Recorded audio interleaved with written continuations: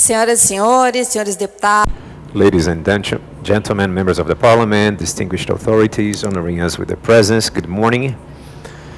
It's with great pleasure that the Legislative Assembly of the State of Espírito Santo and Bússola Tech welcome you to LEGIS, an international event on parliamentary improvement and innovation in the legislative environment. The objective is to deepen the international dialogue on legislative modernization in decentralized and subnational parliaments. The agenda has been organized in panel format, featuring presentations of experiences and digital projects from parliaments in different countries. We invite now to the head table the host, President of the Legislative Assembly of the State of Espírito Santo, Congressman Marcelo Santos.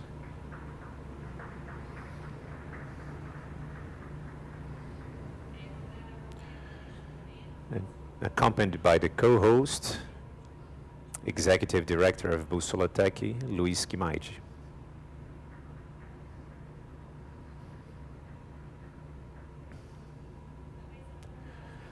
The following are also invited: other members of the Parliament President, representing the President of the Court of Justice of the State of Espírito Santo, Justice Janete Simões and Justice Mariane Giudice.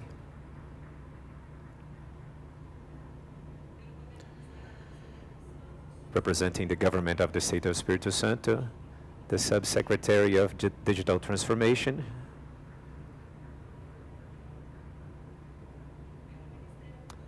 representing the Public Prosecutor's Office of Espírito Santo, Dr. Luciana Rocha, member of the Artificial Intelligence Committee of the Public Prosecutor's Office, representing the Audits Court in the State of Espírito Santo, Carlos Hanna.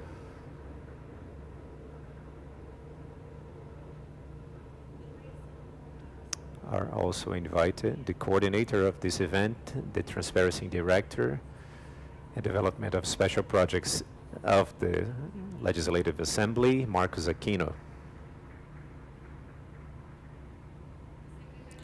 The Secretary General of the Board of the Legislative Assembly of the State of Espírito Santo, Carlos Eduardo Casagrande. And the Secretary of Institutional Relations of this House, Juliano Nader.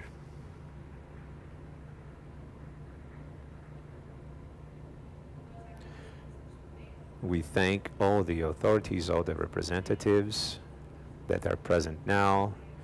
We have representatives from state assemblies from all over the country, and the Superintendent of SEBRAE Espírito Santo, Pedro Rigo, and we acknowledge all the other authorities, the council persons involved, and we have representatives from Sergipe, São Paulo, Pernambuco, and Minas Gerais that we have identified so far. Please watch the institutional video of the Espírito Santo Legislative Assembly.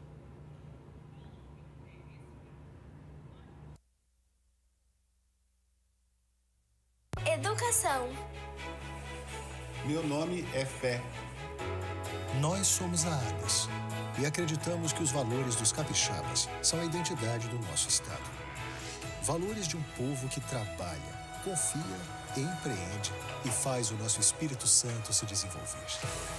Os valores são a nossa força e a nossa energia e inspiram a Assembleia Legislativa a trabalhar com transparência e responsabilidade para defender o que é direito de cada capixaba, o que é valor para cada um, como segurança, empreendedorismo e oportunidades.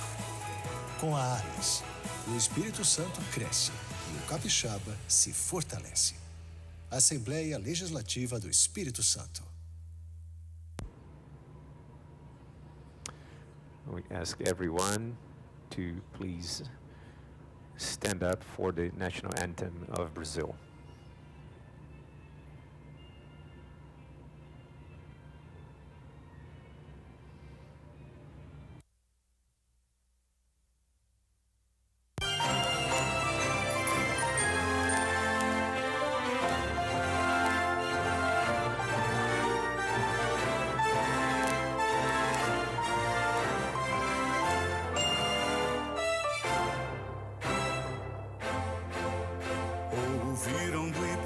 as margens plácidas de um povo heróico, brado retumbante. E o sol da liberdade em raios fúlgidos brilhou no céu da pátria nesse instante. Se o penhor, essa igualdade, conseguimos conquistar com braço forte. Em teu seio, ó liberdade, desafio nosso peito à própria morte.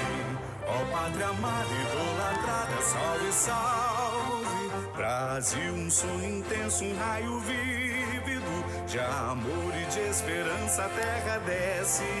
Se em teu formoso céu risonho e límpido a imagem do cruzeiro resplandece, gigante pela própria natureza, és bela, és forte, impávido colosso, e o teu futuro espelha essa grandeza. Terra dourada, entre outras mil, és tu, Brasil, ó pátria amada.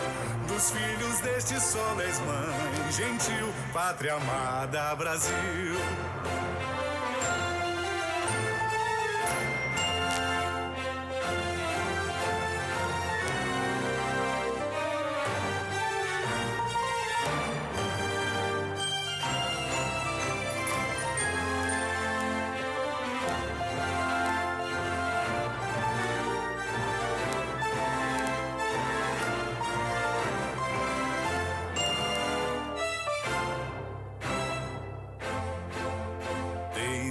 Eternamente em berço esplêndido, ao som do mar e à luz do céu profundo, fulguras, ó Brasil, florão da América, iluminado ao sol do novo mundo. Do que a terra mais garrida, teus risonhos lindos campos têm mais flores, nossos bosques têm mais vida, nossa vida no teu seio mais amores. Ó pátria amada, idolatrada, salve, salve.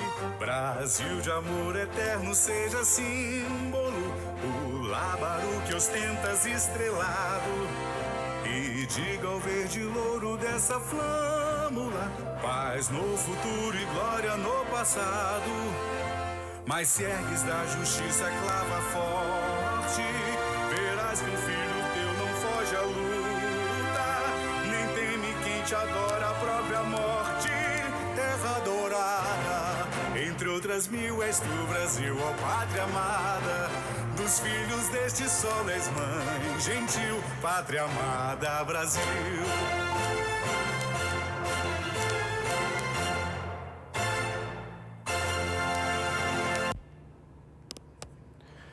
You can please have a seat. In this video, we had some images of the state of Espírito Santo following the national anthem.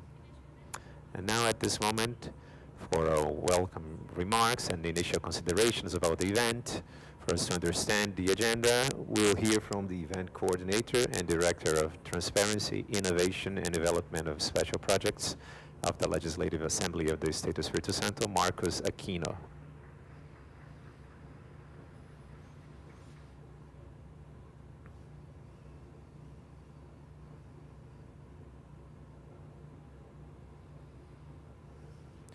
Good morning, everyone.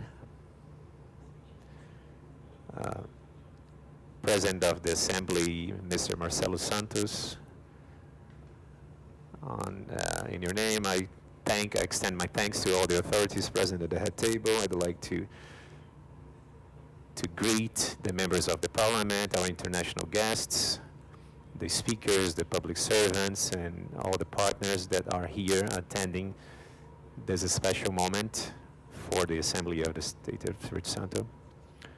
And I extend my thanks to Mr. Luis Guimarães, my dear friend, Executive Director of Bussolotec, partner in the realization of this event, that has contributed to share experiences and strengthen the legislative innovation agenda in Brazil and in the world. He is passionate about legislatures. This is a very special day to me. And I'm talking not only as a director of transparency and innovation in this house, and also as a coordinator of the AI-less. I've been working here for over 30 years. I saw this house to grow and change. I worked with the first computer we acquired, and I saw this house getting closer to our civil society, and I can tell you with honesty, I'm still with the same energy to deliver, to build, and to serve. The same energy I had when I first entered here as an intern. Not for ego and vanity or personal purposes, but because I believe in the public sector and the power of the Parliament. President Marcelo Santos, I thank you, especially you were the congressman that has supported me the most here. Our history started 7 years ago. Occasionally, because our sons were classmates. So this, President, is another project that we developed under your leadership. It's a partnership that has completed 8 years this year and has delivered many important projects. It was there with the digital Alice that transformed this house into the first digital assembly in the country. It was like that with Review Alice, in which we modernized and we revoked some odd laws. And we made legislature more accessible for the population, and it was with the Transparency Portal Committee that helped to consolidate this house as one of the most transparent houses in the country. And now we have a new challenge, the program IALIS. It's an innovation program for this house. But before talking about technology, I need to talk about trust. Marcelo, please allow me to address you by your first name. Nothing would have happened without your trust, without the trust to you put in the staff, in the technical teams, the innovative ideas, and in the projects that many of us may have considered too bold, as the Alice Digital. And now, you believed when digital transformation was a challenge. You believed when simplifying the legislation looked impossible. And when we're aiming to achieve the first place in transparency in the country, was a distant dream. And now you believe once again that artificial intelligence might be put in the service of the citizen and the parliament and democracy. And this is something that I'd like to highlight here. Besides being a president that believes in innovation, you were the president that praised and valued the public servants in this house. In my opinion, the best president we had in 190 years. So please, a round of applause for the president that praised and treasured us, restructured this house and modernized it, and valued because trusted, because heard, listened to us, and allowed us to be protagonists, to be the lead characters of those big major transformations in this house. So on behalf of all the public servants that helped build this story, this project, please receive our gratitude and respect. More than a technology program, IALIS represents a new turning point in this digital strategy of this assembly. The AI has been changing governments, institutions, and the way people relate to each other, and also access information. And the parliament cannot just watch it from the distance. The parliament needs to participate, to understand, to lead, to guide, and use this technology with responsibility and accountability. So that's what we're doing here. We are delivering artificial intelligence to the assembly in a very responsible way, not as a trend, as a fad, but with governance, committee, involved public servants, public view, and focus on the citizen. The first deliverables were that we explained the possibility of the citizens to access the legislation and all the projects with simple information. Not with the legislative lingo, the jargon that we are used to, but the citizen doesn't understand. So it talks the language of the citizen. And so the citizens will follow all the sessions here and will have access to all the content produced here. So with IALA's automation, we modernize administrative processes, procedures to make repetitive actions easier to access, to make the public servants to access the internal services, including WhatsApp channels, and everything happens to improve this house and to improve what we deliver to the citizen. So the artificial intelligence that we defend do not replace people, Rena. Councilman, it doesn't eliminate people. It strengthens the necessity of curatorship, ethics, and transparency. And that's the reason I'd like to thank, namely, the members of our IALA's committee that embrace this challenge with seriousness and public spirit. Thank you, Amanda, Pedra, Casagrande, Jonathan, Grimaldo, Joelma, Leonardo, Miguel, and Ian. You make the difference in this house. So I'd like to thank the staff of the Transparency Committee that have been working hard for making our ideas to become real. And I thank all the servants at ALIS that, in a way, contributed for the organization of this event, everybody that disclosed and helped organize and solved issues and made it happen. An event like that only happens because there's a big team working behind the curtain. So I thank all the partners, technical teams that made this event to come here. When it comes to innovation projects, nobody builds it alone. Every meeting, every deliverable is part of a collective effort. So this event also means a lot. To receive the representatives of our state and other countries and organizations dedicated to legislative innovation is a rare opportunity. It's the first time it happens in the state parliament. It's a moment to exchange information and learn with each other. Every parliament, every institution here represented brings their experience, their perspective, and their challenge. And in this exchange, we can build the best solutions, come to the best solutions. So we are the protagonists here, President, and we reaffirm our responsibility to Espírito Santo with the citizen, with the future generations.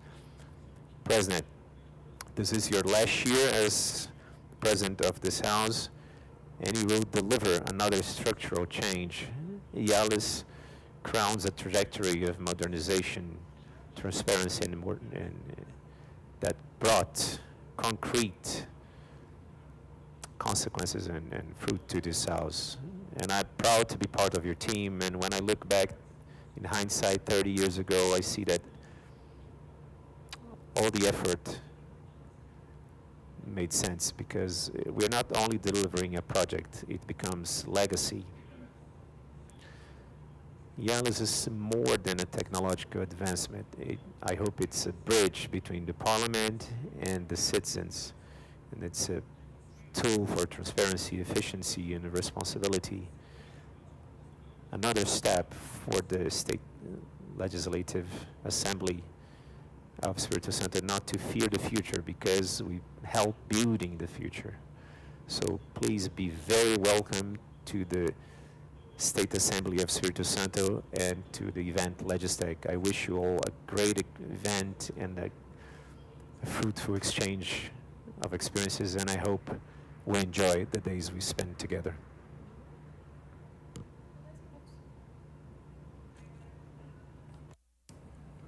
We now invite our co-host, Luiz Kimadi, for his speech.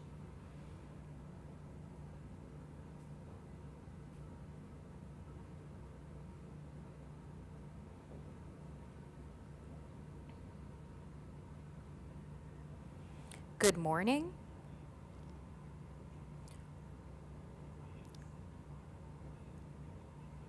Bonjour, buenos dias. I will not attempt the German good morning. His Excellency, President Marcelo Santos, I greet you especially for your leadership and bringing this event to our state. I would like to greet all the state representatives here, to Mr. Marcos Aquino, the Director of Transparency and Special Projects, Carlos Eduardo Casagrande, the General Secretary of the panel. I also greet all the public servants that are of this house that worked so hard to make this event happen.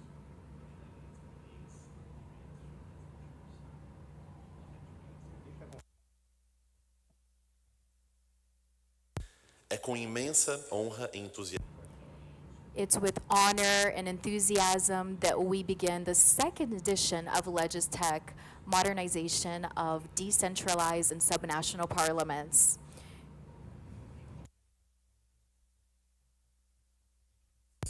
And different regions of the planet. Yet, despite these differences, gatherings such as these remind us of something fundamental. Parliaments, at their core, face remarkably similar institutional challenges. Seja no Brasil, no Canadá, na Escócia. Be it in Brazil, Canada, Scotland, Australia, Germany, Portugal, Argentina, or the United States, our parliaments are facing the same historic transformation. We are all called to rethink how parliamentary institutions operate in an era that each day is molded more and more by digital systems, AI, data governance, and expectations of a citizen that is increasingly anxious for transformation.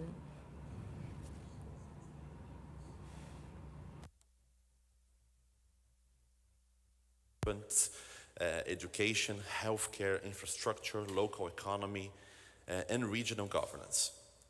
Yet, historically, global discussions about parliamentary modernization have often focused primarily on our national legislatures. E esta conferência existe precisamente. And this conference exists because our parliaments need to be at the center of the debate about the future of these institutions. And we, as Bússola Tech and a center of international research in parliamentary modernization, are here available to you to promote this dialogue between the subnational, centralized, decentralized, regional parliaments through research, opening up ways for conversation, and helping to build collectively knowledge. This is one of the most important lessons that we learn during the years. Modernization is not fundamentally about technology. It's about people. It's about trust that people give us in our legislative institutions. No seu núcleo, a modernização parlamentar trata de uma adaptação da instituição, de uma.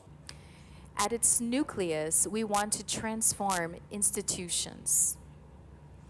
This creates huge opportunities. A digital legislative process can make parliamentary information more accessible. This might strengthen transparency, improve continuity of the legislative power, and it might also help organizing huge amounts of data and knowledge produced by specialists, public servants of this house, that will be able to offer the necessary information for a deliberation that is based on evidence. AI, specifically, opens up a whole new frontier.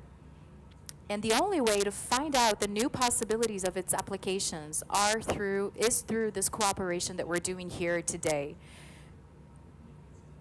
And it is precisely for this reason that these meetings exist. This is why LEGIS Tech exists. And during the next 2 days, we will discuss not just AI, but also the basis and fundaments of the legislative process. And we need to discuss this so that we can modernize responsibly, that will unite the citizen to this process. One of our biggest strengths is precisely its capacity to cooperate beyond frontiers and political systems. Above all, we care deeply with the legislative institution as a space open for democratic debates. It does not matter what we prefer politically, our differences in ideology. We need to defend the institution as a space for debate, for the representation of what society yearns for. Cooperation between these parliaments will help us understand the future of our democracy, how AI will support us in this process. And we'll also emphasize something very important. Modernization does not mean abandoning traditions, which is what makes us what we are. In many cases, modernization is what allows what allows us to survive in a technological environment. The objective, Mr. President, is not to substitute human judgment, but to make it better, to improve, to bring more information and faster. And this is precisely where we need to focus our human expertise in decision making. We need to be closer to the population, to citizens, and AI can help parliaments in this. But the legitimacy and the political responsibility and the democratic accountability always belongs fundamentally to the humans behind it. Here, Mr. President, I would like to speak directly to you, Your Excellency. Congratulations for the exceptional work that has been happening here in the Assembly. As Marcos mentioned, a lot of parliaments began this process during the pandemic. Through your leadership, the Capixaba Parliament went beyond. It started before. We were at the cutting edge of this process, and now we have the opportunity to do a greater leap using AI in ways that we cannot even imagine yet, in ways that will help cooperate with other countries that can take these experiences back home and improve their own democracies. Thank you so much, Your Excellency. And before finishing, I would like to say how grateful I am for all the public servants of this House who were very dedicated in organizing this get-together. And they made us, delegates, as well as the people of the organization, feel very welcome and comfortable in this beautiful city. And I am sure we're gonna have some very nice muqueca, a traditional Capixaba fish dish, during the next 2 days. I would also like to thank all the international delegates. You've traveled from so far, some of you more than 30 years to arrive in Brazil. Thank you so much for being here. And I hope these 2 days of discussions will not produce only new technical discussions, but I hope we also develop better and long-term institutional relationships with each other. And I hope we can cooperate with concrete ideas to improve our parliaments. Transformation is deep. I would like to thank you, all of you. Vielen Dank. Merci beaucoup. Thank you.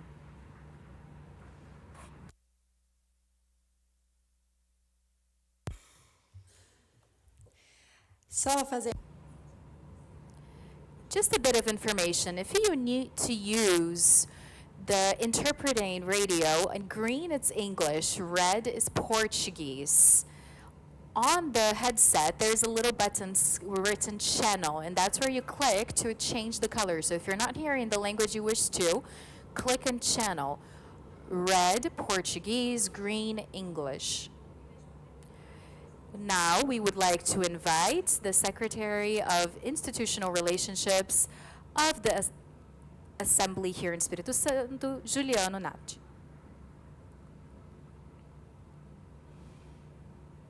Mr. President, councilors, subsecretaries, I will be very quick in my greetings, but I would like to say hello to everybody. Ladies and gentlemen, I am honored to speak to all of you here in this international seminar about modernizing decentralized and subnational parliaments. Is one of the most important meetings dedicated to the future of the legislative in the global scenario. I would like to give a special greeting to the President of the Assembly, who with firm leadership allowed this House to become an example of transparency, modernization. I would also like to greet my colleague and friend, Director of Transparency and Innovation of this House, Marcos Aquino. He is a public servant, and everybody that works with him, as well as my colleagues from the AI committee, everyone responsible for the conception and organization and viabilization of this event with Bússola Tech.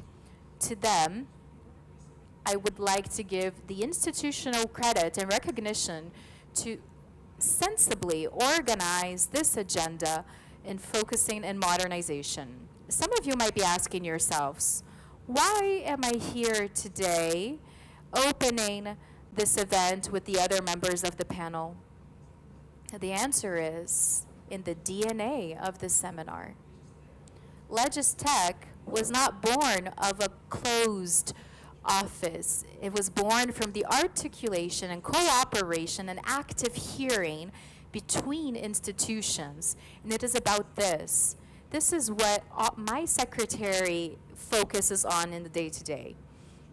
In the last few months, we had the opportunity to talk to Bússola Tech, an international reference when it comes to legislative technology, and with other assemblies in other countries and other states as well. These dialogues and conversations led me to understand something very clearly. The challenges we face are very similar, but solutions are often isolated.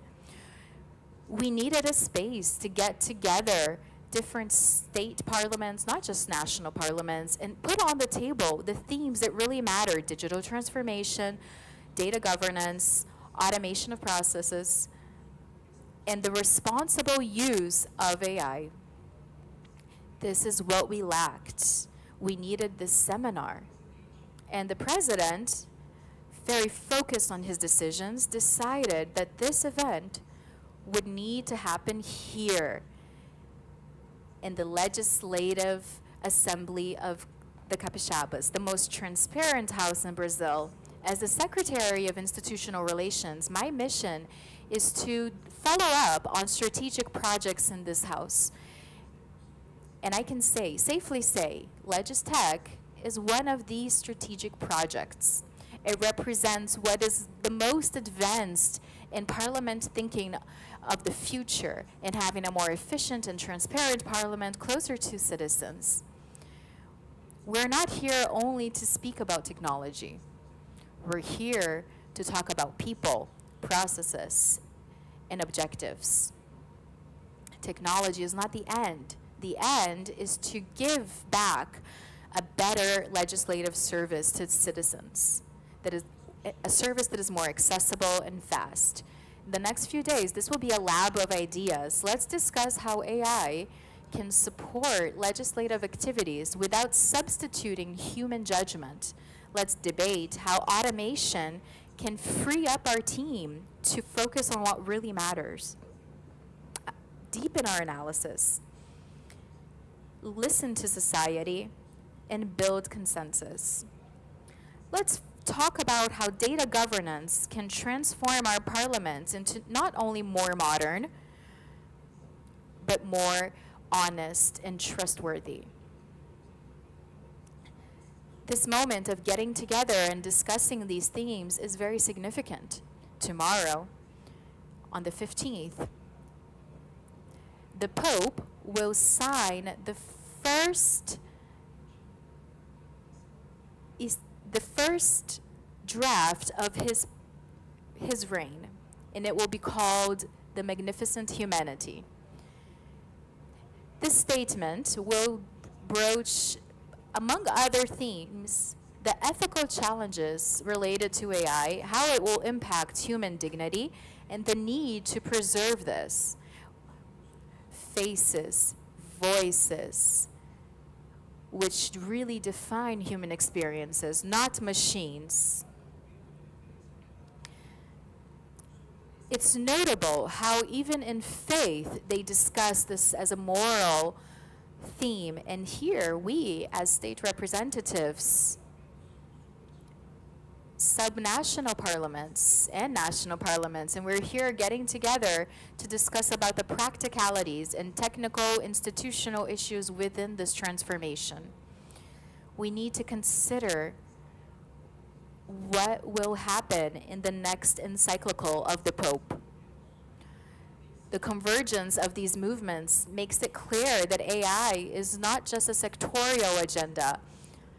It is a matter for civilization to discuss. This event makes evident once more that this assembly is at the forefront of these discussions that the world is facing right now.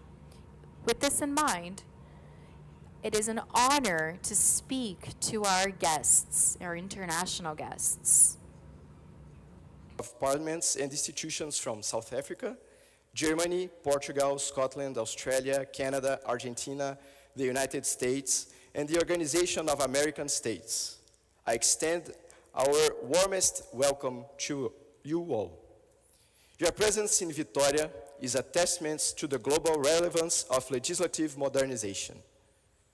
We are deeply honored to host experts whose experience enrich this seminar with perspectives shaped across continents. This parliament opened its doors to you not merely as guests, but as partners in a shared effort to strengthen democratic institutions worldwide. Thank you for being here. Quero igualmente dirigir uma palavra fraterna aos representantes das Assembleias. I would like to equally give a warm welcome to other state representatives here. Your presence shows your commitment to the institutional modernization. We are a country full of diversity with distinct realities, and we have our own challenges. Even so, we share the same responsibility to society. This seminar is for all of us. I hope the experiences here shared will inspire solutions, promote collaborations, and reinforce the certainty that the Brazilian parliament in any sphere is ready to face the challenges of this digital era. The schedule of our next 2 days shows how mature our discussions will be. We'll discuss digital parliaments, shared experiences from around the world, integration strategies, data governance, legacy systems, combating fake news, responsible use of AI, and the advances that have already been reached through the program LEGIS that has begun here in this assembly. This seminar affirms the Espírito Santo as a hub of this experience and reaffirms the conviction that modern parliaments are not the ones that adopt advanced technology, but the ones that adopt technology to strengthen transparency and connection to our citizens. I hope this seminar is a space for active listening and active discussion. I hope all panels will add purpose to our work. I hope the experiences here shared become into concrete experiences to our legislative assemblies. Be welcome to this state. Thank you so much.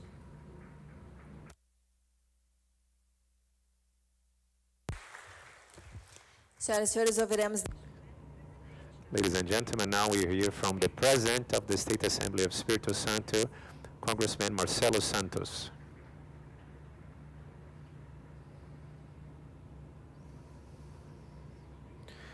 I'll be brief because I think that everyone here wants to hear from the speakers for us to exchange information, those such important information that we'll hear here in this very important event called LegisTech. I'd like to thank the head table and thank the attendance of all of you, and thank the director of Bússola that brings an opportunity to organize in partnership with the Assembly this big, great meeting. Thank you for the trust.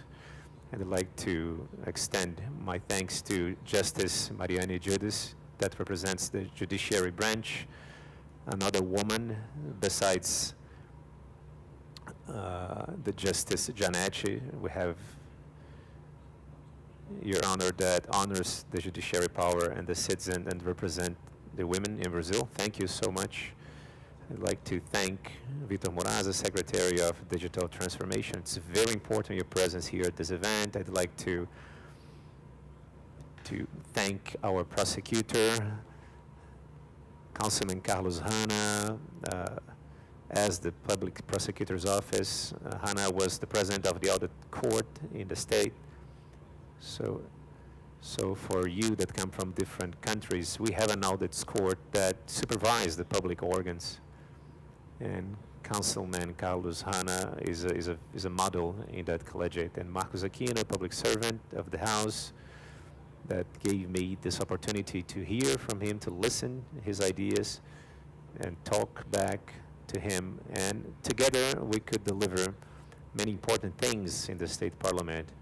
Casagrande, the Secretary General at the table, Juliano Nader, Secretary of Institutional Relations, secretariat that didn't exist before, and we were able to achieve a great relation with the other powers, the other branches of the Republic.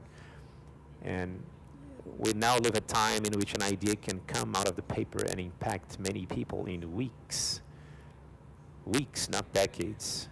Artificial intelligence is the engine of this acceleration. It writes, calculates, gives diagnosis, and creates and learns in a speed that's uncanny, never seen before. And there's a truth that we cannot forget. AI does not replace human judgment. It augments it, amplifies the precision of the doctor, but does not decide the life of the patient. Amplifies the efficiency of the company, but doesn't become accountable for the mistake. Innovation without accountability is chaos. Technology without ethics becomes weapons. So that's the reason that the human role does not diminish with AI. It becomes more essential. To be responsible with AI means three things. To ask, should we do that before we do that? And before we do, we ask, should we do that? Can we do that? Speed cannot trump values. So if AI can decide who receives credit or who is invited to an interview, we need to grant that this decision is fair, justifiable, and auditable. So to keep a human at the center, at the lead, that's an important mission. AI is the co-pilot, not the pilot.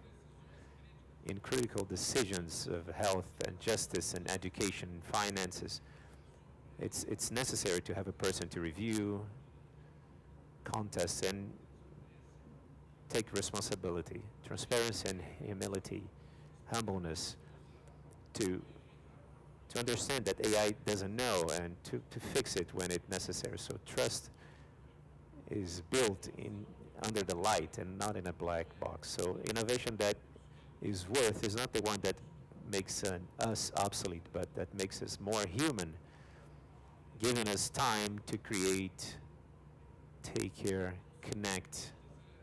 So yes, let's speed up, let's experiment, let's build things that 5 years ago seemed science fiction. Things that seemed science fiction, but let's do that like holding the steering wheel. One holding technology and the other holding the values that we cannot negotiate, because the future will not be defined by AI, the most powerful AI. Record that.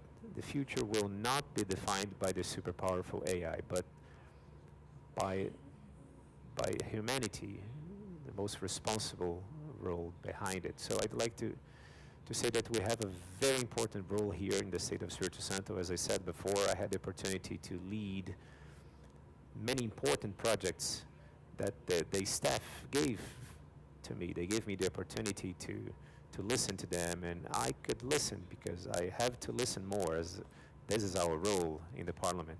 And then we could achieve results that are recognized in the country. We are the first digital assembly in the country. Before COVID, in 2018, we became the first digital assembly in the country. So we had a transformation. We became the state with the most precise legal certainty in the country because we canceled, we eliminated what we call legislative trash, because it's built, because the press is charging us, because the press calculates how many bills the members of the parliament produced. Sometimes 200 bills did not lead to anything, and one or two debates brought more results to the population of a city, a state. So we took from this framework what we call legislative trash, unconstitutional laws, obsolete laws, laws that were not being used anymore, and 7,000 laws were withdrew from this legislature framework. So we transformed the state in the one with the biggest legal certainty in the country, and it means that us, by using technological tools, transparency and digitalization, we achieved this result, and today we are the most transparent assembly in the country, and the most transparent branch in the state. It was built by many hands under your leadership, with our colleagues, staff that we praise, meritocratically, recognizing, acknowledging the work they do. And when they work hard, we recognize, we acknowledge, because that's what we do. And we have many tools that Marcos Aquino mentioned.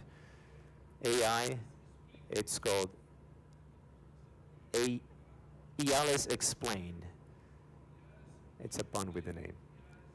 IALES GPT, IALES Automation, that are important tools that will help the citizen out of this house, but will help the servant and all the members of the parliament, that are 30 members, men and women, that help me face all the challenges that a parliament faces every day.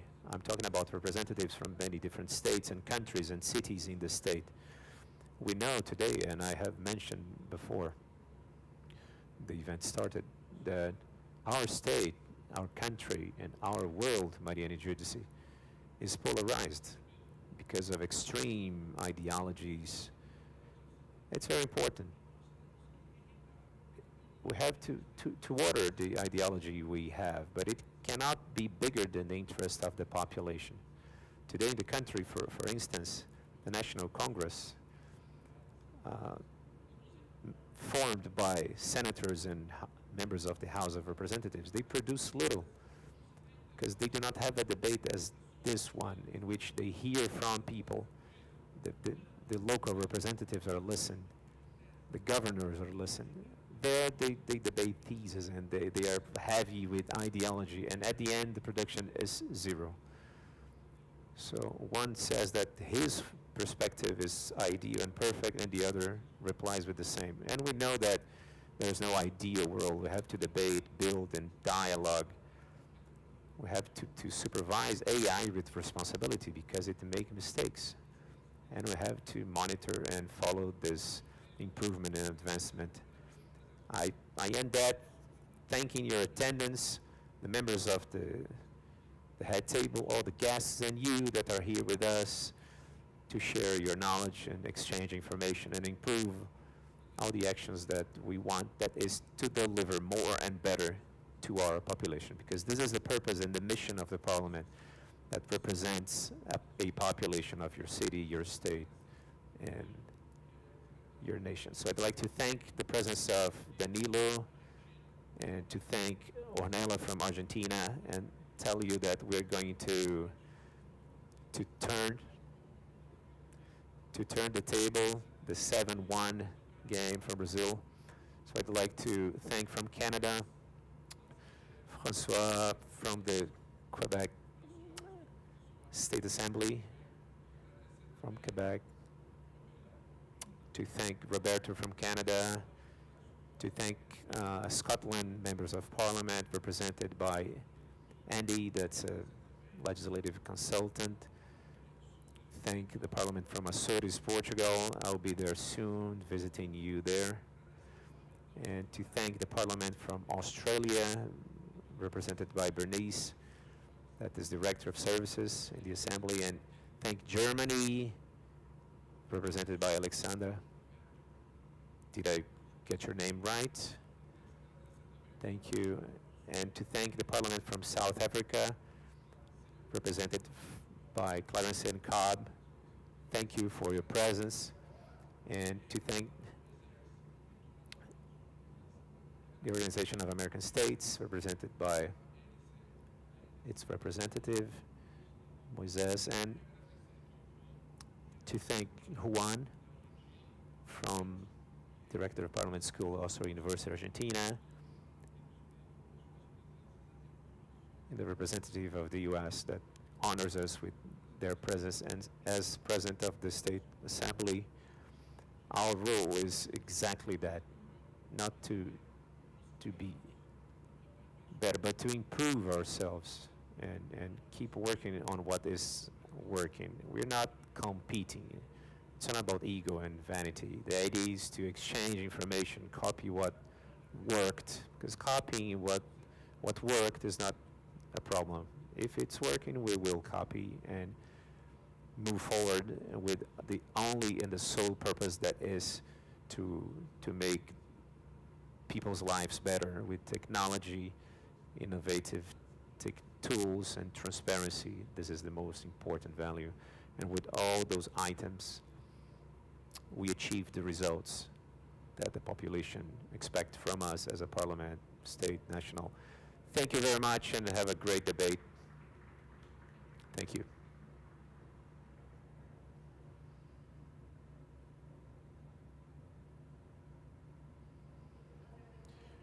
We thank this way all those who joined our head table, and thanking and inviting them to return to their seats to follow the continuation of our agenda for the day. Again, we remind everyone that there are radios, so the red color is for you to hear this presentation in Portuguese, and the green light is for you to listen to the English channel. We have a button on the side of your radio. There is written channel, and there you can change the color and change the channel in the language you want to hear. So let's move on. Let me ask Marcos Aquino to stay with us because he's the speaker of the first panel. So we're going to present IALES, our artificial intelligence program of the State Legislative Assembly of Espírito Santo. So the presentation of IALES will talk about the strategy of artificial intelligence of the State Assembly of Espírito Santo, procedures automation, administrative proceedings, and the first practical application of this tool in the Parliament. So we will invite to form this panel.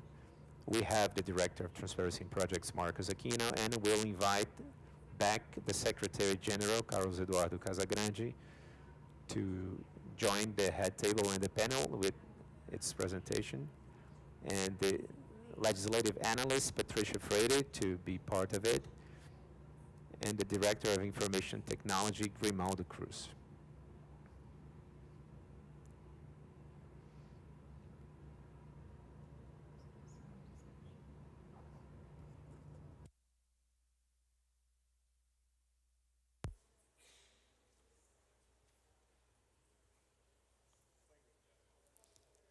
O nosso secretário-geral. Our Secretary General is with us, our Innovation Director, the Director of Information Technology, and our legislative analyst for us to start with this topic. Now we give the floor to Marcos Aquino, our Director of Innovation.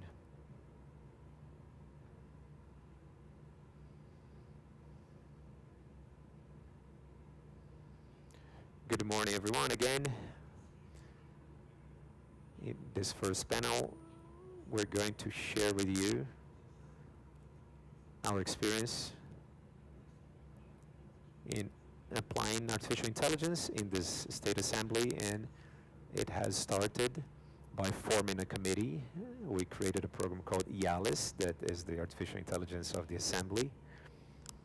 And then we formed a committee that's a management committee and a strategic committee that is formed by public servants from the House, staff at the House, and they are part of the team of Marcelo Santos.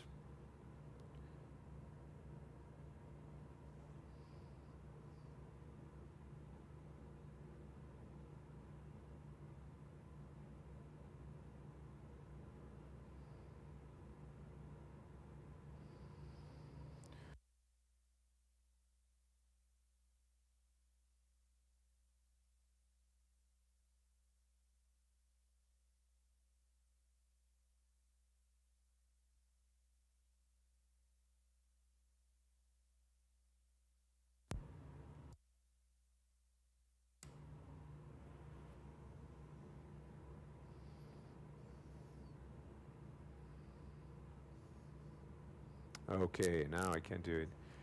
I couldn't read that. So, well, our experience, as Congressman Marcelo Santos said before at the beginning, our digital transformation for us to be able to implement the IALIS program, it started 7 years ago. Our first big innovation project was one called ALIS Digital, in which we changed all the procedures, the physical processes and procedures from physical into digital, and strategically we chose to transform the legislative area, and we had an event like this one. We invited all the other branches of the state, and from the beginning there was an integration in a way that the legislature and the audits court, the public prosecutor's office, started to send their messages with the bills electronically. The same way the Congress people internally started to issue their bills electronically from 2018 on. Then we had review ALIS to consolidate the laws focused on transparency, and now we have a new step that is IALIS. But what artificial intelligence can do here? We are not talking only about technical capacity. We're talking about delivering things with added value. And the application of artificial intelligence in the assembly is how we can use that responsibly and safely and in a transparent way and public value. So we've been taking care, Federico, from the State Assembly of São Paulo. We want to apply that in a very, very cautious way. We started by forming a committee, and this committee has planned strategies and defined guidelines for the AI to be applied in a safe way, effectively. Then IALIS has some pillars: governance, institutional responsibility, information security, human curation, and it's very important to register here that everything we do here is reviewed by humans, because AI will not replace people, it will support and augment their delivery power. So we're focused on this project, IALIS, with human supervision and with transparency. So all the information made available, the results from the things delivered by AI, they are traceable, so the source is safe. So IALIS is not only a technology, it's also method, governance, qualification, cultural change. I remember that a year ago when we started talking about artificial intelligence, some colleagues said, no, don't do that, it will replace me, I'll no longer be important here. today we can see, and we have this idea that AI is not replacing anyone. It will only amplify, augment our capabilities. It will make the one that has the knowledge to deliver more with value and better delivery. The committee is discussing policies and norms, prioritizing processes, what actions concerning AI we might take. This is one of the meetings that we had with an international committee. This happened yesterday. We are proposing evaluation, training, security recommendations. The committee will establish strategy, and after strategy, we then go into operational so that we can implement effectively what we understood in the committee as a priority. The first deliverables that we'll get started on, focusing on AI, are these tools we're calling LEGIS Play, which is a platform where everything that happens in the taped sessions will be available to the population, transcribed with AI will transcribe and we'll have people review.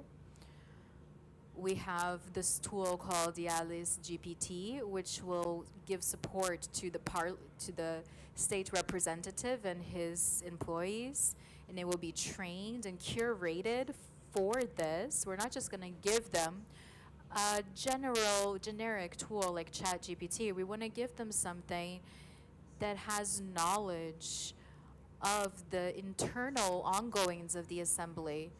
They know our legislation. Another tool will be the LEGIS Explains. This is a platform that we understood as a priority to be delivered. It's the translation of the projects that are ongoing and the laws that are at work right now into simple and accessible language. Often a person will go on the website and read the law, and there's a bunch of legalese and hard to understand wording and means nothing to them. So the idea here is that we want to be simple and say this law has the objective of discussing this subject. When the project is ongoing, they will say the author, the drafter, when proposing this bill, wants to do this, this, and that. It's very simple. It's natural. What's the goal here? Increase transparency. Improve the relationship between citizens to the legislative power. Another action that we're going to take is the LEGIS automation. It's a bunch of tasks that we're going to put into place, implement, so that we are able to remove and reduce repetitive tasks, make the internal workflows improve, enhancing administrative decision making. And we've been using different types of tools to elaborate this. We've been integrating with other systems, with human resources. We're trying to integrate it to WhatsApp so that a person can be able to open a process through WhatsApp, for example, using AI with the objective of making the internal processes go faster. The strategy of the committee is this: define priorities, considering our citizens and our personnel inside, public servants and state representatives. The importance of governance in this, within the legislative power, needs to be treated with a lot of responsibility. AI needs to be treated with a lot of responsibility so that we don't have issues.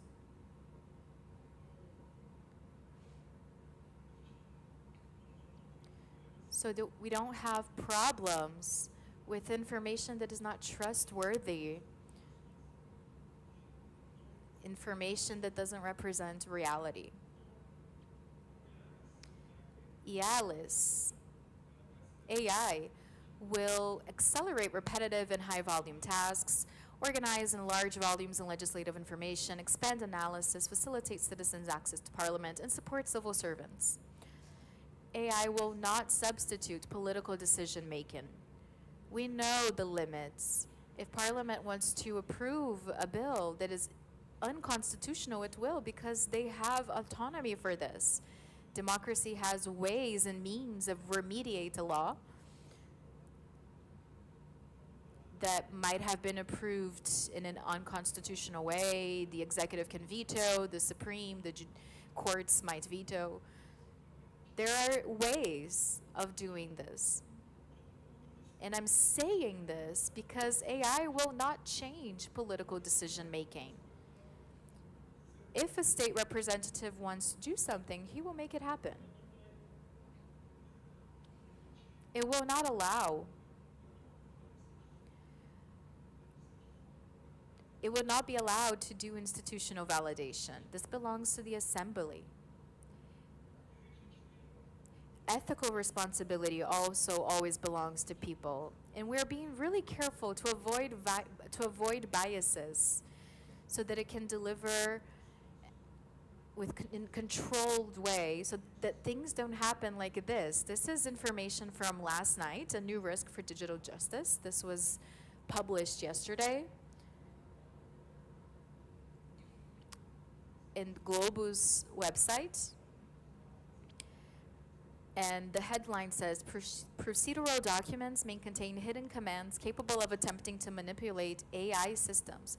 A lawyer went in with a recourse and put in a command for AI to create a bias and attempt to manipulate the system. So she put in a command to her recourse in very small letters and in white, using the color white, so you would look at the text and you wouldn't see the command that she implicitly put in there. But in the system, they could, but they were able to find out. They had this control of what was going on, and this lawyer was punished for doing this. But see how risky this can be.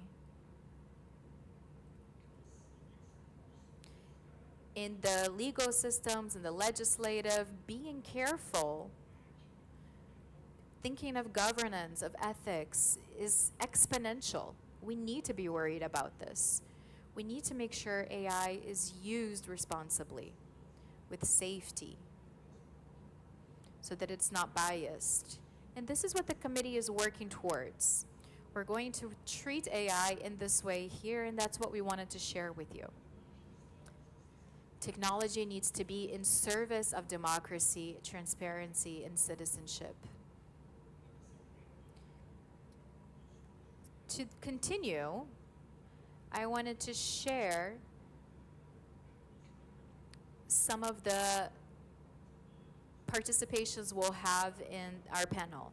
Carlos Eduardo Casagrande will participate, Patricia Isabel, a legislative analyst, and we're going to show you how we've been putting AI to work here. And last but not least, our Director of Information Technology will speak on a more technical level of what's going on behind the scenes of these tools that we're using. I finish up with this message that is not only for our international guests and speakers and other state representatives from other parts of Brazil, but here in the Assembly, technology does not come to substitute people. It comes to serve better people. That is our commitment. Thank you so much.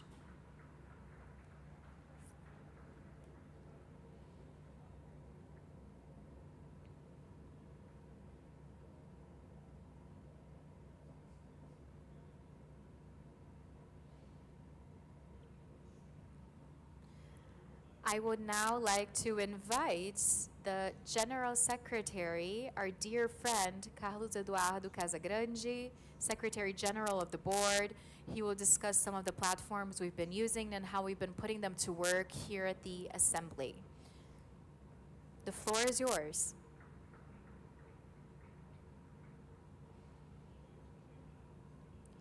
For those who are used to seeing me at the left of this table, in this parliament and plenary, I rarely come to this place to speak to my colleagues or guests. But for me, it isn't strange to be up here because I spend a lot of time at this assembly. I've been working here since 1984. I don't want to talk too much about myself or the nostalgia, but it is important to say that this journey, what has been filled with challenges faced, Marcos and I, for us to implement this technology in service of the legislative workings and the supervision of it, which are our constitutional roles as legislative power. There were a lot of challenges on the way.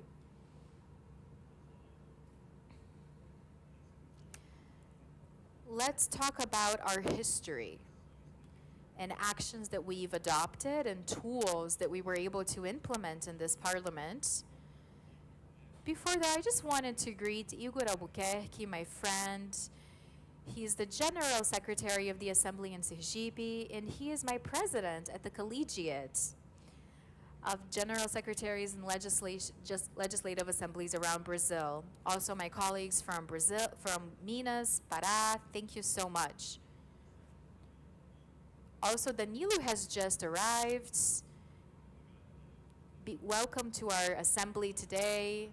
He's a noble state representative. He's a reference for us in the Senate. We talked a lot about AI being applied to the public and parliament. So I want to talk more now, so it's not too repetitive, and I don't want to say the same things that our friends have said. I'm going to focus a bit more on our journey.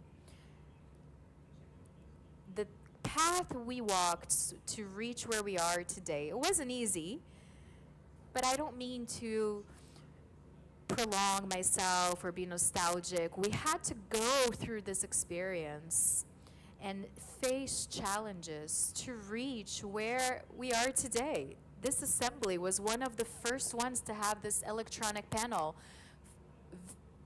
connected to a system of presence and voting registration. This not only made the process faster to this deliberation and voting, which is one of our functions here, but it also brought safety. It legalized the process, and I'll tell you a story about this soon. And it also gave us better management of the information and what we decide, the decisions made by the parliaments in this plenary. With the system that we had before, it was a manual system where people would just take a note of who was present and who was not present. And sometimes we also had the option of present, not present, or L, which is when you were not present, but you had an excuse for it. The manipulation of the system, the malicious manipulation of the system caused between 2004 and 2006 dozens of different lawsuits against state representatives that were able to do what only God can do, which is to be omnipresent, be in more than one places at once. At a point where a state representative could be present here, but at the same time be traveling in the northeast or south of the country at the same day, same time. How? So in 2004, we were notified. People were asking us, how are you controlling this? And this was a moment of being alert, and we decided to anticipate ourselves and implement a rule. This is part of our internal regimen, making it a norm to be present. And if you are not, you have it discounted from your salary, and we would publish this information for the means of transparency. So monthly this will be published and made available to the public. This gave us safety, credibility to our assembly in the eyes of the other assessing organs. We had already tried to do some of this before, but what happened in 2004 forced us to take action. So in 2008, February, our coordinator, Luciano, he's here, he's wearing glasses. He's the coordinator of this electronic panel. He takes care of everything, taking attendance, voting, audio. He helps the different representatives and their teams. He also has his own team, everything that's happening live during sessions. Congressmen or congresswomen, through the use of a PIN and biometrics, he will say if he wants to speak or not in the session, and he will also vote electronically and register his presence or not electronically. So we've been using this for almost 20 years. But this was a slow path. You know, we had been trying to plant the seed since 2005. We put a projector that would put a screen up here. Why? Some might have said, this is nothing. Why do this? But it was important so that the people here would start to get used to technology, to make the attendance a more visible public thing so that they could, you know, feel shame at not being present. So through slow steps, we were able to overcome the resistance of the staff of technology so that we reached this moment right now, which is having AI auxiliate us in this process. This panel also had new versions, but the first one arrived in 2008. In 2018, we were able to implement the digital Alice. This system, there was already a digital system in many other assemblies. Sometimes they were using free systems, or the assembly's internal teams developed something. We also developed our own systems. Since 1992, Aquino and I would develop our own systems, and Aquino would code in COBOL at the time. That's how old he was. So we've improved a lot. But this system in practice was only for this temporary panel that we would show. But it was also a way of getting public servants used to the technology, to a future where everything would one day be digital. So for a long time, people were taking care of this manually, and this whole journey prepared our parliamentaries and state representatives to get used to letting go of paper and pen and migrate into the digital world. For a long time, digital signatures have been recognized in Brazil. So in 2003, we wanted to implement this, the use of this type of signature in Brazil. But it isn't easy to implement this type of thing for people who are used to paper, of signing by hands. So everything required us preparation that would culminate into a feeling of safety and acceptance of technology without causing too much disruption. Nobody here wanted to abruptly implement a new tool that would cause everybody to freak out and have to figure out a way to adapt and figure out how to use it. It was all done slowly, and often sometimes it would work better and not as well, but it all culminated into what you see today. Everything is 100% digital. We have a panel, electronic voting. So we were taking little baby steps. At each stage, we would move on to the next. And the next stage was the virtualization of our sessions and parliamentary committee meetings. It was a tool that came because of the pandemic of COVID, but we had some rehearsals before because it didn't scare the parliament members, and that's the reason we started having virtual meetings. The House of Representatives started, and the Assembly did it in sequence, and some news arrived, and Aquino and Mr. President, they said before that we had the acceptance of the disclosure of all those proposals and documents only by the legislative process system. We created it by necessity, by urgency, because of the pandemics, but we didn't have to publish that in the official gazette. We adapted our internal regiment, the members of the parliament did it, for the disclosing of the legislative acts that is mandatory according to our constitution, was accepted, being available in our portal at Alice Digital, our system.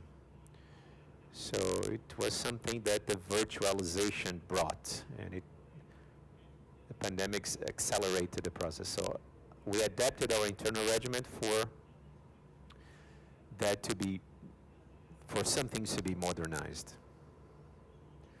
And last but not least, Yalis and Marcos said, Marquinhos, that's his nickname, I call it my dear friend Marcus. This is one of the latest tools that we will implement today. He mentioned this. I want to come here. Okay. So he talked about the Alice Play. Just one more minute. Okay, I'll conclude my speech. So the world is struggling at modernizing some sectors that are considered obsolete. We didn't have that problem. Our problem was we need to seize this opportunity and get all the stable public servants, the effective members of our staff, for them to do the everyday tasks. And technology will not take them away. We modernized the function of old servants, and I'll have a new name. I coined a new name, and I'll tell them. The stenographer. Now they're just analyzing the history, the speech. So now the stenographers will use AI. So we developed a system that will be presented that aggregates audio, video, and speech. And the old stenographers that are today speech analysts will manage and feed the whole system and control a very similar function they had analogically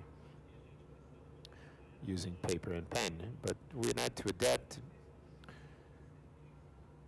because we do not want the future to come and say, why do you need stenographers?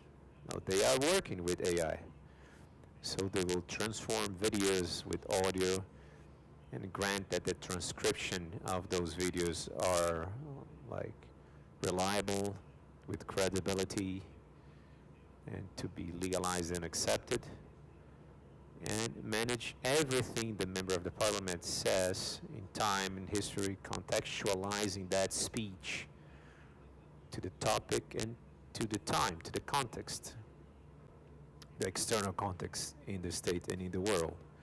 So Alice explained, I tested yesterday. Marquinhos said yesterday, as an assistant of the presidency came talk to me and said, what is this project? Why did he ask that? Can you please share the screenshots? First, the one. No, that's not the one. Yeah, the next one. Okay, this is the one.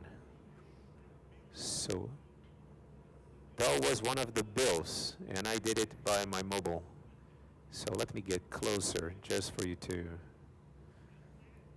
you can see that for us to implement that Alice explained, we didn't have that field of AI, like summary, explanatory summary. What does it do? It's wonderful.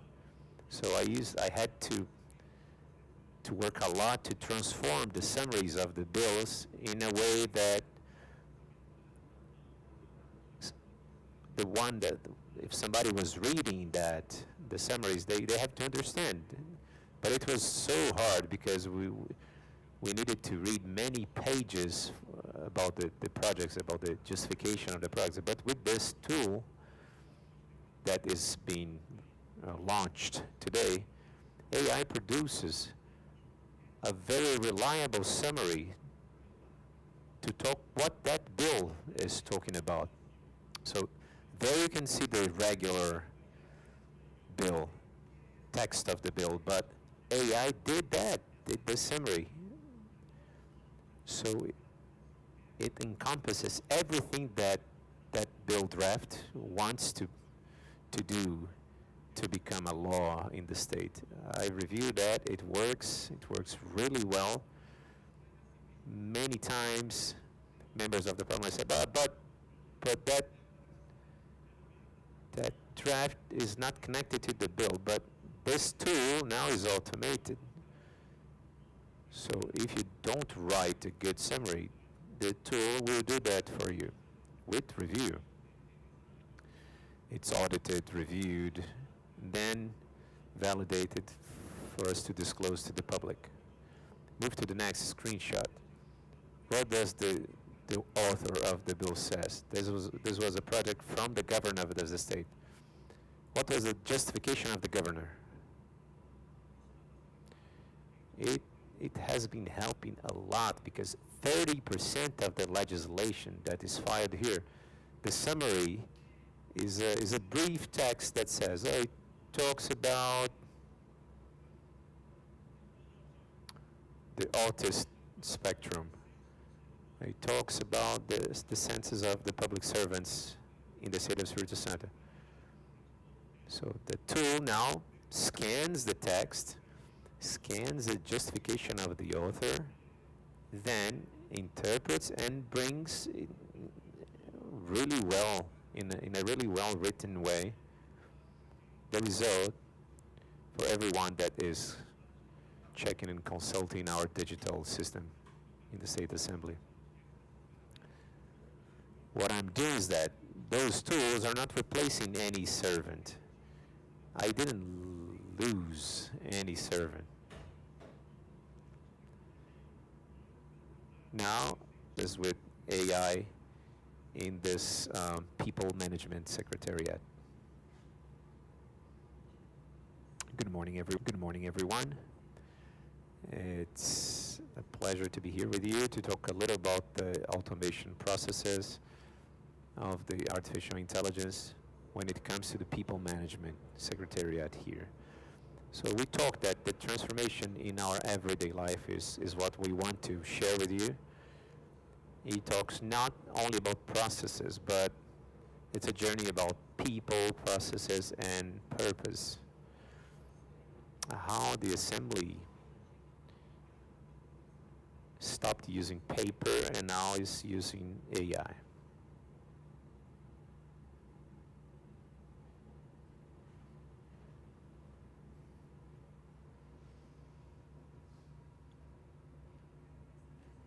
So I'd like to start by saying that I can't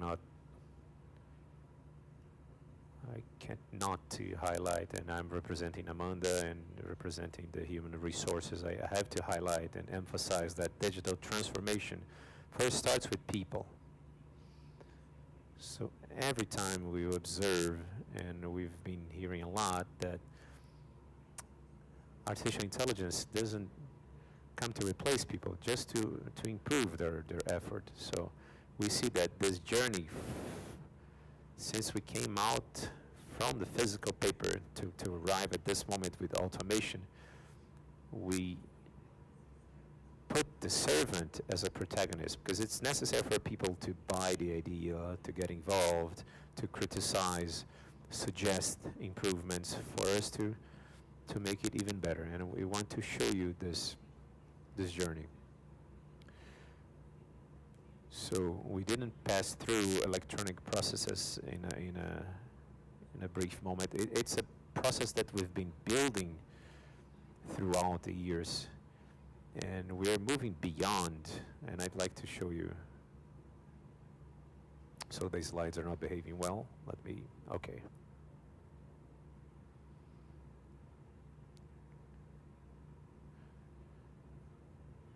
So our biggest challenge here, I moved a little the acts and the creation in 2018, Alice Digital in 2019, when the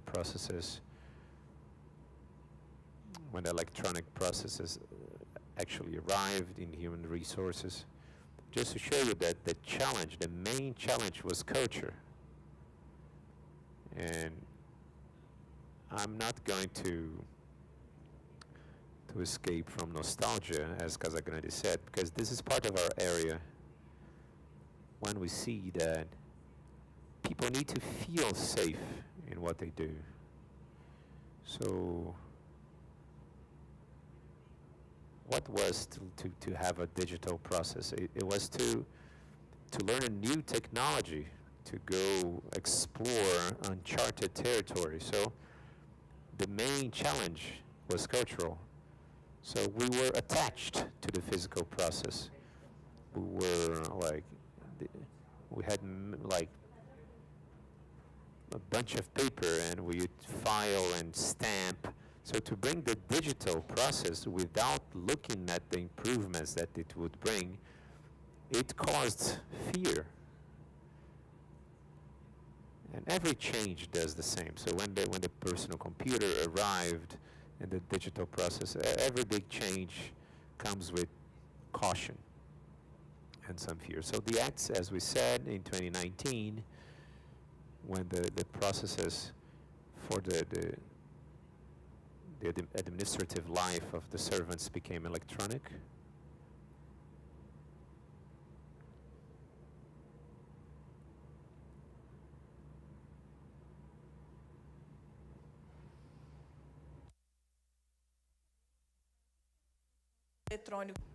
At the beginning, what was the electronic process to us? It was just exchanging paper for screens. So we had this short-sighted vision about the benefits that it would bring.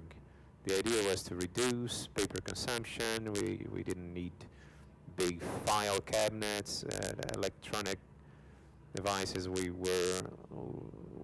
had a double journey of work. We had to check the papers and then go to computers and check the electronic processes. After that, we started with the attendance project, and we had this resistance. Like, what does it change? How was the attendance process, the clock in, clock out? We had some sheets of paper. The heads stamped. So what changed? Everybody was like clocking in, signing paper, and it was digitalized, scanned. And we stopped using paper, but the HR had to double check physical documents and electronic documents. So this is how it began, but why it's important for you to understand and to see. Because we got to know through this process the bureaucracy behind it and how we could improve that. So we implemented from the simplest to the most complex, because we believe that consolidating this digital culture was important for the members of the staff that actually handled this, and the ones that were consulting these processes. And so we started to understand those processes by scanning them, digitalizing them. and understanding that the hand labor tasks, they were not that manual anymore. We would have more lean and agile and more transparent, and then people could check their processes wherever they are. So we named some projects with the attendance project, but there are some other processes that we could help. Initially, it was like getting the paper we had and scanning them, digitalizing them.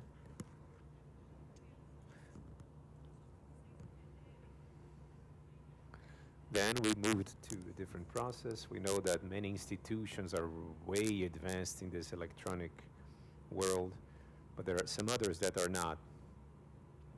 I was talking to a person that said that they were implementing that. So it's very important for you to get to know that and help your process. We have a protocol sector.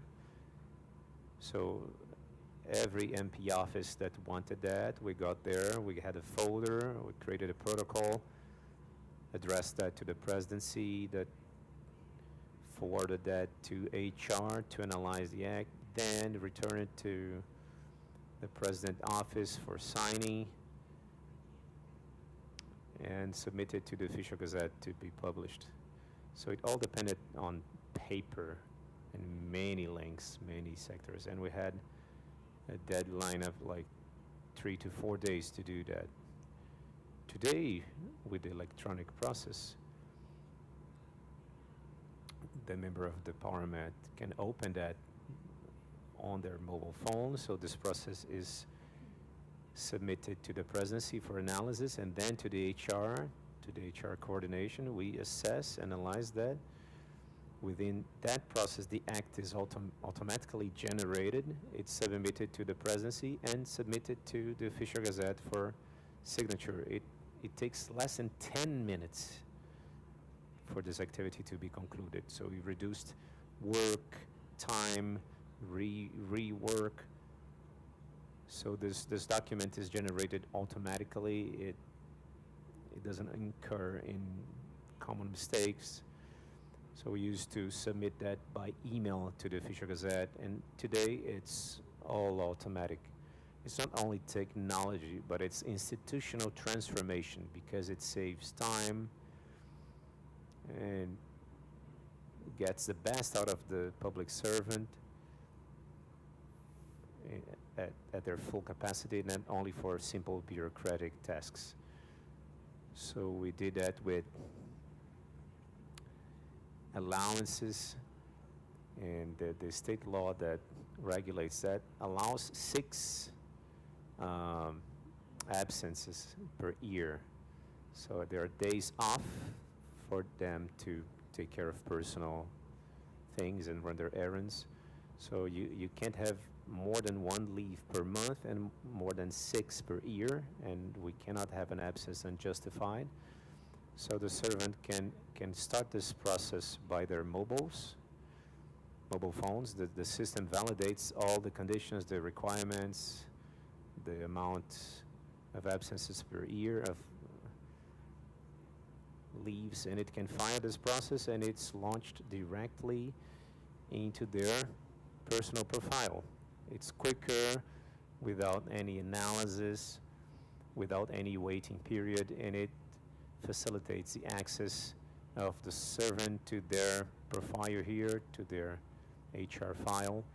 Another advancement was into the vacation process, the annual vacation, the holidays of the servant. We opened, within the electronic process, we had to open the process, attach an Excel spreadsheet to every sector, and they had to file that, to fill out this spreadsheet, and we analyze it if it were possible. Now the sector opens their schedule of vacation, and it has all the servants with their allowed period for vacation, and it generates an ordinance, an automatic ordinance. HR only supervises that and submit to publication for the official gazette. So it's a way more agile process, and we diminish the mistakes. These changes may seem simple to outsiders, but it changes completely the routine of public servants who work each day with this information. After this, we did an annual re-registration. This is also a legal requirement. Employees must update their information annually. And now we do this in a much more simplified, easier way. They can do it through their phones at any moment. They just need to attach one ID. This is also a requirement from the law. And there are questions where the public servant will answer. If there were no changes, he just, in less than 2 minutes, he might finish the procedure. And we also added WhatsApp to the process.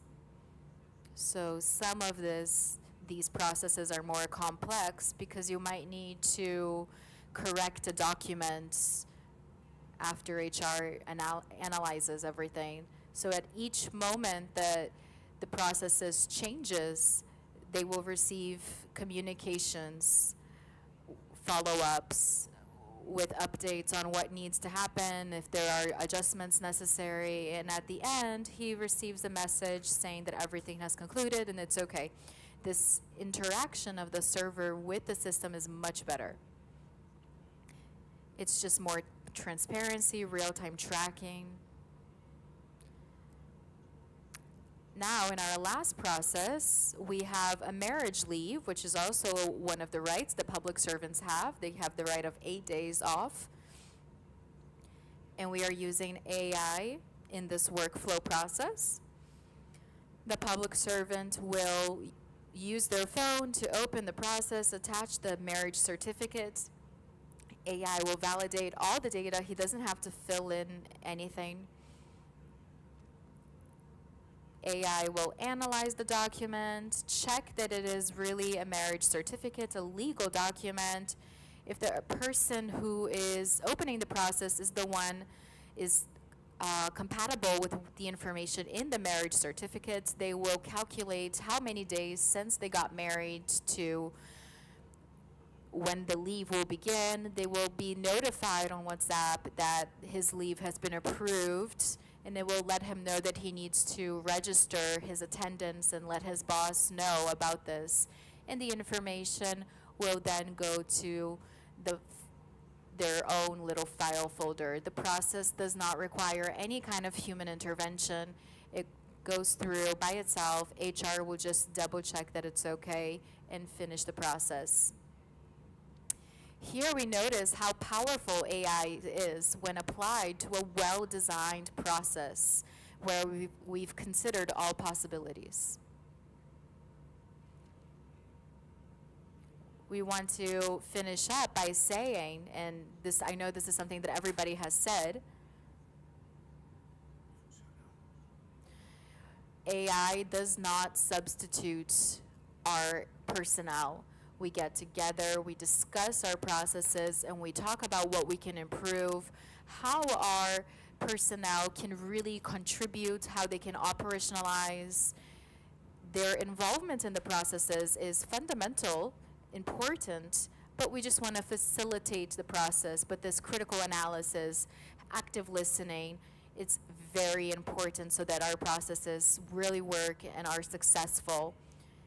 And then we can free up effectively these people from repetitive bureaucratic activities, and they can focus on things where their contribution will be better and they can better improve processes.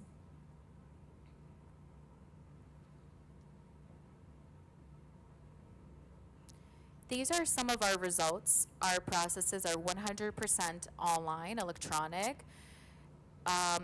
Nominations can be concluded in less than 10 minutes. Appointments can be finished in 10 minutes. Registration updates 2 minutes. And we even have processes with 0 human intervention, just a validation of information. the emphasis that we give to AI and the increase and growth of technology is that the people are the protagonists of the story. This change of the assembly until this day is not just about technology, it's about the people that were brave enough to make changes, that they were patient to learn, and create public service that is faster, more transparent, and more human. Thank you to all of you here, all the public servants that have worked hard on this. We believe that culture is built on our embracing humanity. We work with public servants that are a bit older, those that are a bit that have tenure, and others that have temporary contracts. The realities are different, and understanding these differences and the histories of these public servants is important in the process. It's important for us to recognize the value of each person and helping build these processes that will become electronic in the future, and this will come back to us as a benefit, and not only to us, but to the citizens that will have faster, more efficient services given to them. In the future, we want to continuously improve, always remembering that our personnel are the protagonists and AI is an ally. Our deliverables are not in the future, they're along the way. We are walking this path each day, and we each day think about what we can improve. Thank you, guys.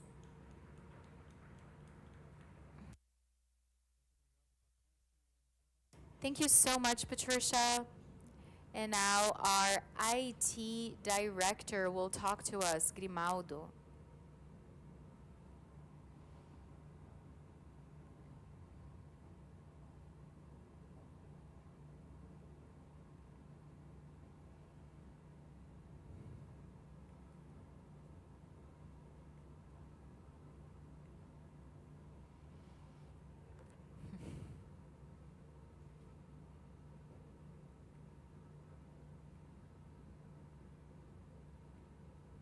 Good morning.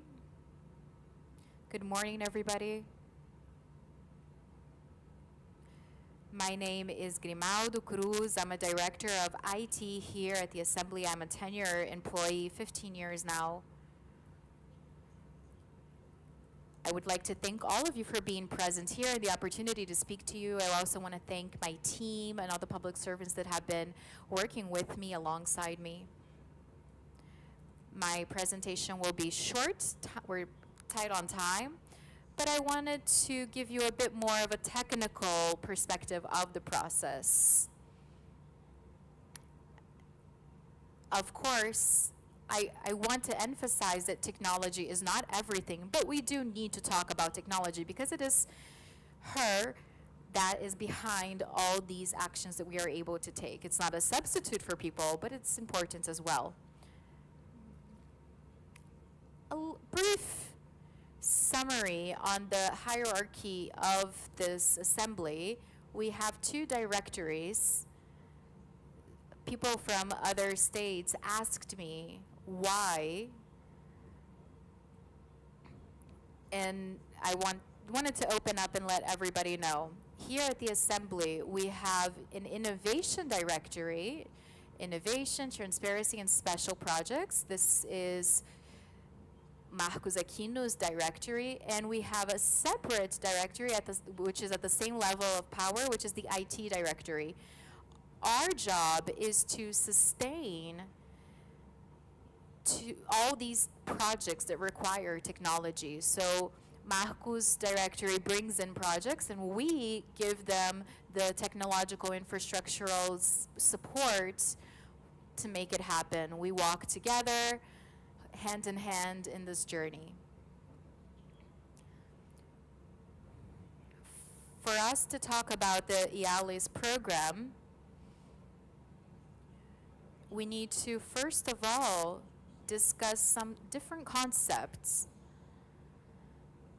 These are fundamental, basic concepts that situate and contextualize the LEGIS program.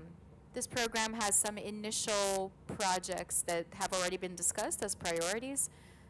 I'll touch on that a bit later. And these programs will give benefit to the personnel here and also society. And there are some concepts and abbreviations that are used behind these programs that are very common in the technical world, but I understand not everybody here is a specialist, so I will clear that up for you. We often hear about this, but we don't really have deep knowledge. So briefly, I will explain some concepts. Just the pillars. The first one, sorry, I'm having a bit of a delay. API as a concept, application programming interface. I'm sorry if you are a specialist and I know this is basic, but this is for those that really don't know. As Patricia Isabel said recently, focusing on HR, we've had a lot of advances with integration, different processes for taking leaves and vacations where the system can do everything by itself automatically. For this to happen, we need an interaction between systems. At the Assembly, we have an electronic processing system which needs to obtain, work, and input data from the HR system. So this communication happens through API, which is a standardized communication mechanisms to define data exchange. They will define how systems communicate, which data can be sent, which responses will be returned, and which rules must be followed. This is the initial concept of an API.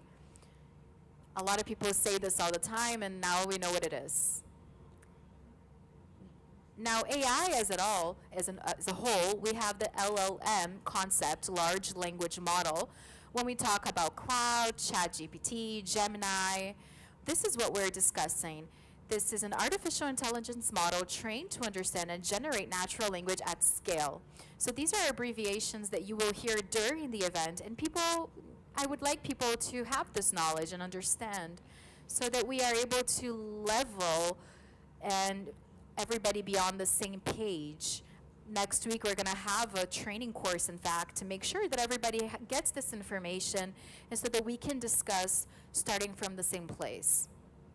The LLM is a concept and an intelligence model.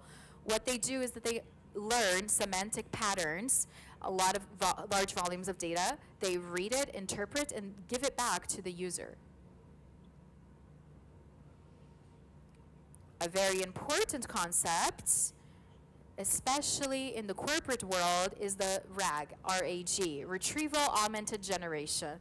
Without this, it would be very complex in institutions to use AI. Why? In a normal LLM, ChatGPT or any kind of AI tool, you don't have predefined limits to what you're doing. You don't know where information has come from or how far it might go to get that information. It's online, it can be anywhere. It often hallucinates, gives you wrong information, divergent information. You don't have control over this.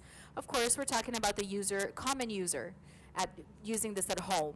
When you are in a corporate environment, like in a legislative assembly, for example, you cannot run the risk of having such errors. So you need to create an AI architecture that will combine two components: information retrieval and response generated by LLM. So this will allow us to use LLM, but they will answer based on specific information. We're going to define a scope for how far it can work for the search. This is what Casagrande mentioned earlier as well. The IALE GPT, it's a curated GPT. So we're using data that's internal to create responses. So listen, AI, you're only going to work within the scope of what we're defining. From here, the curating process begins, and you are able to limit the scope of this search and the work being done. LLM by itself is open to general research. With RAG architecture, you are able to use institutional-based documents, and it will learn, it's going to learn from more than just conversations. but they are also capable of doing vector-based research and other ways of learning. Another important concept is BPM, Business Process Management. When this is applied into different platforms, which is what we've been using here, it allows us to automate management. So this is possible within the concept of BPM, is a management and technology discipline focused on modeling, automation, execution, and monitoring continuous improvement of organizational processes. The objective is to transform activities and workflows into standardized processes. It is this that allows us to take actions like what Patricia exemplified that happens in HR, automate simple tasks and processes, and AI can add to this process, allowing us to interpret the document, to do analysis, identify the user, this summary of information, the elaboration of a process that will be used alongside BPM. I said all this to explain that the synergy that exists between these different tools is the base of our program, YALIS. It's a cohesive synergy that orchestrates and controls the flow. BPM, RAG defines scope and context, and LLM will interpret, think, and give back to the user the results that is expected. This set of tools is the basis of our YALIS program. Beyond the technology basis we just discussed, it's important to say that the whole program,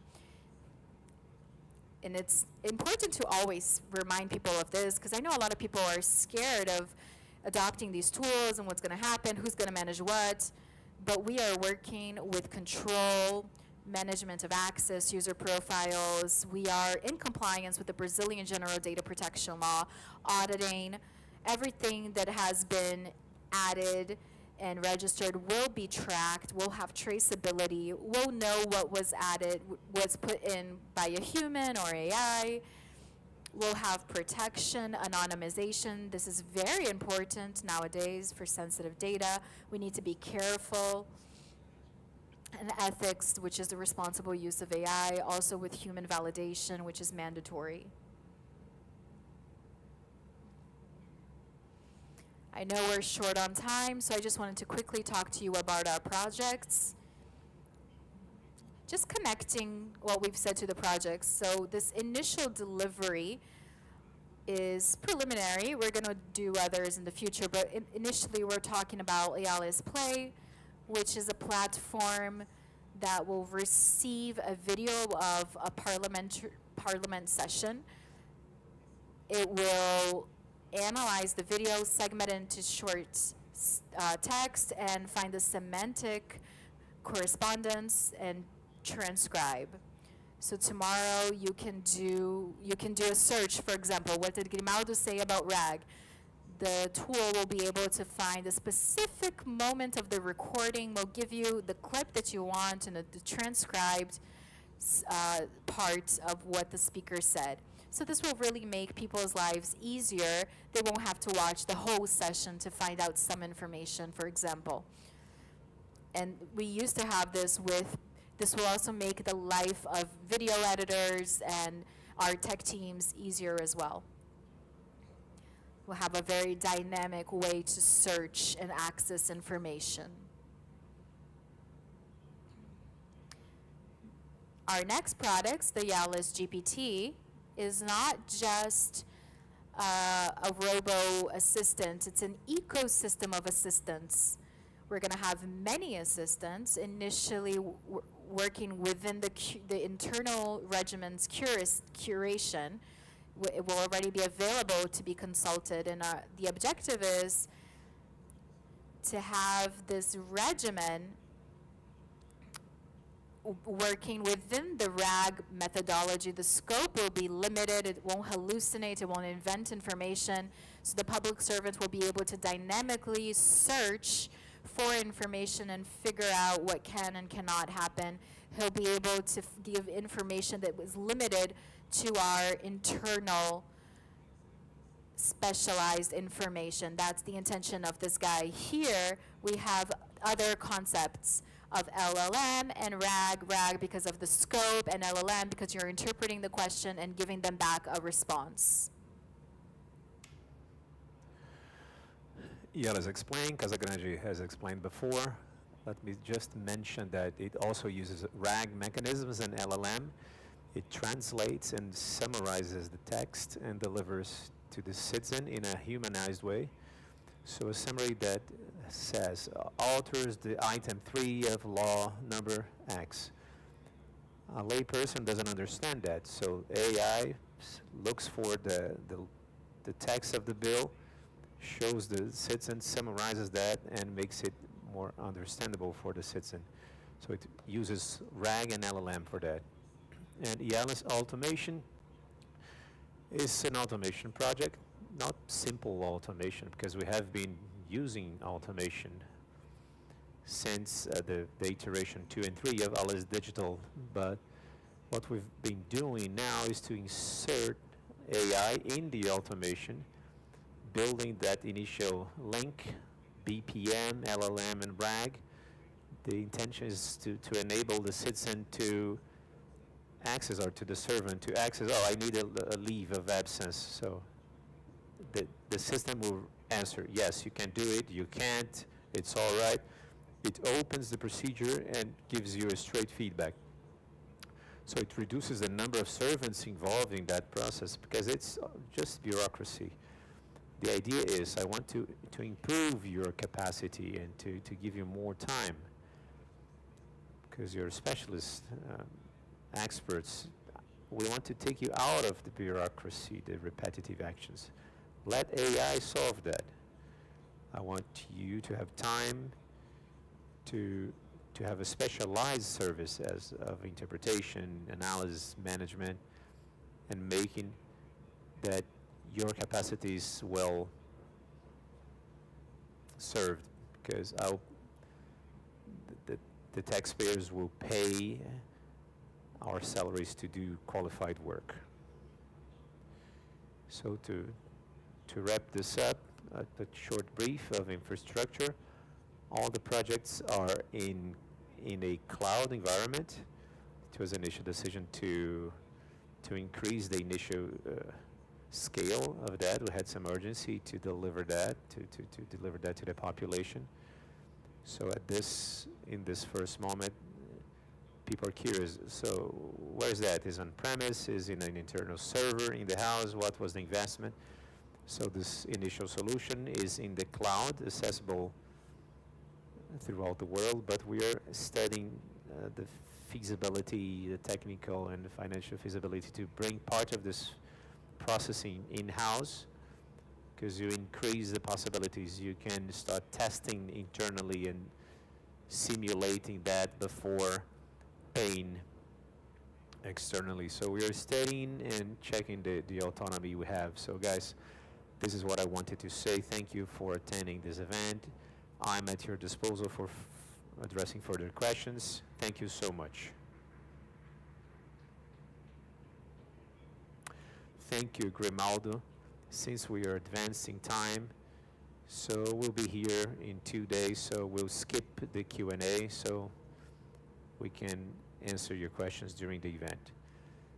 Thank you, Marcos Aquino, Carlos Eduardo Casagrande, Patricia Freire, and Grimaldo Cruz, that was a member of the first panel. Please go back to your seats for us to move on with our schedule. Next topic is the presentation of the modernization case of Western Cape and South Africa. So we're going to invite to this stage Clarence ESL, Senior Strategy of Information of Parliament of Western Cape, South Africa, and Kobe Skyker, Information Technology Manager of the Parliament of Cabo Occidental in Africa, the Western Cape in South Africa.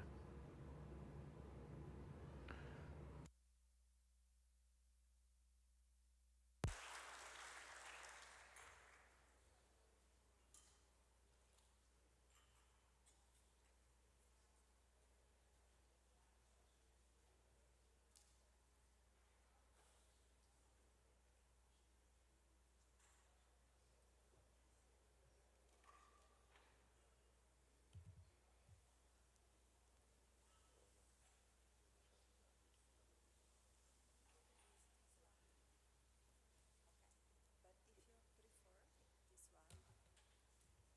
this one, just turn on. It's turned on actually. I'm gonna turn out. Do you prefer this one? Yeah?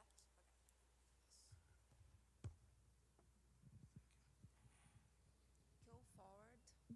Here, go forward, come back. You just point to there. You have a chronometer, the yellow one. Okay. You're gonna put 30 minutes for all of you together, okay? It's gonna be 30 minutes. So this is the point. Go forward is this one. Yeah. All right,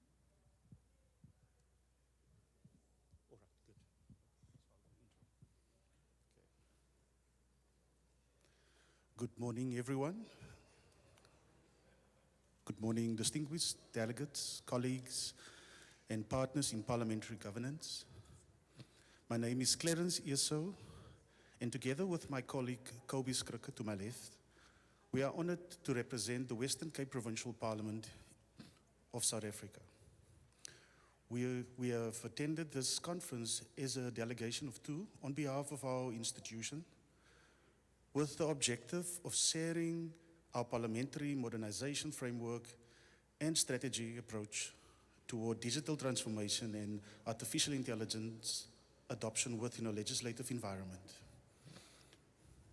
Our participation here reflects our commitment not only to learning from international best practices, but also to contributing to the growing global conversation around responsible parliamentary modernization, governance, cybersecurity, digital service delivery, and the sustainable integration of AI technologies within democratic institutions.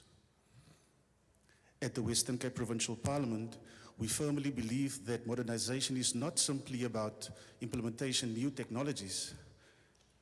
It is about building resilient, secure, and future-ready institutions that continue to uphold transparency, accountability, procedural integrity, and public trust. Our approach has therefore been intentionally cautious, structured, and governance-driven. While many institutions globally are moving rapidly toward AI adoption, we have adopted the philosophy that slow and steady wins the race. We believe that responsible implementation supported by strong governance frameworks, cybersecurity controls, data maturity, and institutional readiness ultimately delivers more sustainable long-term value than rushed deployment. Over the course of this conference, we look forward to sharing elements of our modernization journey, including our AI governance approach, modernization planning methodologies, legacy system integration considerations, cybersecurity infrastructure modernization initiatives, and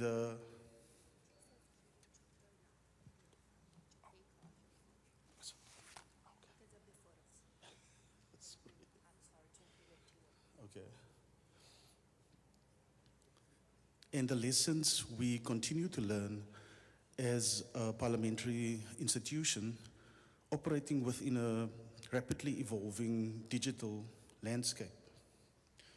We are equally eager to engage with and learn from the experiences, successes, and challenges of fellow parliaments and institutions represented here today. Thank you, and we look forward to the engagements ahead. Can you just please help me to introduce my mentor and manager? He's going to take us through our presentation today, Mr. Kobus Krikke.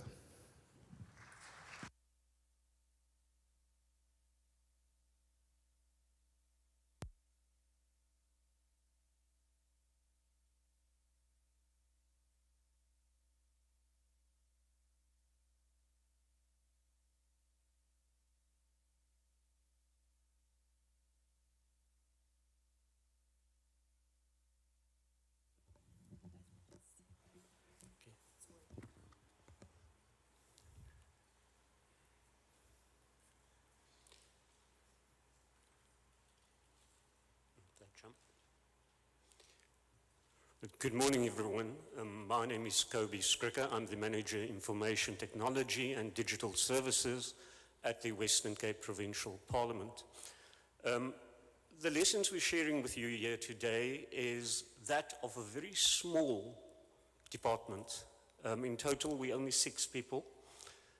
We have to deliver the same type of solutions, we have to delve in the same type of technologies, and we have to govern it in the same way. You may not experience the same challenges, but we believe any organization with a limited budget and constrained resources could certainly learn as to how to execute in such an advanced landscape of technology and advancements that is currently happening. If you look at the picture there, that picture could easily, I don't know what it would suggest to you, but it could easily tell you that transformation is about technology. Now, this morning I listened to the People Management Secretariat, and they spoke about the elephant in the room, and that is certainly culture. Now, the reason why we are highlighting that in this presentation is that during COVID we developed an electronic voting app, and there was zero adoption. In other words, our people were not ready to adopt that technology. There needed to be a significant change within the institution, and that was not the only example. We've developed other solutions, and there was no adoption. Even though we followed structured processes, there was very little adoption.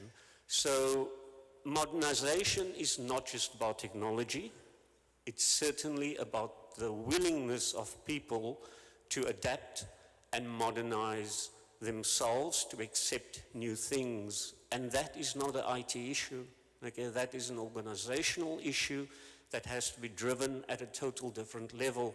But because we're a small institution, sometimes IT drives initiatives that are non-IT issues. We firmly believe that you put the technology in place. We also believe it's about the modernization of processes, and it's about the modernization of the people and their skill sets as well. So that combination of people, process, technology, and culture needs to change. Hence, this presentation looks at how we adapted our processes, what we did about technology, and what do we intend doing about the people, and what is the initiatives about culture. And that with a very limited budget and very limited resources. So, yeah, I'd like to talk about this as the COVID years. That is where, I don't know how many of you remember how we all had exchange servers and mail servers, and those were quite monsters. They were difficult to manage. Okay, so we needed to build better foundations in terms of service continuity and keeping our systems available. And so during the COVID period, we did all of that. We laid the foundations for our digital transformation. People were also quite eager to adopt new technologies during COVID, so we used that crisis in a positive way. They actually didn't have a choice. We had, for example, Microsoft Link, which is the predecessor of Microsoft Teams, and there was since 2015, and there was zero adoption. When COVID happened, everyone was willing to try the new technology. So we laid the foundations. As you can see, we did cloud services, we used collaboration, and we did their hybrid meetings. We were one of the first institutions in South Africa to have hybrid meetings. In fact, we convened our first ad hoc COVID-19 portfolio committee meeting within days. So we adopted that very quickly. And what is very strange about our institution is that people are willing to change only during a crisis. During normal times, they want to do things the way they want to and the way they know it. Okay, but during a crisis, for some reason, they are willing to accept everything. And we use that crisis. We use that crisis to drive our initiatives. But we also, we also try to pack in as much, because all of a sudden the leadership was ready to make those investments as well before we really struggled. And this transformation journey, while we set the foundations in 21 to 24, it is now during this transformational journey that we want to optimize, that we want to really pack a punch. But we know that there are many other challenges ahead. We also know that is cybersecurity. We also know that one of the most important things and the most neglected things within our institution is that of public participation. We use technology to enable the administration, but democracy is not about the administration. Democracy is about the people and getting the people to interact with the parliament. So a huge focus of this, while we are enabling our administration, our staff, we are automating processes, we have to remember it's not about us. Democracy is about the people out there that needs to interface with Parliament. So a lot of the focus is on that.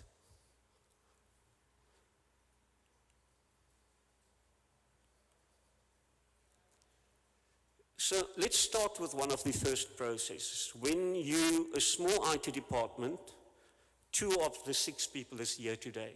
The other 4 is taking care of parliamentary sittings, of audio-visual components, of security issues. I believe Microsoft released another update that caused havoc again, and they're taking care of that, okay? So for me, we are a compliant-driven institution. Compliance is everything, okay? So we are measured for that. We're not measured for what we deliver in terms of tech, what innovations we bring. Let the Auditor General mention one thing in a report. You will be remembered for that for years to come. Okay, you can do as many innovations as you like. Compliance is everything. So how do you innovate in a compliance-driven organization? Because it's easy for you to fail in a compliance-driven organization. It's easy to make a mistake. We are not a forgiving organization where you can make mistakes. So you can't innovate in an environment where you cannot make mistakes. So the first thing I did, I asked for permission to modify or to simplify our governance framework so that I don't become a victim of our own policies while we're innovating. And I was given 1 year, and we modified our ICT governance. Now, for some reason, we in IT are very obsessed with COBIT, with Prince2, with ITIL. There's a NIST, there's a range of frameworks that we are very obsessed about, that's very complicated. It's easy to fail if you don't apply them correctly. So what we've done, I took the framework and I said, I'm pushing all of this aside. We are going to make this practical in a period where we have to modernize and transform. We need more leeway. So we are not we're not promoting being risky, okay? We're just saying we're going to write in our policies what we can do correctly. The minimum controls that we need to adopt to be compliant, not the excessive ones, you know. When I looked at our governance framework, I sometimes didn't even understand what the author was trying to say. Yet I had a good understanding of COBIT as an IT governance framework. So we needed to simplify that. We also needed to simplify our governance structure. So that is now very simple. It is our strategic component, which is GovCom, our steering committee, which basically just prioritize projects and look at any roadblocks, and then ICT management that takes care of everything else. So we won't have a complex structure like a change board, where if a small change needs to be implemented, it has to go through a whole process. It happens between me and Clarence, and the institution has accepted that. Now we can be innovative. Now things can move faster with a smaller organization. So it is very important that you look at your governance and you see if you can comply. And you must always comply. But you need to simplify things to be innovative. And note, in the last bullet point, we said that we update our policies to reflect exactly what we're doing, because that's where the AG found, or the Auditor General finds you wanting. So we update the policies, we still compliant, we select the minimum controls that we need to be compliant, and we modify the policy to speak to that. So that's one of the first processes that we, for IT, needed to change, okay? Then we extracted the domains in terms of governance. That is extremely important in a transformational world, because there's certain things. IT governance is very, very complex. And we selected the 10 important governance pillars from COBIT, ISO 27001, and the NIST framework, and we went through all of them. And by the way, that has to happen between me and Clarence. There's nobody else. There's no consultant. There's nothing. It must happen. You must understand the domains. And we extracted them, and we decided that these are the 10 domains that we will use, that will be literally in our face. And by just complying with setting up our cybersecurity correctly, making sure the data governance, and we know data governance is a completed prerequisite for AI. If your data governance is not correct, you cannot implement RAG, okay? You cannot do RAG search if there's no data governance that's going to control how your information is extracted. So if you've defined sensitivity labels, we've got a Data Protection Act called POPIA, the Protection of Personal Information Act, which is the same as GDPR. We realized that all of this still needed to happen, so we highlighted that. Previously to that, data governance was just, we do what the AG wants. Okay, now it is really, it has purpose, okay? And then we wrote our AI governance framework as well, so we've got a full and complete AI governance framework that even speaks to all the AI projects that we need to execute. We've become very good at disaster recovery, because you must understand, if you automate all of this stuff and the bad things happen, you better be able to bring it back, because you'll be in serious trouble if you can't. So you can automate as much as you like, but you must have a capability to recover that should you be attacked. And we were attacked. We had a cyber attack, and we recovered fully from that cyber attack. And that happened during COVID. And we were exposed through our supply chain, through a service provider. So that supply chain risk is real. Okay, it wasn't us that was negligent. One of our providers were negligent. So we are totally focused on number 8, called service continuity and disaster recovery. We simplified our enterprise architecture throughout a lot of technologies, and we said this is the architecture we want to build on, and that we can sustain and we can modify quite easily. And then our cloud governance. You have to understand that cloud governance is a shared responsibility. So if you're going to enable AI in the cloud, don't think because a partner is going to assist you with it, you don't have a responsibility. That is where things will really go wrong. That is where you'll be taken advantage of. That is the day you need to recover. You will realize that consultant didn't do this and that person didn't do that, and then you will have to go back to your SLA and your legal documents to find out who is now responsible for what. Again, that's not where you want to be. So bringing forth those three things, and it's now in our own face, that was very important for us, is to solidify our governance so that even ourselves can understand what we need to do. Now we can modernize. In terms of our cybersecurity, how does an institution of 6 people enable a cybersecurity team? That's complicated, that's difficult. So what we did, we outsourced the monitoring, which is very important. We're fully monitoring all our endpoints, all our servers, any services in the cloud. So we've outsourced our SOC and SIEM. We've got our robust security awareness, but also real-time coaching. If you click links, the system will coach you in real time and provide you with more information as to why did you click this, etc. So it's not just about our training campaigns and our phishing campaigns, it happens in real time. We then said, well, we don't have a certified information or a chief information security officer, a CISO, that is so important. I have to play that role. Clarence has to play that role. You have to, you don't have a choice, otherwise you'll fail. So what do? If the CISO comes in and was probably earn double my salary, and it's not because I don't want him to earn double my salary, we just don't have the budget for that. It's my budget at the end of the day. So what do? You look at what you really need, because there's a lot that's already happening on the SOC and SIEM side. There's a lot of duplication.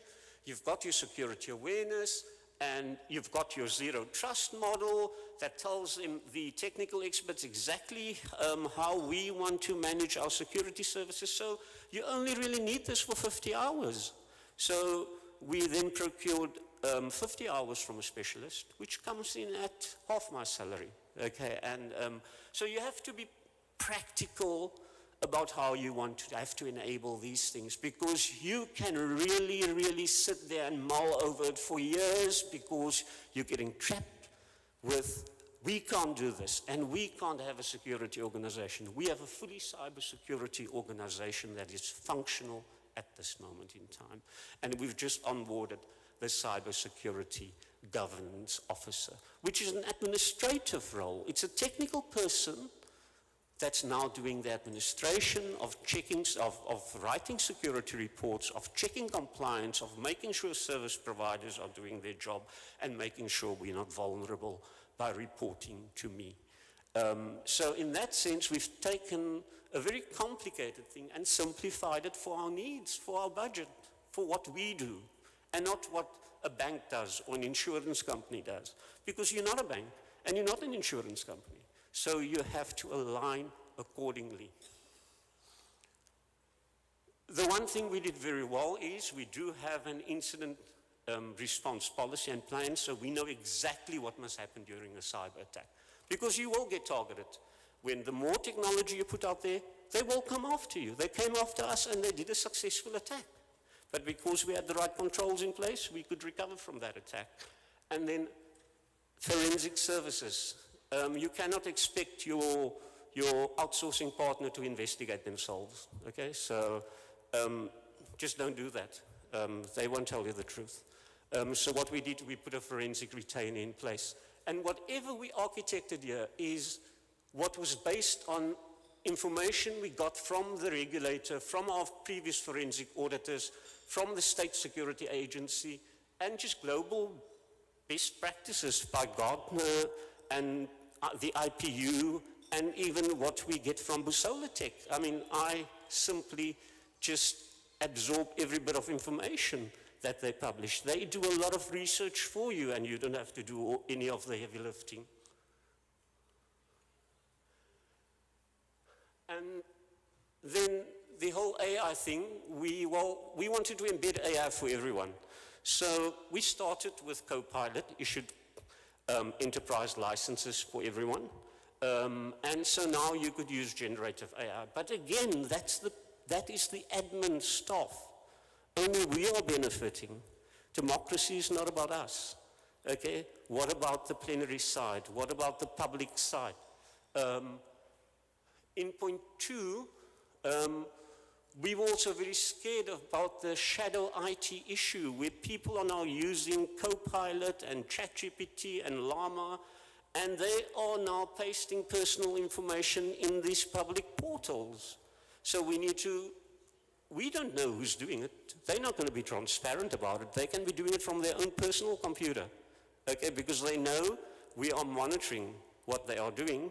So it's easy for them to do that. So what we did was we created a declaration template that annually all users must declare what they are using, whether they are exercising human oversight, whether they are making sure they're feeding the right data set. So every year they must declare what third-party tools they are using.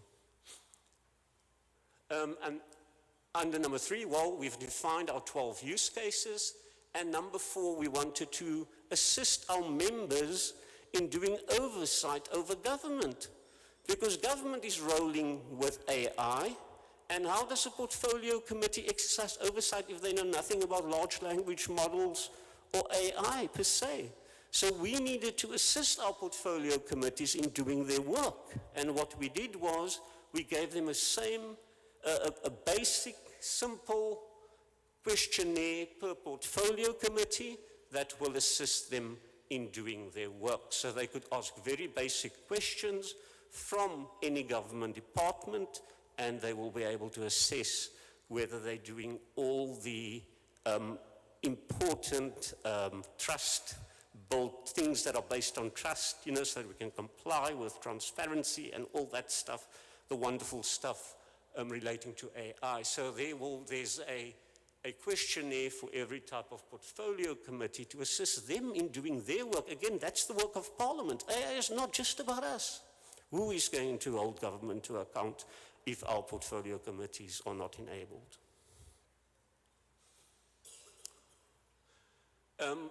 We certainly did not try to reinvent the wheel with our AI framework.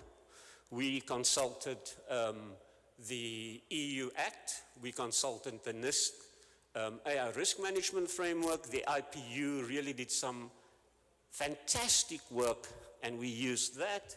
And that helped us develop our AI framework and get a better understanding for our executive and our staff what AI is about.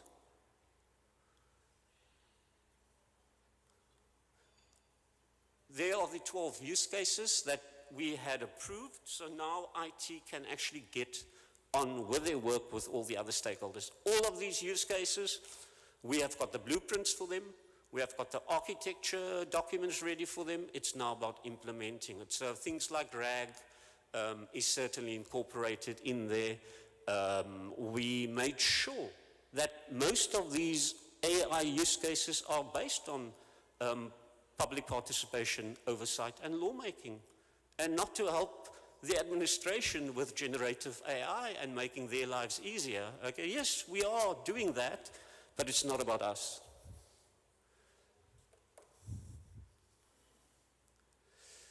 Then we had a website that was 10 years old. Now you can imagine a 10-year-old website based on Drupal, not the best platform. It did its job for years, but we decided that in terms of public participation, we needed a better platform.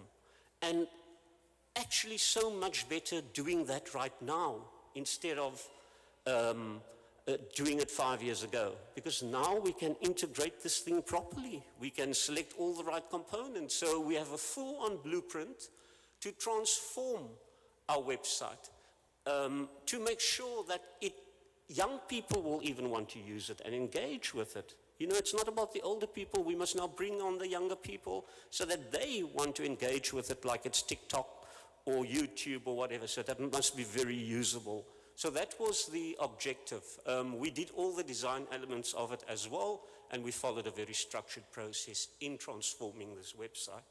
People may think websites are old news, but people still want to see a very good and structured website. And this is where most of our AI integration will happen in terms of public participation. We made sure that the web content accessibility, we wanted to include everyone. Blind people had to be included. They must be able to navigate this website, so there must be no exclusion. We made sure that this architecture is AI ready and there is API integration. The director this morning spoke about that.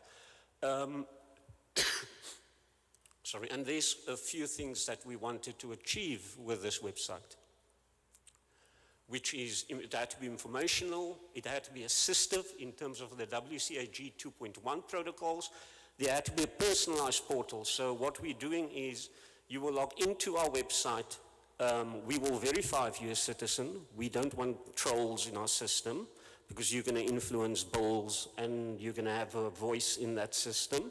So we're checking it with what we call our home affairs, if you are a legitimate system, and the system will check your ID number, etc.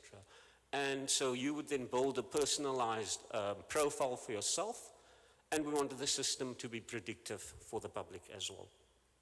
We must never forget the digital divide still exists. Some people still don't have access to technology in South Africa. Strangely enough, in 2019, when I visited the UK Parliament, even for them, they said, and the UK Parliament is one of the biggest parliaments, I mean, they said even the digital divide there is still real. Okay, so let's never forget that we mustn't just build solutions. Some people will still not have access to those things. So technology is not a silver bullet for public participation. Then there's the audiovisual. Our audiovisual system is about 14 years old. And we wanted better protocols. I mean, we have now adopted hybrid in a more advanced, sexy way, I would say. We adopted protocols like Dante and NDI. Now, this allows me to, if there's a camera in this room, NDI will allow me to take that feed or that frame anywhere in the world. Any media house, anyone that wants to receive that frame in raw format can receive it in real time, not based on physical cables. Okay, and then Dante, again, even our audio is now being routed as similar to voice over IP. So modern protocols for our audio visual. I'm glad that we waited so long, because now it means that we can adopt the newer technologies and we can get a lot more benefit and ease of integration. And we are doing the hearing loop for the hard of hearing, people that cannot hear, sitting in chambers. We're enabling that. So a lot of assistive technologies, because we want to include everyone. We don't want to exclude anyone. So a lot of thought went into assistive technologies across the board.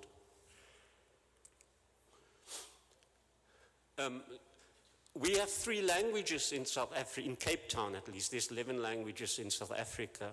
So our transcripts is a bit more complicated because someone speaks with a different accent that lives next door to me. Okay, so, and it's hard for the AI to sometimes understand that. Luckily for us, Lelapa IA in South Africa is doing some great work in terms of our own languages and being able to transcribe it. So it's not so easy for us to transcribe things. You may hear something totally different come out from that. I mean, both Clarence and myself are Afrikaans speakers. That's our first language, Afrikaans. So I'm not an English speaker. So sometimes even the AI doesn't understand me properly. Okay, so we really in South Africa are challenged with language.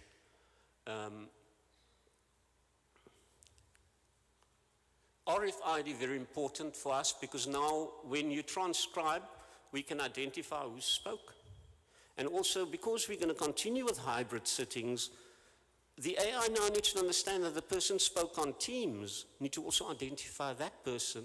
So if we're going to produce a Hansard document or a transcription document, that we need to be able to identify. Also, that's very important for our voting because we're going to have a new stab at voting.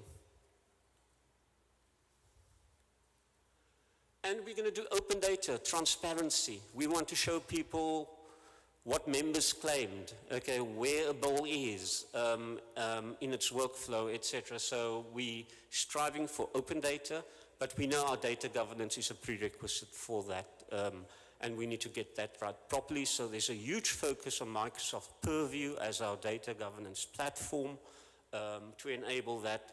so that we can restrict sensitive information from being leaked, that we can prevent data loss prevention, that we have metadata in place so that RAG searches can be successful, and that is a prerequisite for that. And unified communications, we are stuck with a 20-year-old PABX. I need say no more, but what's important about the solution is, as a member of parliament, you can now be anywhere and the system is going to reach you because you're a person. They don't have to know your phone number, so you can either answer on your mobile phone, you can either answer on the soft phone, etc. And we're doing the change management with our ICT Academy, where we're building capacity for our end users in terms of, and we're employing interns to do this for us, and we're going to leverage the Udemy platform. And I believe our time is up, but that's our IT organization, our 6 staff that's running IT. There's no business analyst, no security specialist, no application manager, no on-prem systems engineer, no audiovisual team, but we've enabled this through partners and very, very robust service level agreements. But we understand what they need to do and we can hold them accountable. And we're doing this hybrid sourcing model. And then just the lessons that we feel is important. Not that it's lessons, it is what we've learned as a small organization. You can still achieve these ambitious goals if you just looked at it in a structured manner. You will have a copy of this presentation, so I'm not going to go through all the detail of all the 7 key lessons. And just that last slide, just in terms of transparency, is that every image you saw here was generated by AI, every image. I didn't create the images. All the content has come from our internal documents, and none of the content is based on any AI content. Thank you very much.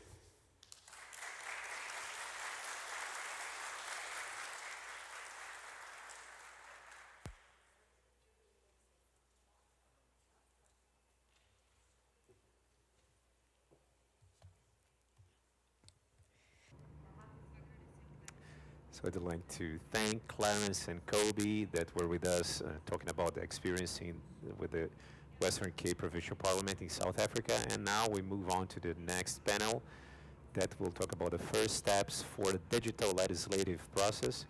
So we'll invite the one that will be the coordinator of this panel, Luis Quimaide, the Executive Director of Bússola Tech.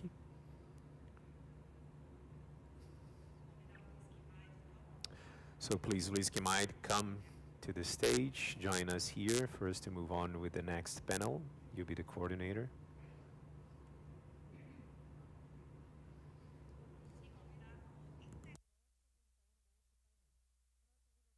And as members of the panel, our coordinator of special projects and innovation, Marcos Aquino, the coordinator of the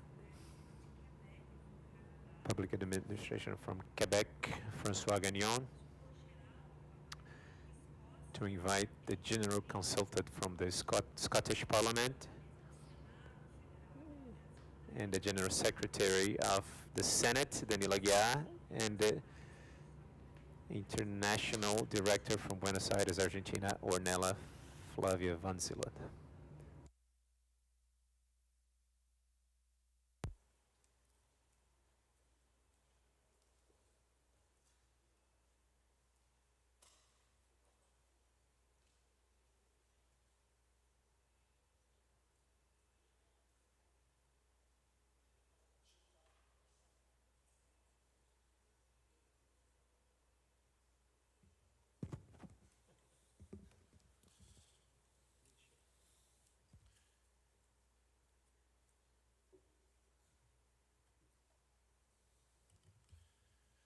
Good morning, colleagues. Very much for your participation. We have a very difficult job. We are between you and lunch, so we will try to be very interesting and very objective in our panel discussion. Thank you very much for my colleagues here in the panel. And this panel, for me, it's supposed to be a starting point, which is before we discuss new Before we start to discuss the implementation of new technologies, generative AI, or any other generative technologies that we may think, we need to discuss how can we structure our legislative process in a digital manner, which is not only a question on creating digital tools or replicating the procedure digitally, rather how to transform it and maintain the principles of the legislative process during this transformation. And we need to think in our parliament as a huge repository of our data and for our societal discussions. And with that mindset, we are able to feed different AI models to help us better qualify the legislative process. And without further ado, I prepared a few questions to bring to our colleagues. And the first one I will raise to you, Andy, with the comments with the other colleagues here in the panel. I realize it may sound a little basic, but in practice we see notable difference among different devolved and subnational legislatures, even within the same country. So when we talk about building a digital legislative process, we're not simply talking about introducing a new technology in our procedures. We are talking about translating these procedures and translating the traditions, the written rules, the rules of procedure, the unwritten conventions and agreements between the members and the administration, and those long-standing practices that are embedded in the institution per se. So from your perspective, Andy, what principles and values must never be lost in this translation from procedure to digital? And even before selecting a digital solution or defining a technical priority, how can a parliament approach these rooted practices in a way that preserves the trust and the legitimacy for the public, and of course, and the members and the staff as well? Andy, would you like to?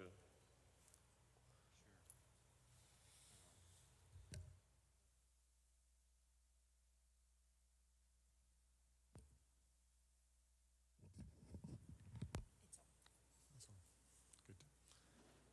Thank you, Lewis.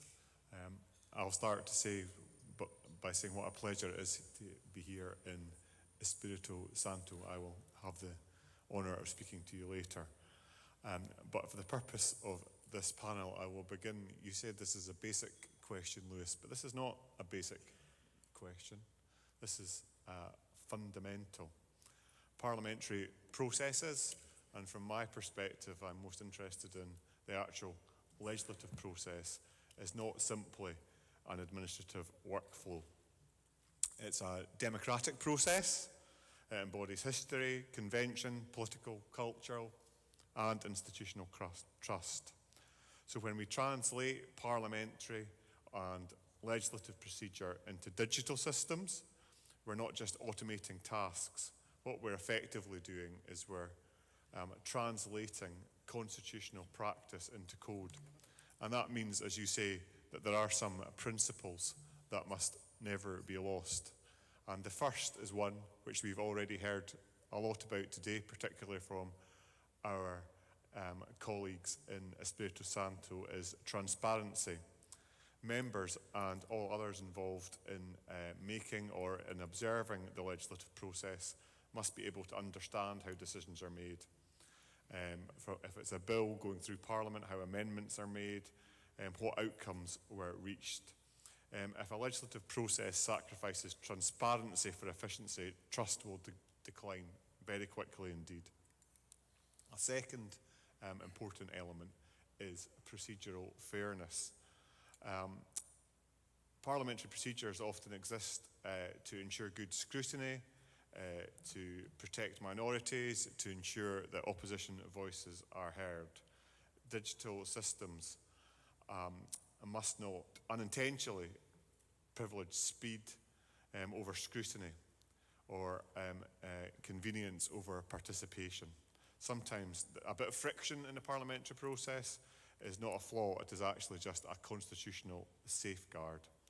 So a third principle, I think, and probably the most important one, and again one we've heard about this morning, is democratic accountability.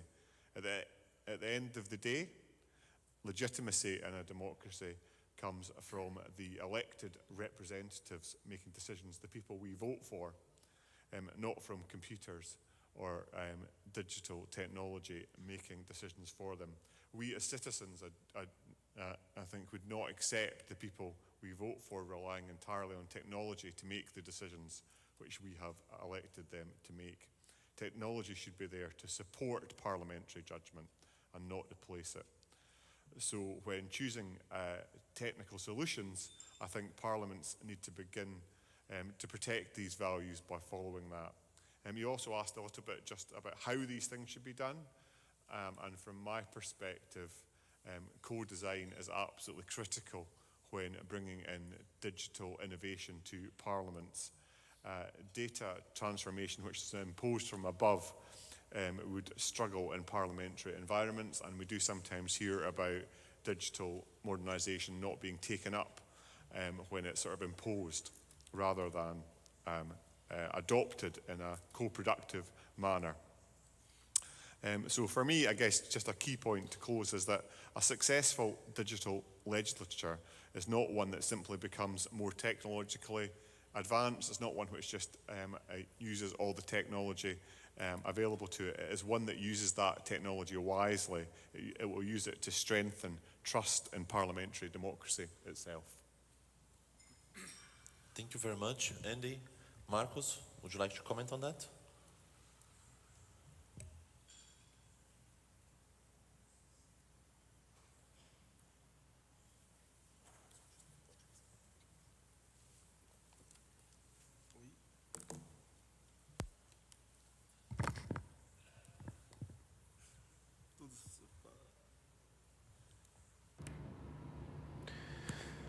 Hi.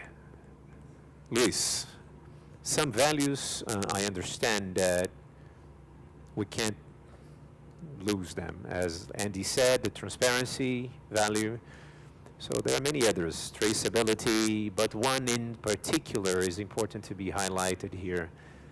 That is respect to the due legislative process. And we have regulations established regarding the way we write laws, that is the internal regiment, the bylaws of the House. So I believe that digital transformation, moving from paper to electronic, cannot at any moment disrespect the internal regiment of the House. So this is a personal belief of mine, and sometimes maybe it's not so well understood in some other houses in Brazil. This is the necessity of us using a tool that is BPMS, a tool in which you draw the flow of the process based on the internal regiment, respecting the regulations. But when there's room to having automation. As I said, digital cannot allow that some other issues, some other questions that do not generate documents or logs, and then let me say that in other words. In some other parliaments, you have the urgency legislative process. Sometimes, when the bill is project, so the justification is spoken. So you can have many different committees to have an opinion. So for you to have an opinion, you need to be signed out by a member of the parliament. But it's a spoken, it's a speech, it's an oral opinion. So I believe that the digital transformation process can never disrespect the internal regiment. It has to be adjusted, and to suit the regiment. For the technology, it has to support the legislative process. Danilo, I think Marcos raised the ball for you on the due legislative process. Do you have any comments on that?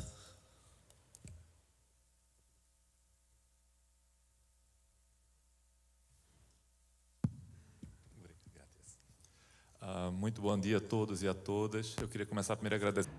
Good morning, everyone. I'd like to thank the invitation, and I'd like to thank the President of the Assembly and Marcus that opened the floor of the House for us to speak. And I am an enthusiast of parliaments. It's an honor to be here and to talk from the plenary chamber. So the question provokes, and it's clear that it's not the wording of the law that determines the practice of the parliament. We have the constitutional system in Brazil that wants to be very detailed in describing the due legislative process, and it must be complied, it must be followed by every state assembly. But all the institutions, they tend to repeat the same text among different states.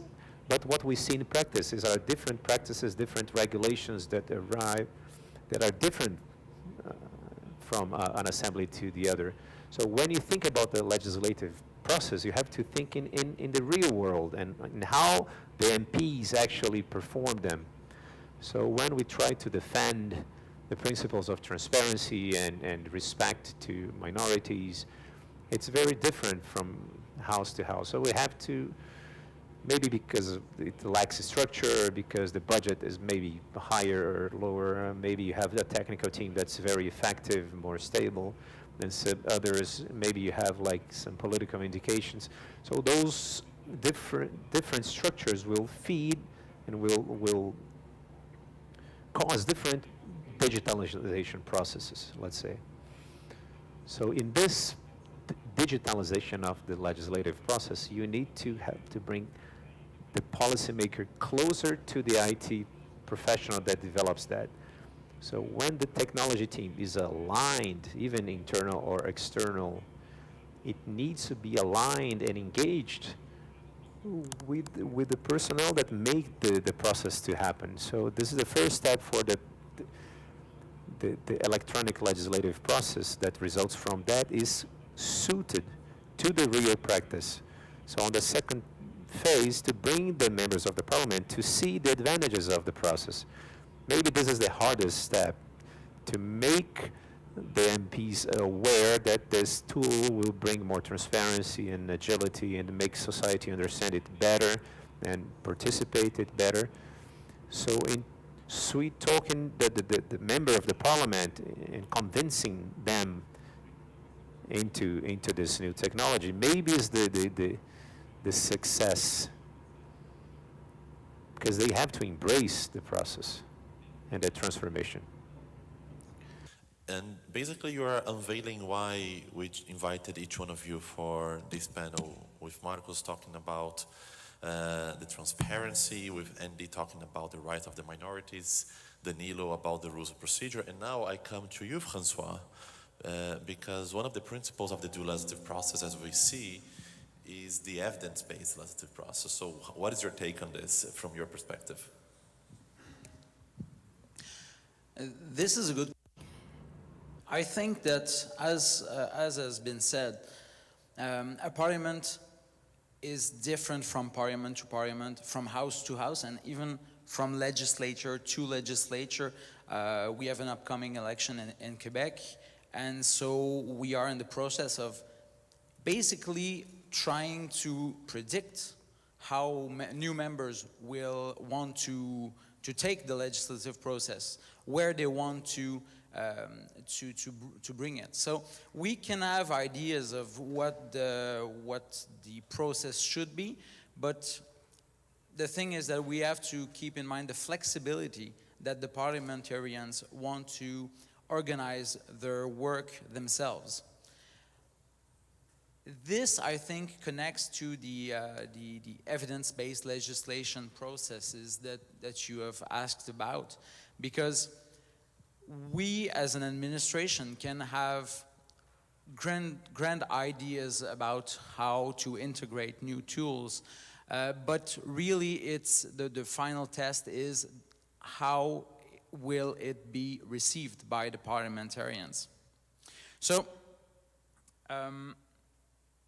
I think it's Kobe earlier today who said that a parliament is not a bank and it's not an insurance company. for everyone in this room, I think this is obvious, but I think this brings us to a realization that we can separate some of our learnings that we make about digital transformation, and we can act more quickly sometimes on administrative processes and be ready to learn these lessons for when we will bring them to the table.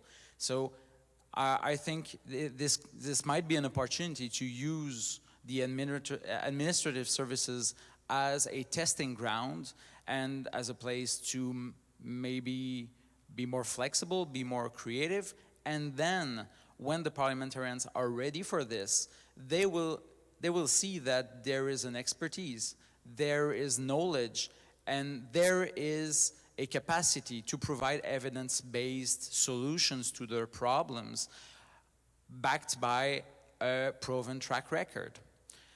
I don't mean to say that the process as the Assemblée nationale in Quebec is perfect in that regard, but I think that this is a lesson that we have learned and we are continuing to learn as soon as we work on this transformation. We are seeing that the parliamentarians see this expertise and see this evidence-based skills that we are developing and can offer them while respecting the flexibility needed to respect their exigencies. I don't think that this is the correct word in English, but I'm sorry.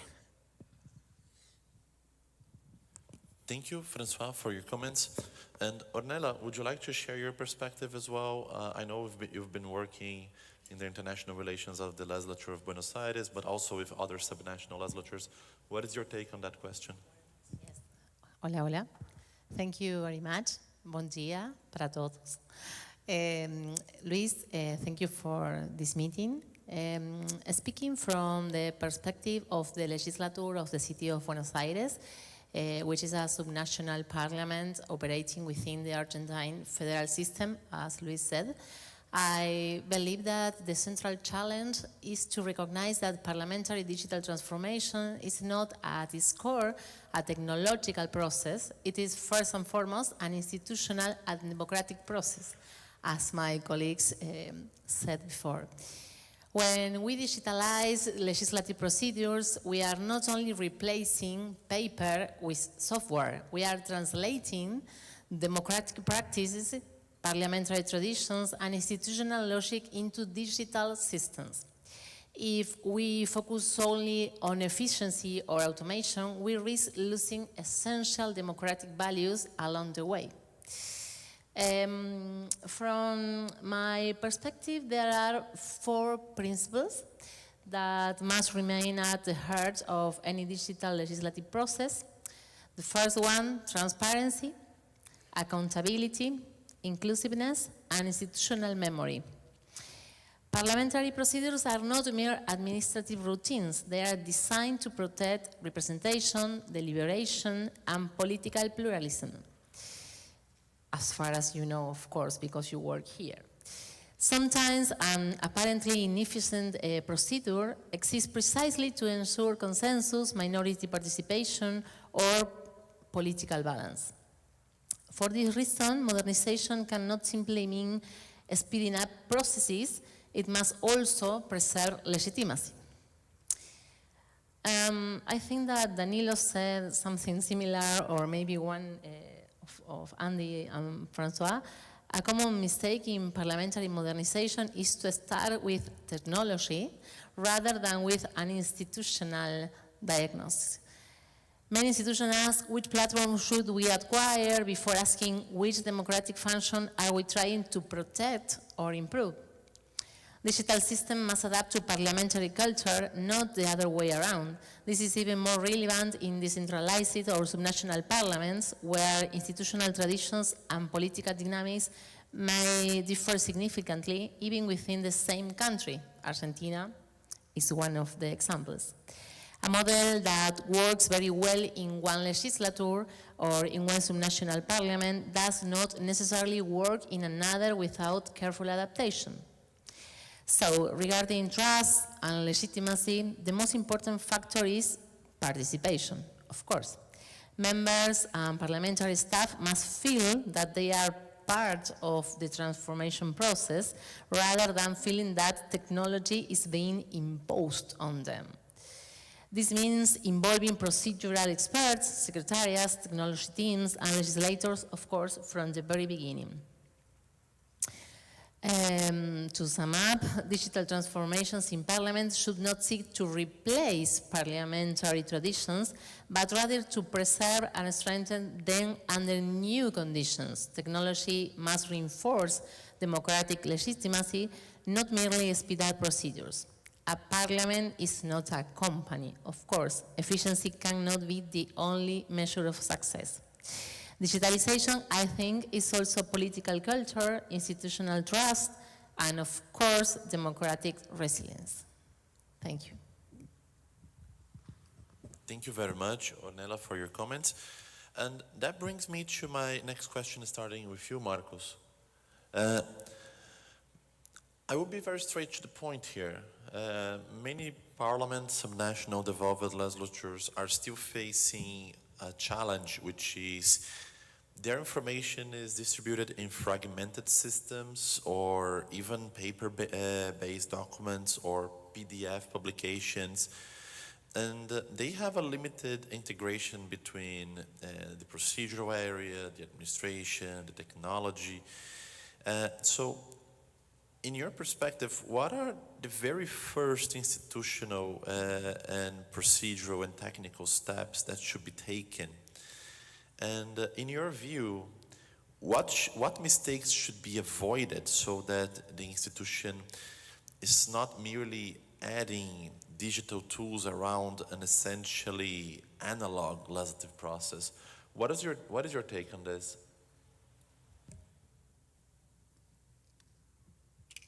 Well, Luis, the first step here at the Assembly, anyways, I was working with Casa Grande, and the first step was to add the electronic process to our internal rules and regulations. So we saw what we had to do in order to regulate this and create documents within our internal procedures. One of our big challenges was culture. When we think about implementation of electronic processes, we would hear personnel saying things like, this only works well in Quebec, Canada, Norway, or very developed countries. Here it's not going to work. Because in this assembly, there are things that only happen here. And if you're Brazilian, you know what I'm saying. There are only things that happen in my parliament.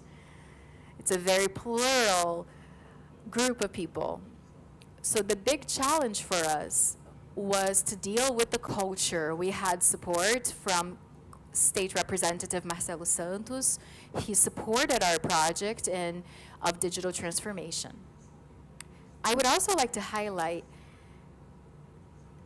that digital transformation is not just leaving paper behind and going to digital documents, because if you do, you might repeat old bad practices. For us to today effectively have benefits from AI that will support the legislation production, we need to have structured data. Without structured data, we don't have gains with AI. And we might say that AI or structured data is the fuel for AI. It's not enough to have documents in PDF. AI won't do much for you if that's it. And lastly, why is AI so important? The interoperability within systems. And today this is part of the Brazilian law that concerns this theme. We recognize that it's important for systems to talk amongst themselves. It doesn't make sense for us to have a system that manages a process, the legislation, and it doesn't communicate with other systems that are connected to the assembly. the importance of interoperability gives us very strategic deliverables so that this transformation is successful. Would you like to share your thoughts on this as well? Claro, Luiz, obrigado. As ponderações que o Marcos... The things that Marcos said were really pertinent in the sense of how to not make mistakes that are common, which is to just digitalizing analogic data, but maintaining it at its essence analogic. We've had for a long time a tech organ that focuses on this. And the process of digitalization, though, has started a bit sooner when SGM was finally opened up to technology, and we created digital transformation and electronical processes as another organ that would dialogue with the technology organ as well. So it's not enough to see new technology and be fascinated by it and not connect it to what really happens in the legislative process. This disconnection has improved with the presence and participation of the people in the tech side and also the parliaments. So this connection of the people who do the process and the people who will make the technology possible is essential. Another thing is to make use of crisis when you are trying to implement new tools. We have a situation that happened during the pandemic in 2020. We needed to make use of technology that were completely alien to the parliament, online processes, remote voting, and we had to implement it quickly. Each parliament did it differently, but after it was done, it became part of the routine, and the Federal Senate, for example, does remote voting up to this day, which makes the life of these representatives much easier, because often they are not in Brasilia, they have other commitments in other parts of the country. Secret voting, for example, is done presentially, though, within the federal plenary, because this important moment requires physical presence. It's about safety. Other moments, we were talking about the panel that one of the colleagues mentioned earlier. There were issues with authenticity. They wanted to be sure that it was really the representative that was voting. So we wanted physical presence to guarantee authenticity. So this is another piece of advice that I want to give you. Make use of the crisis to implement new technology and introduce the parliament to all the gains technology can bring to you. What you bring, because not only the emergence of COVID, but before here in Brazil, for colleagues who are not familiar, we had the truck driver strike. Now we have the fuel crisis in the Middle East, with some parliaments discussing on using remote deliberations again. But it's not even a matter of the technology, because the technology is quite simple to implement. But rather, I wouldn't say even the procedure, but how the members would be open to the possibility of engaging with those technologies. So even considering that for them to, and their staff to be a part of that. Because for us, for people colleagues from IT, it's very natural, but not necessarily for them to have the intermediation of technology in the legislative procedures. Andy, would you like to comment on the question as well? Yeah, absolutely. Thank you. Obrigado. It's interesting to hear the first two responses, and it's heartening to hear that there probably will be some commonality. I think the first thing to recognise is that legislatures have developed complex procedures designed to operate in an analogue world, and I think that's what you were describing in your question, Luis. So as we move to modernise and digitise, the first step is not technical, as we're all saying, it's institutional and cultural. A parliament needs a shared understanding of what problem it's trying to resolve. Is the object to be more efficient? Is it to be more transparent? Is it to have better quality legislation, something dear to my heart, improving accessibility, faster publication? As Marco said, each parliament has its own cultures and its own special ways of doing things or understandings, which will make what's required in each a little bit different. And until these mixture of things all come together, the clarity needed about deciding those priorities will not start to develop. But a second step at the start, which is really important, is to map out what process it is that you're trying to modernise and digitise. So for me, again, I can focus on legislation. In most parliaments, the workflows can be a little invisible. They're not always easily mapped out in flow charts or diagrams because there's human interaction with each of the processes. It's really important to understand how humans operate within each process before you start planning the system. And we also heard there about a key priority and establishing at the start the need for structured legislative data. In legislation, whether it's bills themselves or amendments or committee reports or explanatory material, if these things only exist in documents or in analogue document form, the institution will remain fundamentally analogue. If they exist as reliable, structured, usable data, suddenly many, many more things become possible, from real-time publishing to procedural tracking to translation. The interoperability between the systems means accessibility is much improved, and as we move into a world where responsible use of AI is upon us, having that structured, reliable data will be absolutely essential. I think the final thing which I would maybe comment on is governance and leadership. Again, we've heard a little bit about that this morning. Digital transformation is not something which sits amongst IT and digital experts. I hesitate a bit today speaking to so many digital experts. I am perhaps more a digital enthusiast than a digital expert, but I think what we have heard is that when you're trying to, it's absolutely essential that everyone involved, so whether it's the members, the parliamentary clerks, the Legislative Council, the publishing teams, everyone needs to shape that process together. So a little bit like I said at the end of the first question, a mature digital parliament is one where procedure, data, publishing and institutional knowledge are all connected in a way, and that will strengthen the democratic work far more than just having all the technology that's available. Thank you very much, Andy.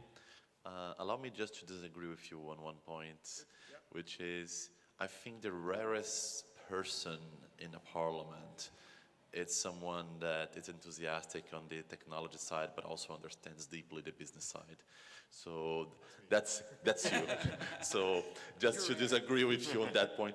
And this is very important, if you allow me to say, because sometimes colleagues on the IT department that don't know profoundly the business, they might seem to think that one technology might be the solution, but they don't have that specific knowledge on how the procedure works or why it was designed on that particular way 20 years ago. So when you have someone that bridges these two domains, I think it's the rarest thing that we can have and the most valuable thing we can have in the parliament, because it's someone that can dialogue and coordinate these different efforts. I see your hand is there. You want to briefly, or can I? Yeah. I would just agree with that. I think that's the point I was trying to make about the workflows and the work processes. If you set those down on a piece of paper and provide those to a digital colleague, actually there's so much in those processes that are just elements of human interaction and things which you learn over time. So being able to involve someone who is the person who actually does that day to day in the process is absolutely critical to its success. Exactly right, exactly right. Francois, would you like to comment on that? Yes, and this makes me think that there's always the human element, and as well as I think in most languages, the root, the Latinate root of parliament is parler, which means talk. So a parliament is talk, which is the human interactions, and we must always preserve this. On the broader questions about mistakes, I really like the idea of never letting a good crisis go to waste. But let me allow me to use another metaphor. You also should try to hitch your wagon on a good locomotive. At the Assemblée nationale du Québec, in the 2010s, early 2010s, we needed a new website. And this was seen by my colleagues as a good moment to organize the data inside of the parliament. So a lot of this structured data, the data structures that we put in place, are not really visible to the general public, were not really visible to a lot of the employees, but this was all structured to be better used on the website. So a small change on only the publicity side, on the publicity side of the website, was used by the administration to rethink the way we structure our data internally. I have another example of this. A few years ago, in 2019, we opened a new building at the parliament. We had huge, we constructed a new building to basically have 2 more committee rooms. And these committee rooms, they were built in the 2010s, so they weren't thought about the same way that the House of Parliament was built in the 19th century. So screens, microphones, good sound design, good connectivity was there from the start. And this allowed us to generate this appetite from the parliamentarians to modernize the parliament. Right now, currently, we are renovating the main legislative assembly house, the chamber. And this was used also as an occasion to modernize everything about the process. So, building project, a material project, was used to think about software, about how we manage documents. We used heritage building renovations to modernize our paper-based structure. So never let a good crisis go to waste, but also try to hitch your wagon on a good locomotive. Thank you very much, Francois, and I think this is a fantastic example of respecting the tradition while trying to innovate, preserving the physical building, the structure, that tradition, that history that those halls have, and at the same time, behind that you have fiber optics running to provide a good Wi-Fi, because in many of those buildings that are they are older buildings, members may complain, oh, the Wi-Fi is not working properly because the materials used before, they are not very conductive to a good signal. So this is a very, very good example. Thank you for that. Ornella, would you like to share your thoughts on this question as well? Yes, of course. Thank you, Luis. I think that before discussing technology, parliaments should begin with a procedural and institutional mapping exercise, like a map of opportunities, if you want. It is necessary to understand how information flows within the institution, where decisions are made, where delays occur, and which practices respond to legal requirements, political culture, or which ones of them are just historical habits. You know what I mean. Sometimes institutions continue to use fragmented or paper-based processes not because they are necessary, but because that is how it has always been done. I heard that a lot of times. It is also important to begin with achievable projects that build institutional trust. When modernization starts with extremely ambitious reforms that disrupt day-to-day parliamentary work, resistance grows very, very quickly, especially at subnational parliaments where political timelines could be more limited. So as for the mistakes to avoid, if you want to name it in that way, I would tell you 3 at least. First, treating modernization as a mere procurement exercise. Acquiring software is not equivalent to transform immediately the whole processes. Second, excluding parliamentary staff from the design phase, since they often understand procedural realities better than external consultants or software vendors. Sorry, Luis. Third, prioritizing speed over legitimacy. Parliamentary institutions operate differently from private companies, and trust and democratic accountability often matter more than pure efficiency. Sorry, Luis. It was not your fault, it's me. Okay, so that's my thought. Thank you very much, Ornella, for your comments. And I have a third and last question. I'd like to start with you, François, if that's okay. The digitalization of the legislative process, as we've been discussing, it's often associated with efficiency, speed, or even administrative continuity. However, a structured digital legislative process can also transform, and this is a question you understand why it's for you, it can transform how parliamentary knowledge itself is organized, accessed, and used. For example, legislative institutions, they produce enormous volumes of high-quality, human-produced information through its committees, its research services, its drafting offices, the Hansard debates, the amendments, the reports, even the procedural notes on point of order, for example. So, from your perspective, how can the digitalization of the legislative process help transform this institutional knowledge into a more accessible and usable asset for an evidence-based legislation? So we've been discussing the dual legislative process here, and one core principle of that is the evidence-based legislative process. So the information exists, it's there, human beings are producing it for decades. How can we use that? This is a great question, and I already talked about the organization of the output of the debates, the answered, the publications that the Parliament makes. Let me take this question about the inputs of the parliamentary process, and I really like this concept of institutional knowledge.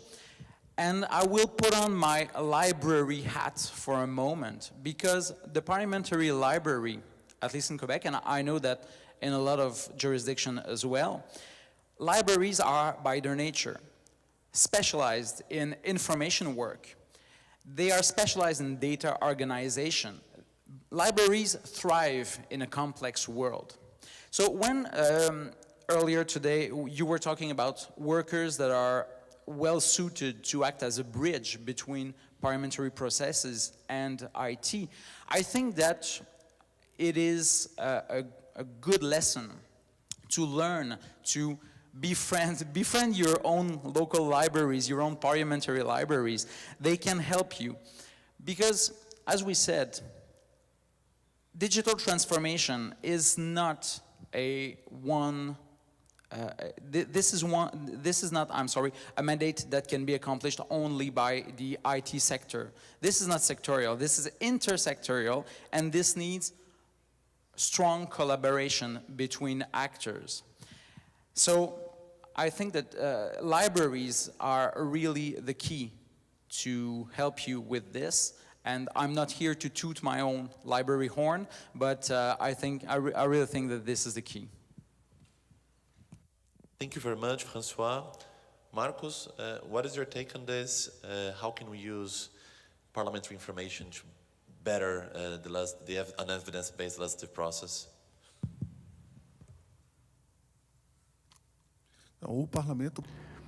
the Parliament produces rich information.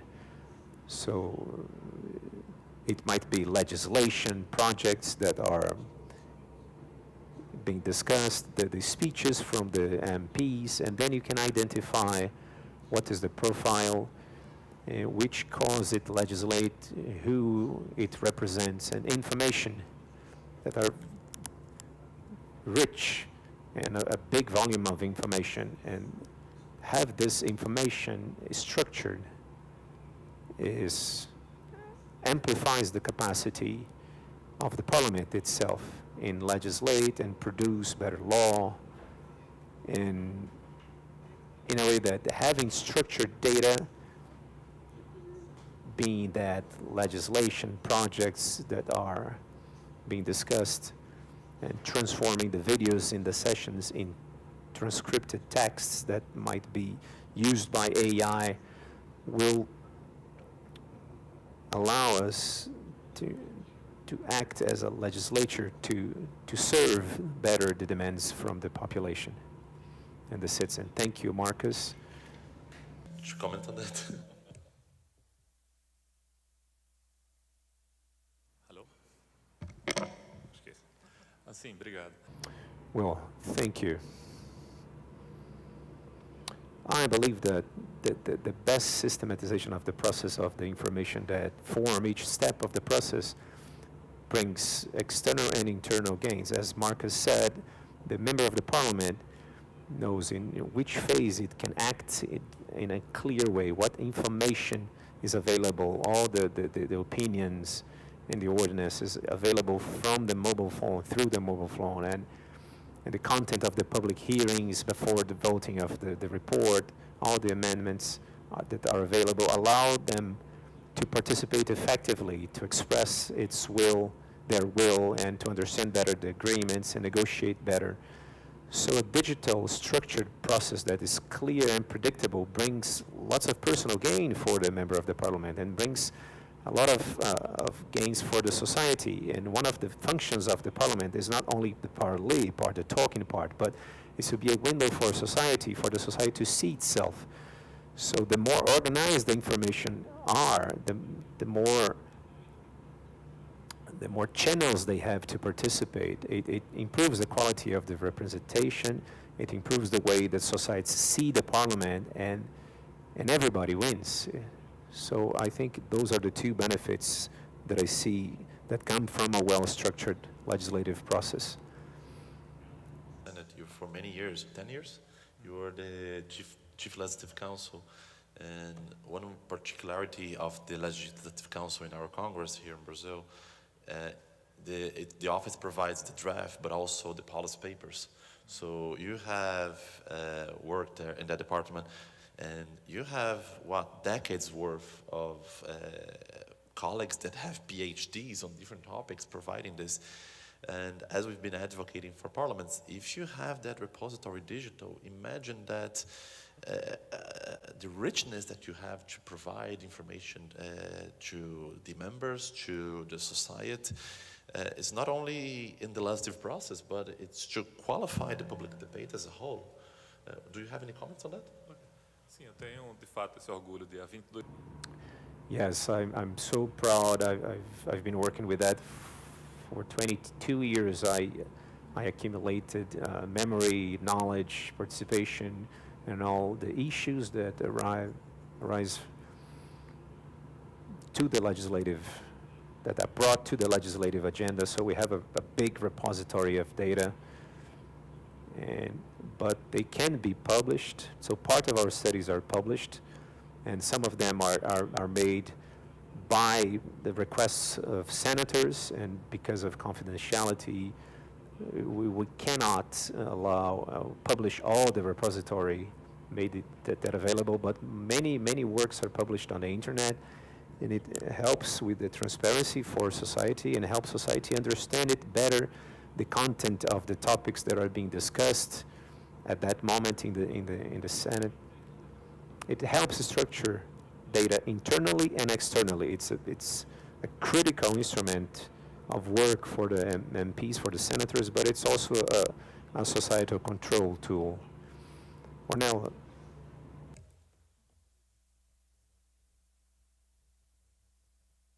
Hola. Thank you, Luis, again.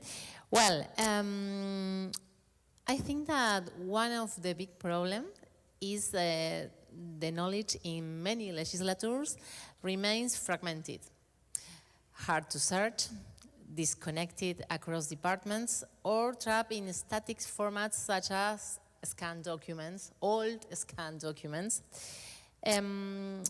I think that maybe a specialized area in evidence-based information can change this. When parliamentary information is organized and structured, interconnected, the data institutional knowledge becomes far more accessible, not only for the legislators or the deputies, but only for the citizenships also. The information is more traceable and reusable, and of course the access to evidence more quickly during the decision-making process. In that sense, digitalization is not only about automating procedures, it is about building institutional intelligence. And this is especially relevant for evidence-based legislation. Good legislation depends not only on political negotiation, but also on the ability to access reliable information at the right moment. I think that well-designed digital systems help preserve procedural knowledge, legislative history, and technical expertise across generations, a particularly sensitive issue in subnational parliaments, where staff continuity and specialized expertise are often more vulnerable to political cycles, as I said before. That's all. Thank you very much, Ornella, for your comments. Andy, would you like to comment on that question as well? Yeah, absolutely, Lewis, and thank you for coming to me on this, because I think this is actually one of the most important reasons for digital transformation in parliaments. We often describe technological or digital advances in terms of efficiency or faster publication or better workflows. But actually, the potential for digitization to enhance the scrutiny and ultimately the quality of legislation, and that's certainly what interests me most as a legislative council. Parliaments are absolutely extraordinary knowledge institutions.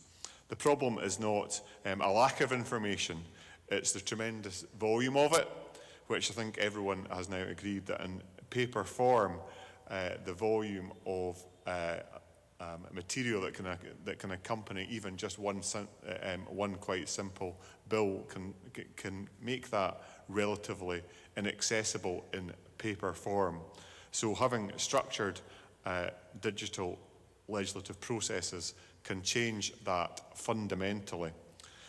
Once legislative information becomes structured, it stops just being that collection of documents and becomes a connected institutional knowledge, which has very, very important benefits. First, and as I say, very dear to my heart, is the fact that it can improve legislative quality significantly. Members, committees, people engaged in the process, and legislative council in drafting offices can much more easily trace the history of legislation, can identify previous scrutiny, can compare versions, and better understand policy impacts. It also, I think, improves, as we've just heard, institutional memory. One challenge, of course, in parliaments is turnover. In Scotland, we have just had an election just last week, and even in terms of members, with members standing down and other members being replaced, almost 50% of the members arriving in the new parliament this week are brand new. Not only do members change, but staff change as well. Occasionally, Legislative Council do. I was interested to hear how long Danilo was the Chief Legislative Council for. I have been around for a long time myself, but even we do turnover now and again. Having structured digital systems helps preserve continuity beyond individual office holders or parliamentary terms. Also, increasingly, and we've been hearing a little bit about the use of responsible AI, because AI systems are only as useful as the quality and structure of the information that they themselves are using. Having good quality data within parliaments will ensure that the responsible use of AI is crucially much more helpful to those of us engaging with it. Accessibility matters, of course, not just internally, but externally. And having digital legislative systems will create an opportunity to make parliamentary knowledge more understandable, not only to specialists and internal parliamentarians, but also to people on the outside, journalists, academics, and all the citizens in a civil society. This, having this sort of data will strengthen participation, as well as I said, improving legislative quality, which in my eyes can only be a good thing. Thank you very much, Andy. I believe we are reaching the end of this panel, and I think we have achieved one of the goals that, for the reason for this to be the first panel, which is before we discuss artificial intelligence, before we enter on this topic, to discuss what does it even mean for a parliament to be modern, to be digital, and how to translate that into the legislative process. Because that's the reason that we are discussing artificial intelligence and many other technologies. It's our purpose on how we want to transform the legislative process. If we're using AI or if we're using any other technology, that depends on our purpose, on how we would like to transform it. So it's counterintuitive what I'm going to say, but in many cases we tell the parliaments, don't use AI. And maybe you should just change your rules of procedure here. That would be much more effective for what you're trying to accomplish. So I'd like to thank all of you. And before we go, very briefly, 1 minute each for you to say a farewell message or a closing remark. Kindly remember, we are between people and their lunch, so let's be quick. Danilo, would you like to kickstart that? First of all, I would like to thank you that our objective was reached here today. I started talking about how practices in each parliament are different, even though norms tend to be the same. But actually, I'm seeing a lot of similarities. I feel like I've been proven wrong. I see a lot of similarities in Scotland and Quebec. So it has made evident that problems are often similar, and also solutions are similar. People try to find solutions with transparency and social participation. So that's the lesson I've learned today. Andy, would you like to, in 1 minute, share your final thoughts? Yeah, thanks, Lewis. I mean, I'll echo a little bit about what Danilo said today. I think this panel itself, just being on this panel, is evidence to me of how valuable these sessions are for the panelists here, hopefully for the people listening as well, because whilst culturally and procedurally parliaments all across the world can be very different, it is really interesting when we come together to see how both the challenges and the opportunities are the same for all of us. So it's been an excellent start this morning, and hopefully we'll have much more to learn in the rest of the conference. Thank you very much, Andy. Francois, would you like to share your final message as well? Thank you for this great opportunity. It's really a pleasure to be here. I'll leave you with a last lesson. One of the first uses of AI at the National Assembly of Quebec was to use machine learning algorithms to decipher handwritten answers from, not answers, but reports from the 17th century. This is a great gold mine for historians. And today we talked about how to structure data. And I can't help but think that in the 23rd century, what will future historians want to learn from our parliaments?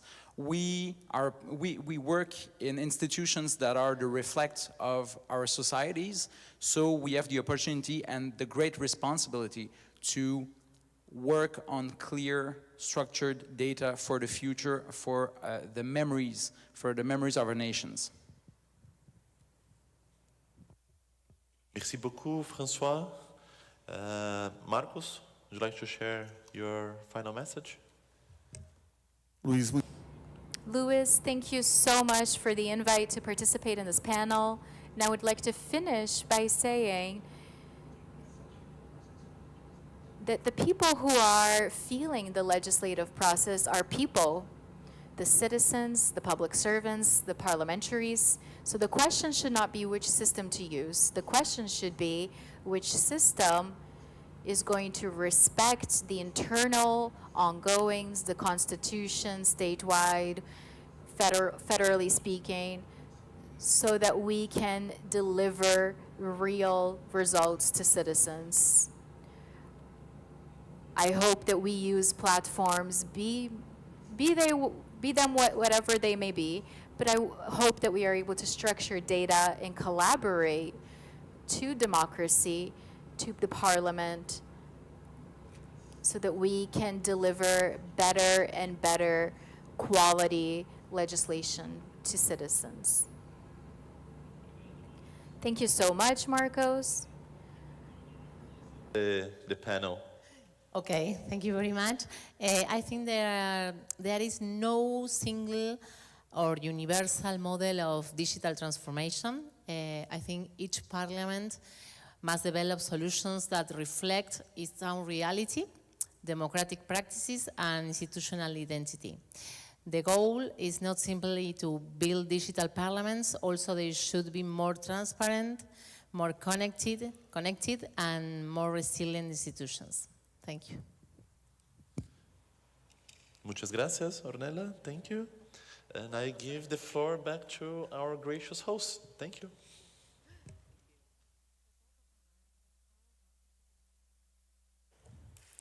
Muito obrigada a todos. Thank you, everybody who was a part of this panel. Just want to remind you that we were supposed to have another presentation now, but this presentation will happen after lunch. I will invite you to take a break for lunch, and I will ask you to take a 1-hour break, and we will try to come back by 2. Please be back by 2:10 p.m. so that at 2:15 we are able to get back to our discussions. Thank you so much. Have a great lunch.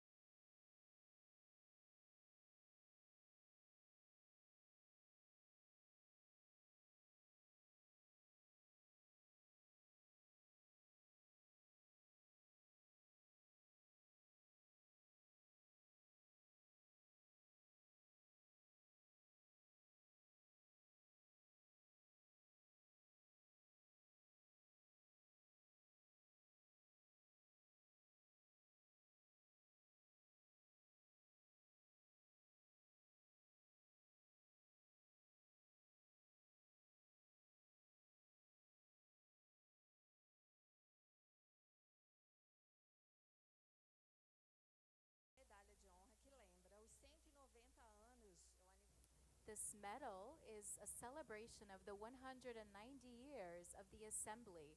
So at this moment, the President is giving out the medals to our guests so that they may take them because they are participating of this anniversary, this moment of 190 years with us.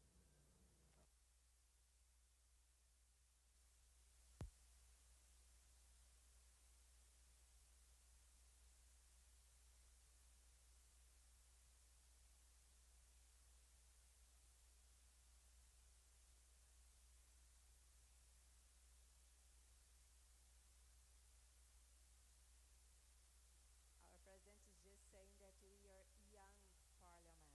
109th year, it's so young.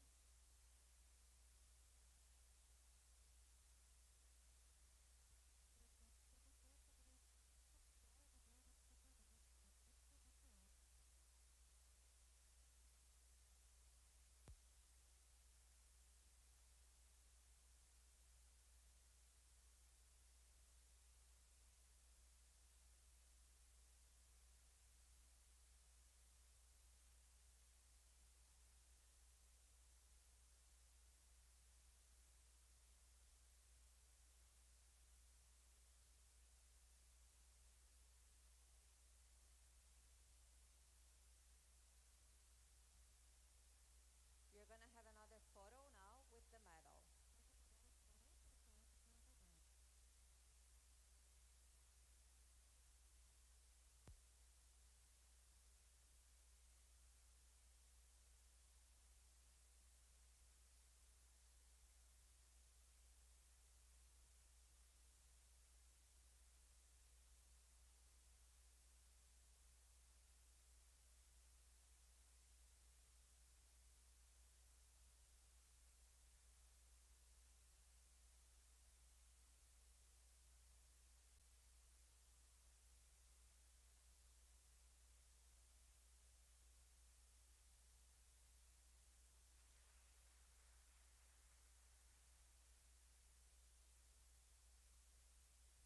We just invite you to have your seat again.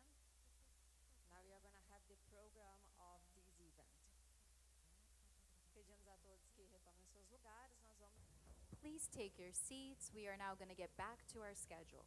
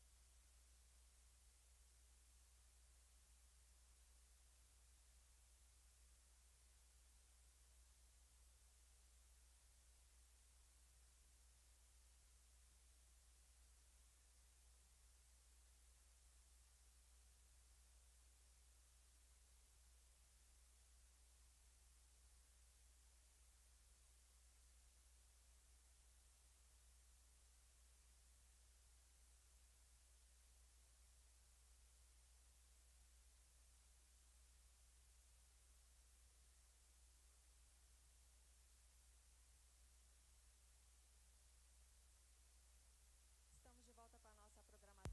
We are back with our scheduled panels, and we would like to invite to speak Sandra Costa. She is the General Secretary of the Parliament of Açores in Portugal. She is going to talk about the modernization of the Parliament in Açores.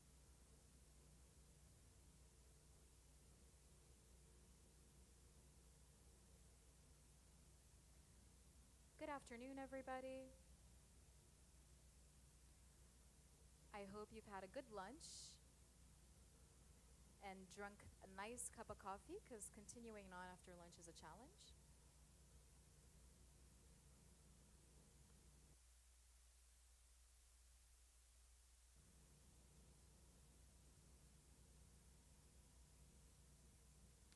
Good afternoon once more. I just want to thank you for the invite to be here. And I would like to start with a disclaimer and let you know that these images are real. The graphs are ChatGPT generated. I know we're talking about using AI ethically and responsibly, so just to let you know, that's how it was done. But other than the graphs, everything is real and mine. I am sorry about the delay, but due to this, I'm gonna try to skip over some things, and however, feel free to ask me any questions during the breaks. So, Açores is part of Portugal, which is part of the European Union, 27 countries. Of these 27 countries, 7 are in regions with legislative powers, a total of 69 parliaments. This is where Açores is, in the middle of the Atlantic. It's midway from America and Europe. We are made up of 9 islands. These islands, the farthest ones are around 600 kilometers from each other, 240,000 inhabitants. We have 47 state representatives, 70 political staff, 73 parliament staff, and 12 buildings distributed over the 9 islands, because the MPs live in their assigned islands. They will only travel to visit the headquarters of Parliament. The political representatives are organized into 8 political parties. We have 1 session a week. We have 1 week of sessions a month where everybody goes to the main island. The other 3 weeks, people work in their designated committees in their own regions. Bit of extra information, the Secretary General acts as Director General in Açores. It's different from what happens here in Brazil. So it's not, for me, for example, I don't work with legislation. I am more involved in administrative and organizational activities.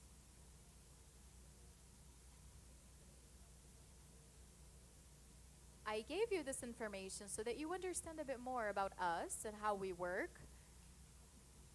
I have no doubt that our geography and the fact that we are islands that are quite a bit afar, we rely on flights in order to meet with each other, was a catalyzer towards digitalization.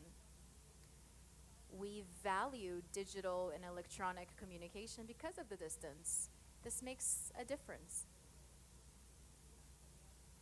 It wouldn't make sense for us to use paper. It would delay a lot our communication. So the digitalizing was a natural choice for us, and it was a very strategic choice in the Assembly. Our small size and our small resources, it is quite a small parliament, it's 200 people, makes it so that we are quite creative, and in order to do a lot with little. There are restrictions, but also good things. Because we are small, sometimes it's easier to implement projects and organize things. So there are good sides and bad sides. We see modernization is adapting and improving the issues in each city. It is not just about technology, it's often administrative or related to regulation. Of course, today we're going to focus more on technology, although a lot of what we do technologically requires organic reorganizations in other areas. Modernization is a continuous process we need to work constantly to improve our processes. Organizations for us is connected to multitasking. We're often working on many projects at the same time.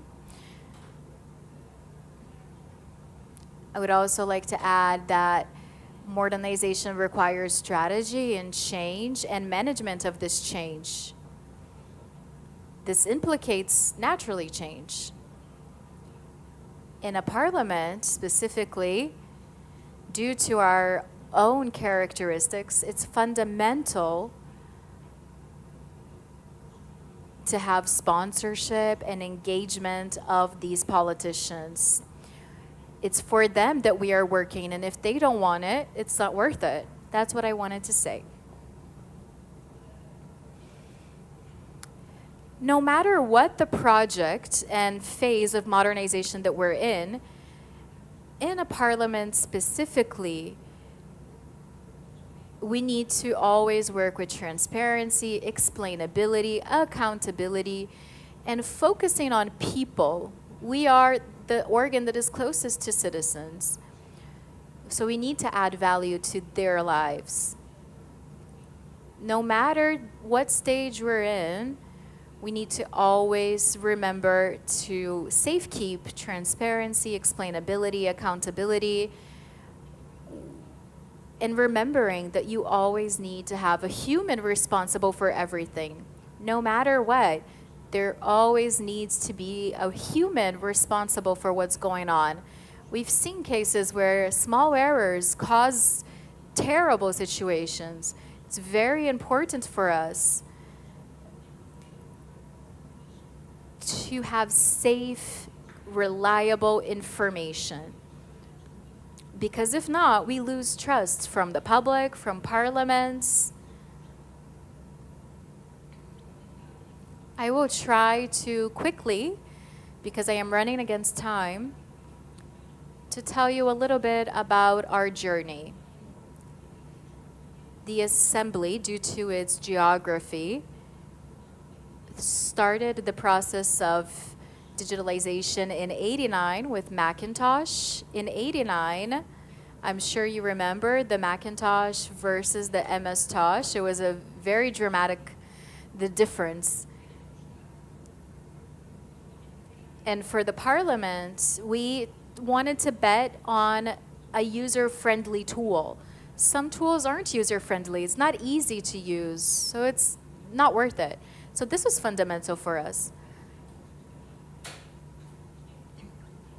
This is sort of like a timeline of the projects that were implemented.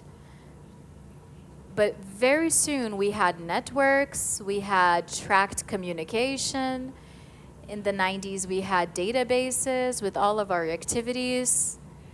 Our first webpage, sorry. We bought printers, which was a huge mistake. We would do things digitally and then print. It was an error, but you know, consequence of the times. I think the worst enemy of digitalization were printers.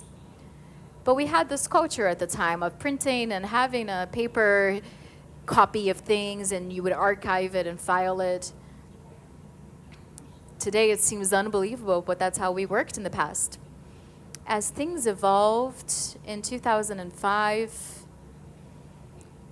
and this is an example of why political involvement is important, we had to adopt changes in our documentation, and it became 100% digital. We didn't print anymore. Paper would delay things. They wouldn't arrive in time. So it was mandatory to be digital.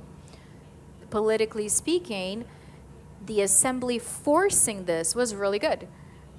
And we were able to extinguish paper. Of course, a little bit of paper is still used, but all internal communication is digital. And it had to be this way because of our geographical conditions. 2007, we had web conferences, transmissions. The commissions were already working with web conferences before, but plenaries, no. So legally speaking, COVID was a good justification for having a plenary session be online. Imagine if one day we could not fly, for example. That's what happened during COVID, something we never considered before, and that's why we had to go online.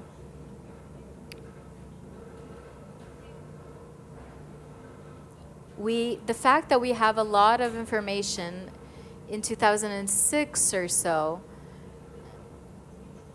we had a lot of databases and a lot of electronic documents, and the legislative processes, the workflow, all the steps were digital, but it was hard for people and citizens and staff to find things in the databases. They had to research, they needed to understand if it was a vote, an initiative, a draft, the year. So you had to fill out all the information data on the search engine to find what you wanted. So we improved this. We brought in Google search to our organization. At this time, we had to digitalize everything that came before '89. We started in '79, so it wasn't too much, but we also had to digitalize old documents that were only in hard copy. We would transcribe it and then digitalize and have a PDF. This happened in 2006. And we used AI, so just to let you know, AI has been used for a while. Now it's trending, but in 2006, we were using AI already.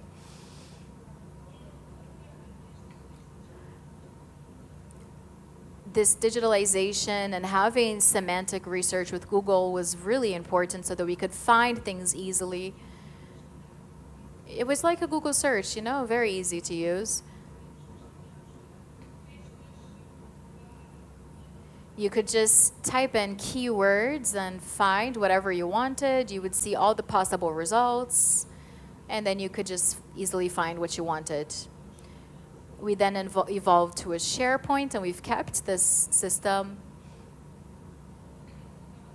And now with AI, generative AI, we are going to make some other changes in our search engine. Because time is short, I'm just going to tell you a little bit about the tools we're using and our approach to include AI.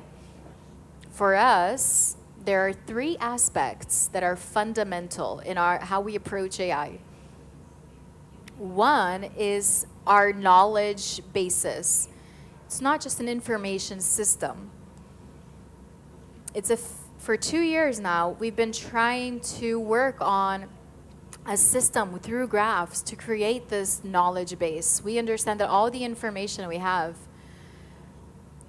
about initiatives, databases of processes, norms, we had to create APIs for everything. We have APIs for everything and a bit more. We have workflows, BPMs that do the process automatically.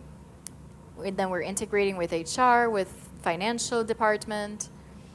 But we understand that knowledge is still lacking. What we have is information. We don't have knowledge. The knowledge we extract based on what we know. So we Google in the databases, and maybe you search for sustainable fishing, and they will give you a bunch of possible documents.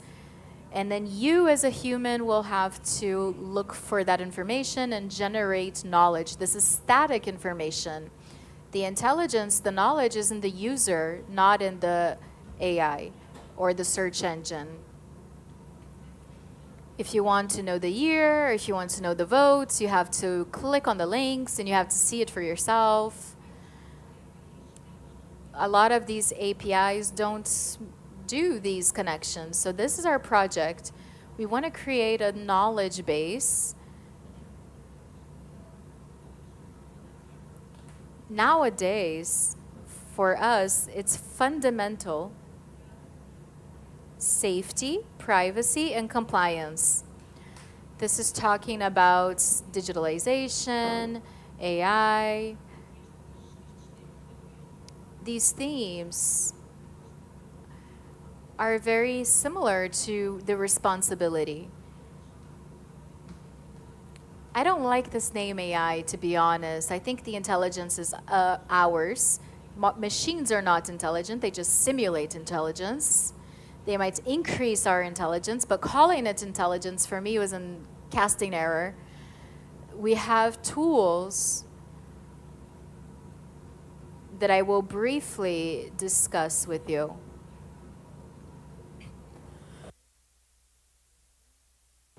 Let me get a drink of water.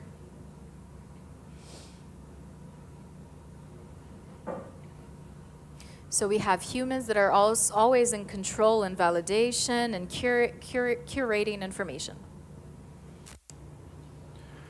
Well, talking a little about where we are now at the use of artificial intelligence tools. Some of them we've been using for years, some are more recent. The subtitles, automatic subtitles for our web TV. In our plenary sessions are always broadcast online. So generative AI, we have the transcription and the closed captions of all the sessions. It was recently approved. You have the plenary sessions, you have the automatic transcription, it goes to the web page with this disclaimer, it was generated by artificial intelligence, and then you have the stenographer, then that replaces with the correct version. So in the islands we have different accents, so the transcriptions are really, really inaccurate. So we have the subtitles, the automatic subtitles, and you have the language of signs in Portugal. We didn't find a solution, but in business we have integrated processes, we have RPA, and we have, since the beginning of the project, 2 internal process of re-engineering, because the first approach was to put in the digital workflow what we do on paper. Then with the learning curve we could optimize and skip some steps. So we are in the process of optimization of the procedures, but we have different areas, but we have like facial recognition, biometrics, and we have video surveillance in the islands that they are controlled centrally by the HQ with all the systems. And when it comes to generative AI, after 22, with the massification of ChatGPT and similar tools, we have an ongoing project at this moment that is to coding assisted by computer, by AI, because we have a very small staff. We have only 70 employees. In the IT area, only 6, and coders only 2, programmers only 2. So to have a Claude as a partner is a helping hand. So we have development, quality, production. We have a senior programmer that validates that before the implementation, of course. Audio improved, generative AI improved with the automatic transcription of the sessions, because it can generate summaries for the parliament session, and so all the legislative initiatives are summarized, so it's easy. It helps as you do here in Espírito Santo.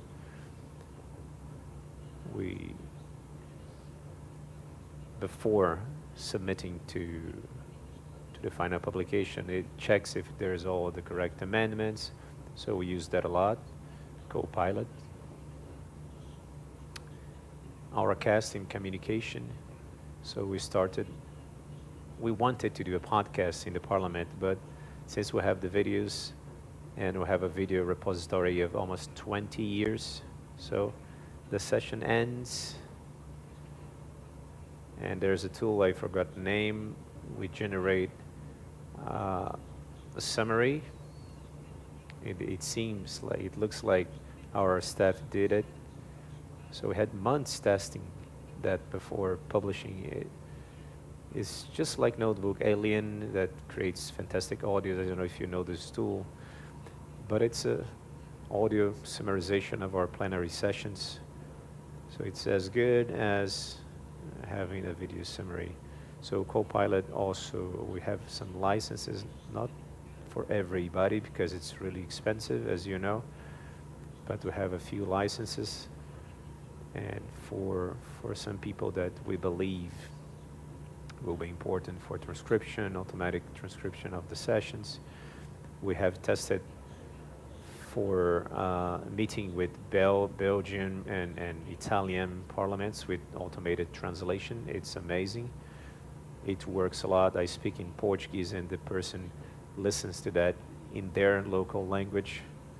It was surprising. It was impressive when we first used it. And we have our project. That is our pet project. That is RIAGA, that is a knowledge database with RAG, R-A-G, and our colleague from Espírito Santo explained this morning. But I'm going to explain very briefly. You evolved from semantic research, as we do in Google or in the LLMs like GPT. So we confine an LLM to a short amount of, like, a limited amount of documents. So it divides concepts, relations, time. It will always depend on the human beings. It cannot do that alone, but what I've been doing is we created an ontology of our concepts and ideas. So those MPs belong to a political party, and we created the syntax, the concepts and relations within the parliament. So initiative can be repealed, approved. So we're teaching the machine to think like us. And now we have realized that before, but the information, because the thinking, the training of thinking is our part. But Gen AI will help a lot. In 2022, we tried that. It was really complicated to research, to search information in a database, because those are the data you have to structure. And you had to search with a structure. We needed to be able to create a prompt. It was not so friendly, the interface. But with Gen AI, what we could do is, like, we ask the question in Portuguese naturally. So we have a question. This is an example. Like, what sustainable fishing initiatives have been approved in the last 30 years by party A? So it's very common to ask those questions politically. So we had to remember that 30 years ago, the name was not sustainable fishing, it was ecological fishing. So we had to have a correct taxonomy and use the correct terminology. Then we needed to search for the initiatives by name and the subject, and then it was like a big list, and we had to filter and do some screening for, like, what were the initiatives for the last 30 years and belonging to the party in question and the ones that were approved. So with this knowledge base, what does the system do? It's like teaching a child to speak, or it's not natural. You train the machine to do that. The system interprets the concepts, the relations, the context, the ontology, semantic, and the intention of the user. It transforms it into a question. So it goes to the graphic of knowledge. So it's fed by APIs, everything we input in the system. So when it returns a list of answers, then Gen AI summarizes and puts it into a syntax and a well-written. So it's not searching for words and searching for relations, because we want to know the initiatives that were approved by the party, and it's not written in the texts that we input in the base. It might be into a data log, but it's not explicit. So the LLM, the traditional LLMs, they seem to give like good answers, but it hallucinated a lot. Like focus on this log. So Copilot invented a party and hallucinated imaginary answers. But after we did this knowledge database, so it's a prototype, so it's very complex to set up. In our opinion, this is the future. It's where we have to apply AI. We have information. Now we have to build knowledge from the information, using AI as a support to make us human beings to give more precise and accurate answers. And after having that, we can fact check and use agents supervising that. So we need to have some level of assurance that this is knowledge, not like any with no risks of hallucination. So we have the electronic voting. It's not in our internal regiment because it's always in person. So tradition at Açores, it's almost a political act. So they don't want to do that electronically. But with the committees, because now the committees work with video conferences, so it needs to change. So the MP portal will be integrated by Member of Parliament with some tools of AI to create some parameters for the appliances of the portal for each MP. And one thing that's paramount, especially in this era of artificial intelligence with cybersecurity rules and frameworks, we need a unified entity management. And the entity is not only the member of the parliament, the servant, it's the agent, the API, just for us to map what. So it's a bit fragmented, at least at Açores. So we felt the need to unify the management of the entities. So this was the first step to treat agents of AI as like partners, because we have hybrid teams now.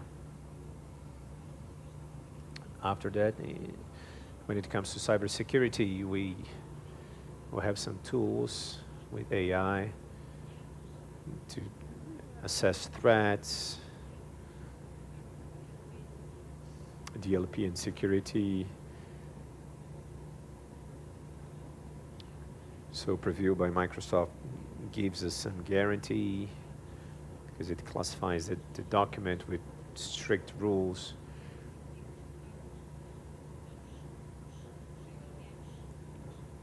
Because we cannot have the members of the parliament using public LLMs. So there are rules.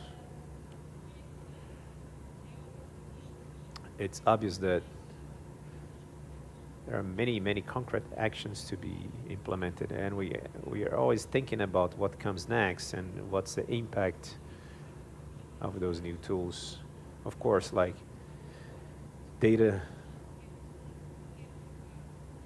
storage and sovereignty is very important. It's very important to distinguish public and private, and the levels of access in the system.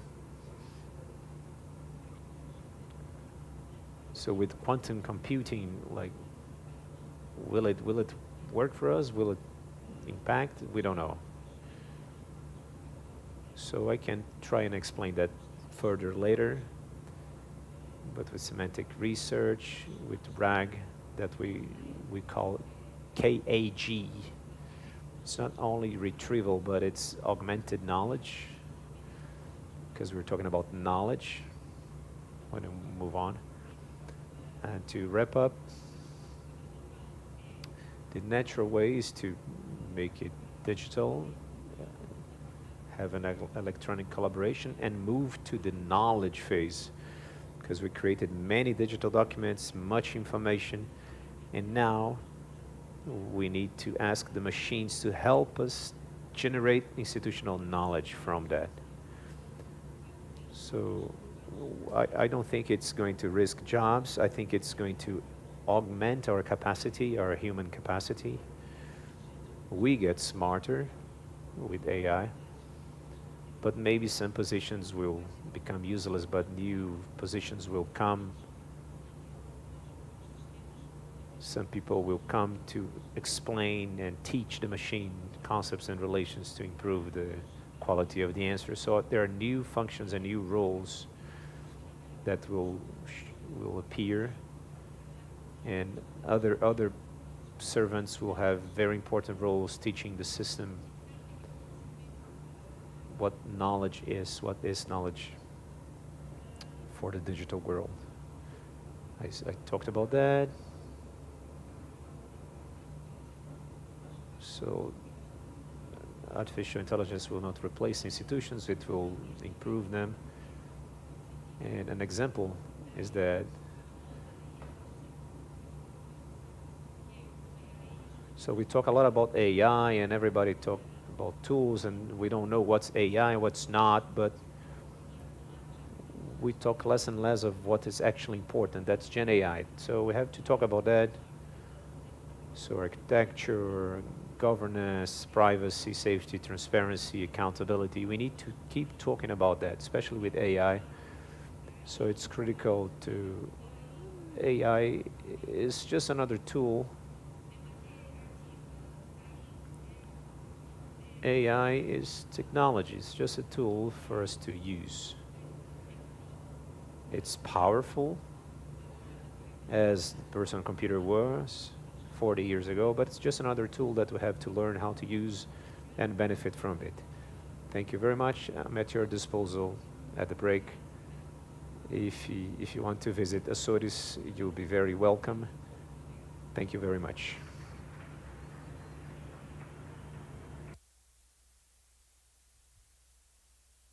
Muito obrigada, Sandra Costa. Só informar que... Thank you, Sandra Costa. So we had a change in the schedule. So now we're going to have a panel for discussing the planning in long term for the implementation of artificial intelligence. But it's not going to happen now. Actually, now we're going to have the presentation of the case LEGIS Pro from Essential Legislative Technologies based in data. So I'm going to invite Grant Vergutini, CEO of Essential Legislative Technologies.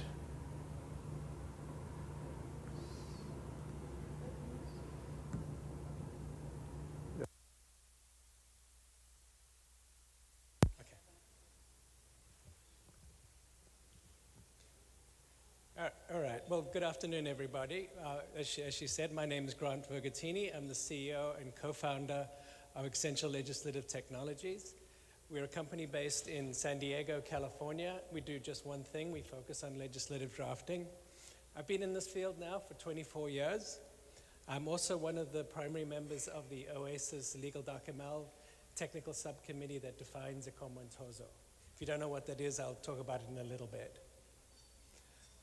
First of all, I'm not a lawyer and I'm not a legislative drafter. I'm a technologist. I'm actually trained as an electrical engineer. I come from the Boeing company. I worked in automation. I've worked in computer-aided design. I ended up coming into this field totally by accident. I was on a sales call while I was working for Xerox Corporation. We were selling a database to the state of California. And the manager described her vision to me, and when she learned of my experience, she brought all her documentation to me and she said, take this, do something with it. And so what I did with it is I started a company. I built her a prototype, I took it up to her, she gave us a very healthy contract, and we built a system. We started in 2002 and we deployed the first version in 2004. And since then, we've been able to work all around the world on legislative drafting systems. I've been in this field, it seems like forever at this point. I am older than I look, but I'm not that much older than I look. But I've learned a lot over the years. I've learned that legislative drafting is a very slow evolving field. It's bound by traditions that are centuries old and are very difficult to change. And the result, the documents that are produced are some of history's most important documents. So technology must be introduced very carefully while at the same time trying to keep up with emerging needs, emerging technologies. But change is inevitable. We're talking about LEGIS as if it's something new. Turns out it's not new at all. LEGIS has been around for quite some time. Linotype was invented in 1886. Thomas Edison, the inventor of the light bulb, described it as the 8th wonder of the world. And it was actually invented for the legal field. It was invented for publishing legal briefs, and then very quickly applied to the publishing of legislation, where you need high volume, quick turnaround publishing. It's the typesetting where you typeset lines of text using metal slugs. That technology remained in effect all the way to the 1970s. It was also used in the newspaper business.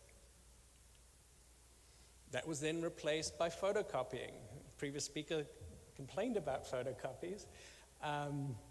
But that's a technology that was invented by a patent attorney looking to publish patents, another legal technology. The first photocopy was 102838 Astoria. I mentioned that I had worked for the Xerox Corporation. I was selling a database. It was actually called Astoria in honor of that first photocopy. The company that developed it was called the Haloid Corporation. They renamed the technology Xerography, and when that took off, they renamed the company Xerox. So that's where I come from. Xerography replaced metal typesetting. The step into the digital era started happening in the 1980s. At the very tail end of the mainframe era, text editing systems like TextDBMS and IBM STAIS, which stands for Storage and Information Retrieval System, were used to create drafting systems.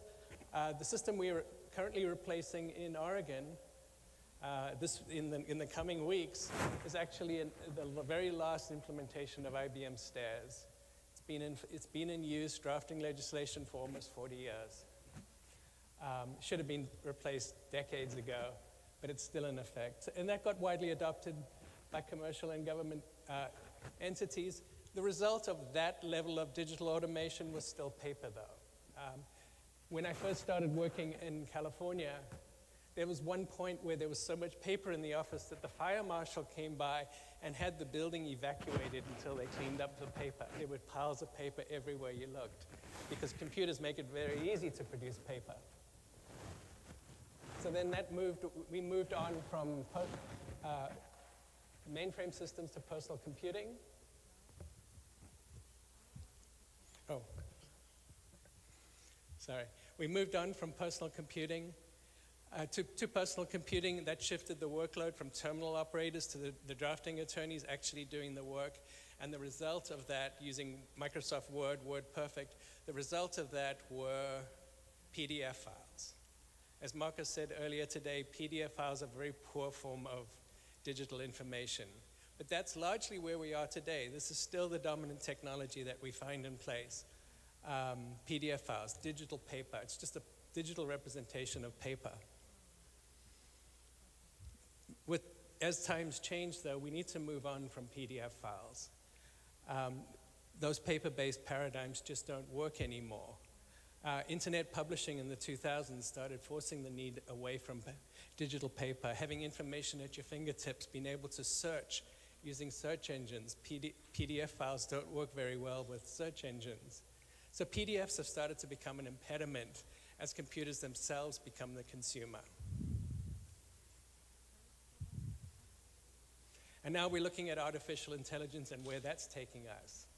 And again, it's changing the laws, the way laws are drafted.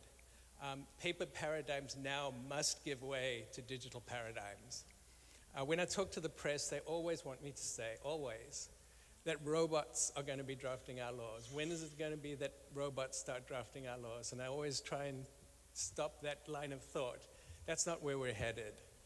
We need to look at this more responsibly, and we need to realize that AI is still in its infancy, and it is still very early to be using a lot of the technologies in ways we can envision using them. So that brings me to something I call, well, I know of as the DIKW framework, or pyramid.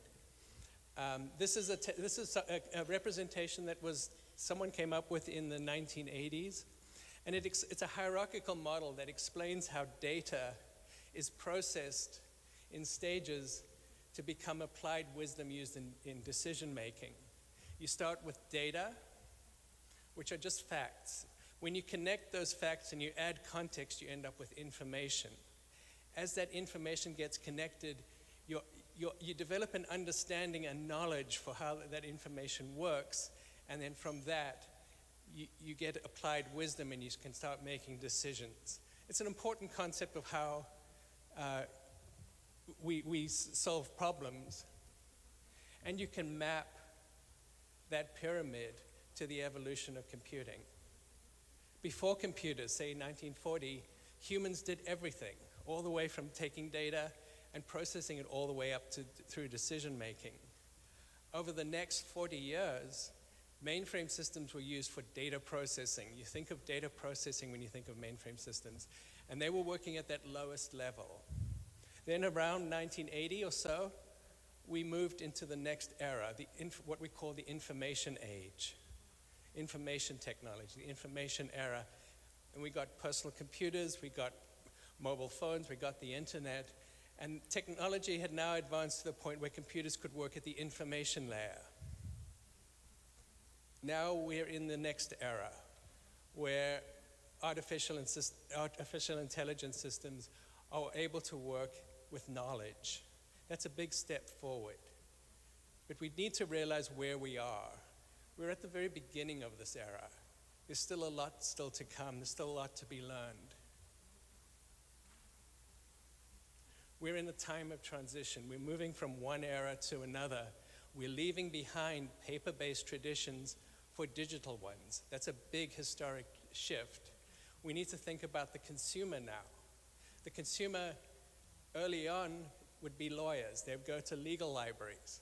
Now we have the next thing we need, the next consumer were humans. They would search on the internet to find information. But now we get into a point where we also need to consider the needs of AI agents and how they will retrieve information.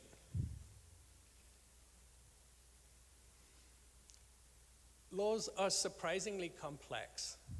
Legislation is surprisingly complex. And for people coming into this field, they don't realize it. Laws are highly structured. They have very rigid structures. They're highly connected. They're highly contextual. If you have definitions, those definitions apply in certain conditions in certain places. You've got to understand the context of those definitions, and they're highly temporal. Laws come into effect, laws are amended, laws are repealed, and understanding the time frames of all of that is critical to being able to use that information. Words on paper, the dominant way in which we think of the information, masks all that complexity. It hides it. Deriving the truth from that paper by itself is almost impossible. That's what lawyers do, is they're able to go underneath and understand what applies and how. But as we move away from that, from those paradigms, we need to think about, have models that solve those problems. We also have to remember that We're at an early stage in AI. AI tools are probabilistic rather than deterministic. They work off of probabilities. They make decisions based on probabilities. When there are gaps in their understanding, they just fill it in with guesses without necessarily telling you that. We call those hallucinations. Bias is also very easily introduced. You can introduce the bias into the system yourself, just how you interact with it. Others can introduce that bias into the system. Sometimes it's unintentional, but it also can be intentional. To quote an awful person in history, Joseph Goebbels, he said, "A lie told once is just a lie, but a lie told 1,000 times becomes the truth." If you think how AI systems learn, they learn by being an information sponge. The more they come across a piece of information, the more they take that to be the truth. We're seeing that being used in America very effectively, the distribution of misinformation. By putting more and more misinformation out there, people come to believe it to be the truth, and AI systems can learn it to be the truth. Also, AI systems make decisions in ways that's very hard to fathom, very hard to understand. So we believe we need some new technologies that will help us to cut our way through this. And we believe we have one of those technologies, and it's called a komontozo. It's a digital representation for laws, for legislation, and other legal documents. It's defined by the OASIS Legal Document Technical Committee. I am one of those members. I'm one of the 4 permanent members of that committee, and I've been working on it for about 15 years now.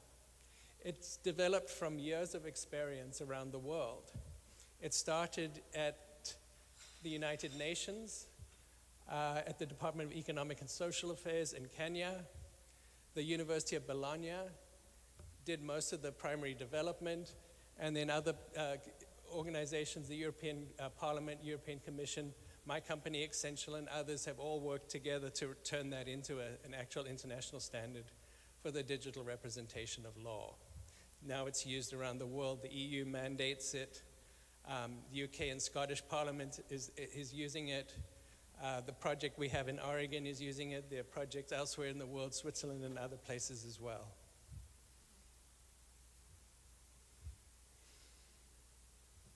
So at Accenture, we developed a tool called LEGIS Pro, and LEGIS Pro builds on top of this new technology called a komontozo.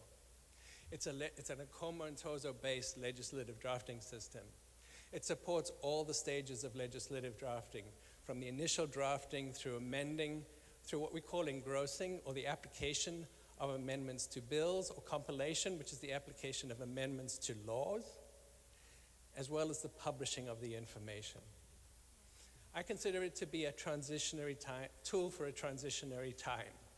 It provides a familiar word processing-based environment, but underneath you're actually doing very sophisticated information management. So here's a quick screenshot of the tool. It looks like any other word processor. It has sophisticated track changes mechanisms that you see there, but it has the look and feel of a word processor. Underneath that, though, is a komontozo, not a word processing file. It's a native komontozo drafting tool. It supports collaborative drafting, even when that drafting is remote.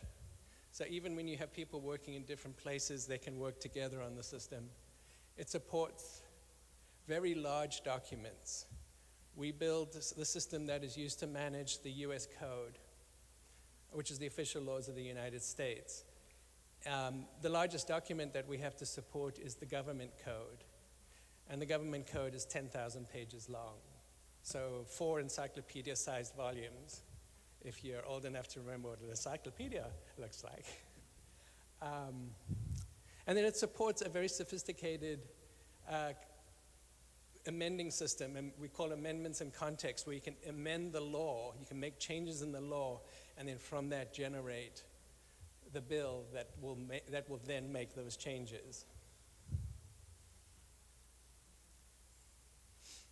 It's meant, we built it from the outset to fit into any environment. If people are working remotely, we have a web-based version. If they're working in an office, we have a desktop-based version. At the heart of the system is an XML database rather than PDF files or word processing files. There's an information database sitting at the heart of the system. And then we integrate with all the normal technologies you would have for things like single sign-on. And we choose technologies that will be very stable and non-proprietary, because it turns out that's really important in this field. One of the fun aspects of my job is I get to work all over the world, and I get to learn all about different legal traditions. Everyone I go to tell me that their the way they do things is unique and different, totally different from the way anyone else does things. But the reality is there are only a few patterns, and you find those patterns repeating over and over and over again. The US states all tend to work in the same way. The US federal government does things in a very complicated way, as you might expect. I've worked in a lot of Westminster jurisdictions, countries that are part of the Commonwealth or were once part of the Commonwealth, and they have a specific way of doing things. And then there are the European traditions that I work with when I do work in Europe. We've been able to bring all that knowledge together into Legis Pro so that we can provide a tool that can adapt to all those different needs. One of the fun things we're doing now is we're adding support, multilingual support. We have a working prototype. It works in French, mostly because the developer that's developing it in Canada is French. So we've built a French system. Our goal is next to go to, the order is German, Portuguese, and Spanish. Those are based on where we find customers, but that's our current order.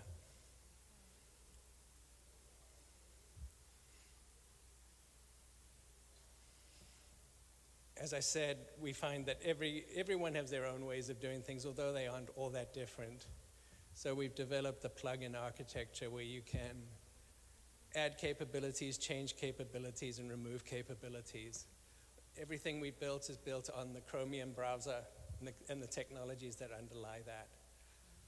We use a very curated set of technologies: JavaScript, HTML, CSS, and of course XML. We've kept our technology very simple, and that's because we know that these systems will be used for a long time in the future. As I mentioned earlier, we're replacing a 40-year-old system in the state of Oregon. I don't know if the system will need to last for 40 years, but we've designed it to last for a long time. So then, where do we go from here? The tool we've built is a transitionary tool into the next stage. But we are exploring AI-based approaches that will build on top of that. And it's too early for me to get into any details about this. Maybe at the next event next month we can talk about it some more. But so far the results have been very promising, but they are also proving to be quite immature. The technology isn't quite ready. We're taking a RAG-based approach, feeding legislation and laws into the system and then combining that with LLM-based results. But even there, we're finding that the system gets around what we're trying to do, and it's been proving to be a bit of a challenge. We're also having a problem finding tools that understand all the dimensions to law. Off-the-shelf tools don't understand a comma and torso. And so we're going to have to find some way to meld the technology we have with the AI tools that exist. One very big area that we worry about a lot is client-attorney privilege. The information we deal with is highly sensitive. It's usually proposals that politicians have for laws they would like to propose. It hasn't been made public. And we have to be sure that when we work with AI tools, we aren't inadvertently exposing that information in a way that other politicians, even in the same jurisdiction, might be able to learn from, or the public might be able to learn from. It's called zero data retention. I think it should be called zero information retention in my hierarchy. But getting that to work in a way that we can absolutely guarantee that we aren't violating client attorney privilege is a challenge we're working on. And then there are ethical concerns. We always find ourselves asking the question, what problems are we solving? Are these real problems? Are we making things better? Or are we just changing them? As technologists, our inclination is to find cool things and solve problems that maybe don't exist. So we always want to make sure that as we develop tools, we have customers that actually have needs that we are solving.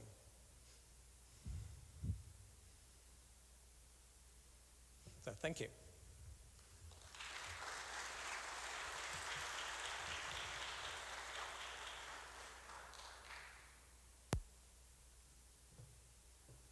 Vamos agradecer.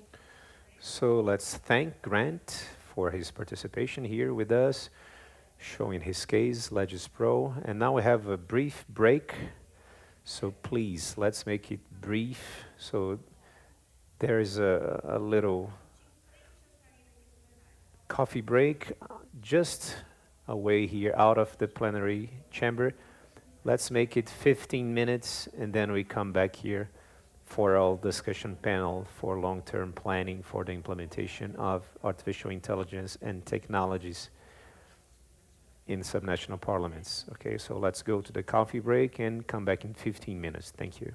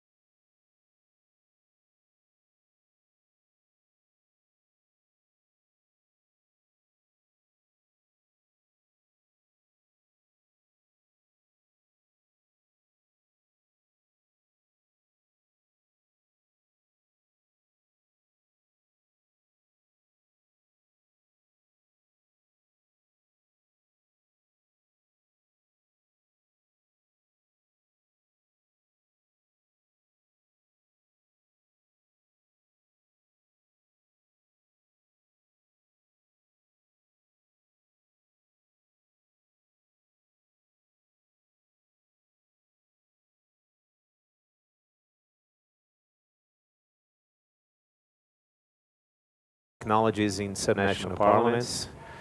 Let me invite to moderate this panel Luiz Quimaide, Director of Bússola Tech.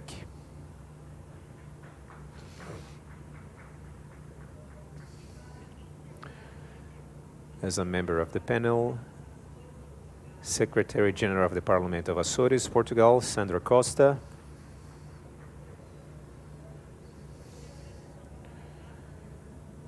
Head of the Parliamentary Section of the Organization of American States, Moisés Benamor.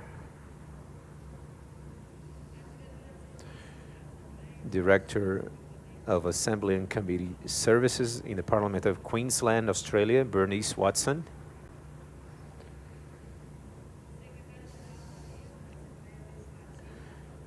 And the Secretary General of the House, Carlos Eduardo Casagrande. And the Director of the Parliamentary School of Austral University at Argentina, Juan de Dios Chinconegui.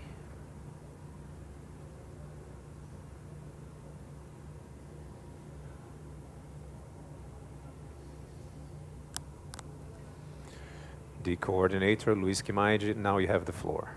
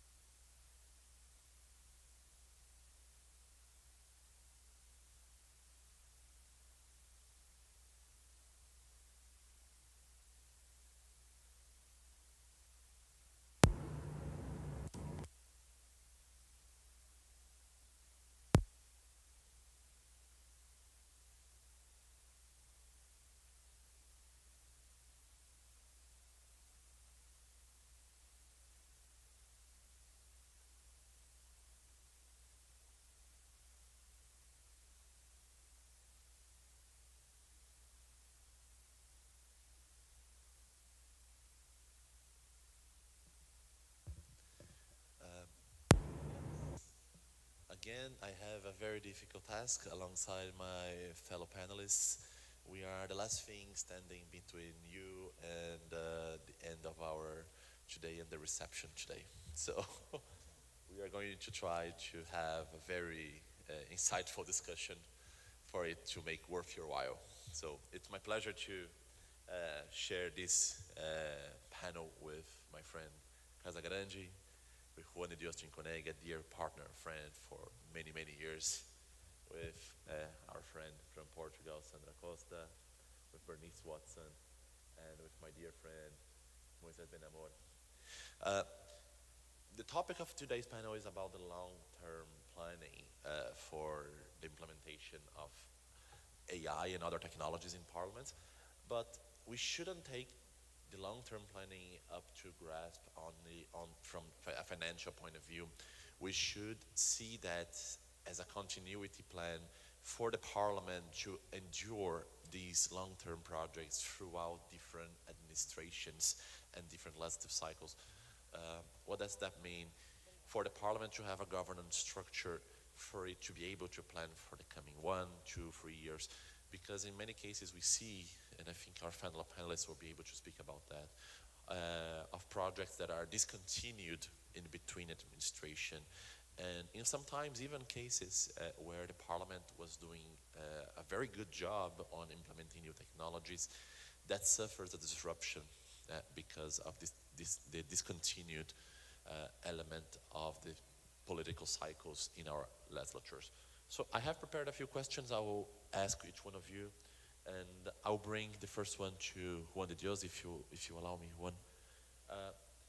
As I was mentioning in my introduction, parliaments, they have a dynamic political structure, and the administrative reality sometimes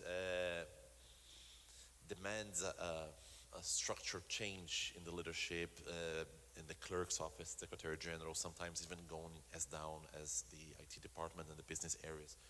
So My question to you is, how can a parliament develop a long-term strategy for the implementation of AI and other emerging technologies that remains sustainable across these different leadership cycles? How can previous projects from previous administrations endure, and not only endure, but thrive with new administrations in the parliament?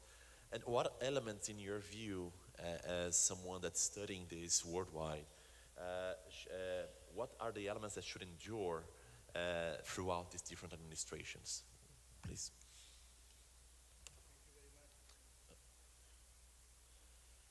Maybe you can.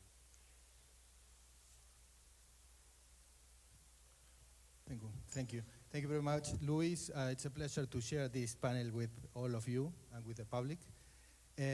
Colleagues, I have a formal answer to this question, but the truth is that I prefer to be spontaneous and to answer this very important and key question about long-term planning. First of all, I think that we should not talk anymore about long-term, because what is happening with the process of technological innovation and scientific innovation in this moment of our world is that the change is so fast that probably I prefer to talk about the capacity, how to develop capacities inside the parliament and any other human institution worldwide to adapt to change. Because let's be sincere, how can we do, how we qualify what is long term? 1 year, 2 years, 5 years, 10 years? I can't say more than 10 because it's ridiculous, right?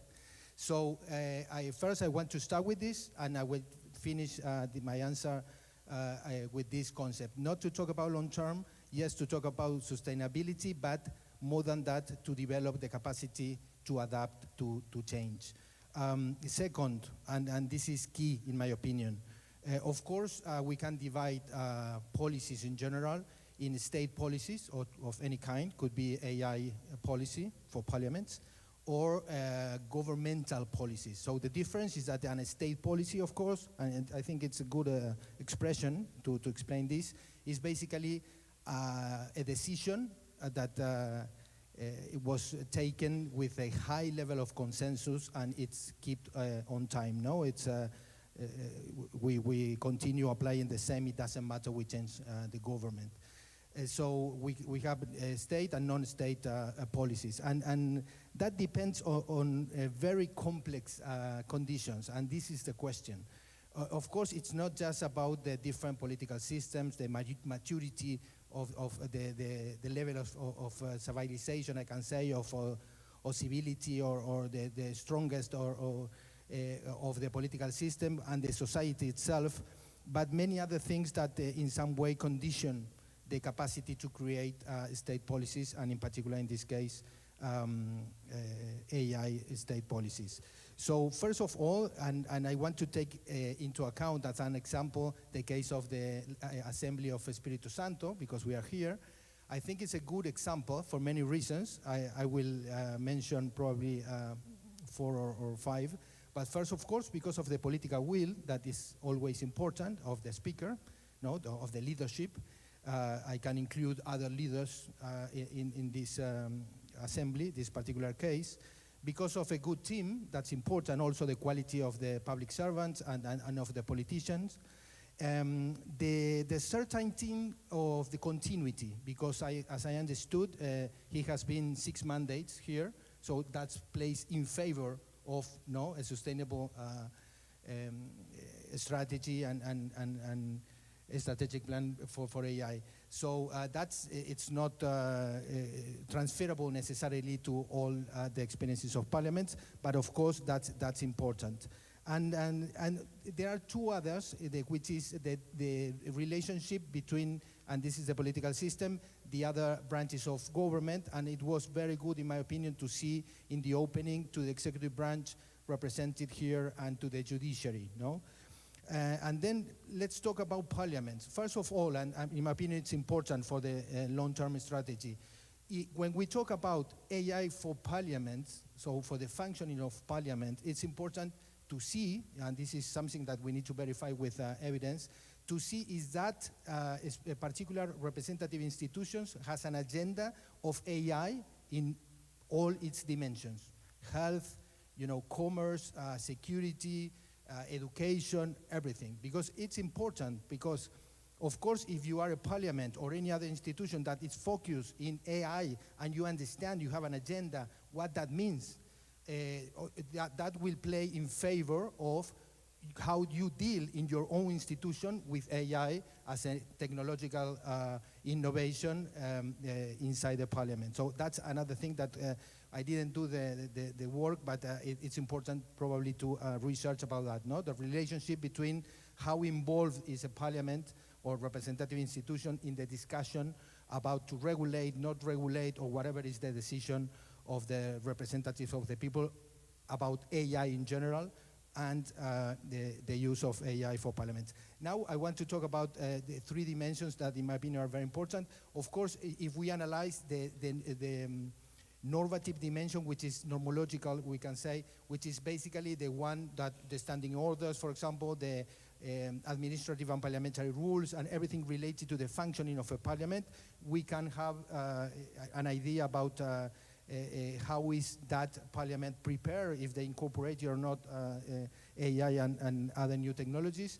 And then we have the most important of all, which is the sociological one. You know that between the formal and the reality, particularly in politics, is really, there is a big gap, no? So that's the truth. And then it's important to have the third one, which I call it decaological. That's because Decay was basically the goddess of justice. The excellency, no? Which is exactly how do you know that this is like what you aspire to, no? To have like the state, to get the state of the art of artificial intelligence on parliaments. And then we have some things like that. You have, for example, the guidelines for AI in parliaments. I have it here. It was the first one globally. It was published in June of 2024. Then we have the IPU, that it was mentioned just for the people of, I think, South Africa. The IPU guidelines for the use of parliaments from December 2024, and many others. We have rule makers and we have rule takers. So many of you, okay. We are finishing. Yeah, exactly, the book with Bussola Tech. You are rule maker for me, so Luis, I can say that Bussola Tech is clearly a rule maker. But that's important to take into account, because of course we need to aspire, like any society, to try to be part of the experimental path for the incorporation of AI for parliaments. Just one thing important in my opinion.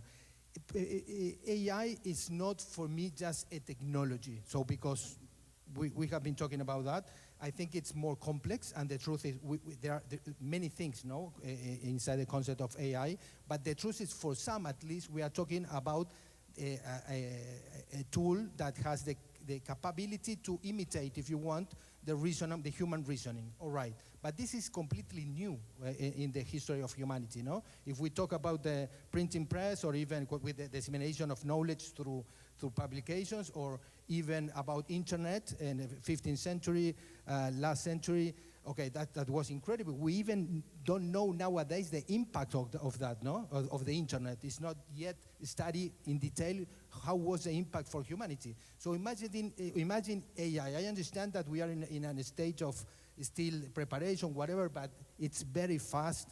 The truth that this is happening, and for some, it's changing the human nature. I'm sorry for saying this, I'm not agree with that, but for the transhumanism, like for example, Yuval Harari and others, they are saying, well, we are Homo sapiens, and there will be the Homo Deus, no? Those human beings with the capacity to deal with the technology in a way, particularly AI and other technologies. You mentioned, I don't know, spatial computing or augmented reality and many others, and even clonation and many other things that are going to change the human being and, of course, humanity with plenty of consequences. So just for finish with that, if you want, for me, everything, the answer is we need state policies. But for that, it's something very, very complex, because you have because of your history, because of your development as society. For example, here in Espírito Santo, which is a good example, but in other parts of the world, in the cities, in the subnational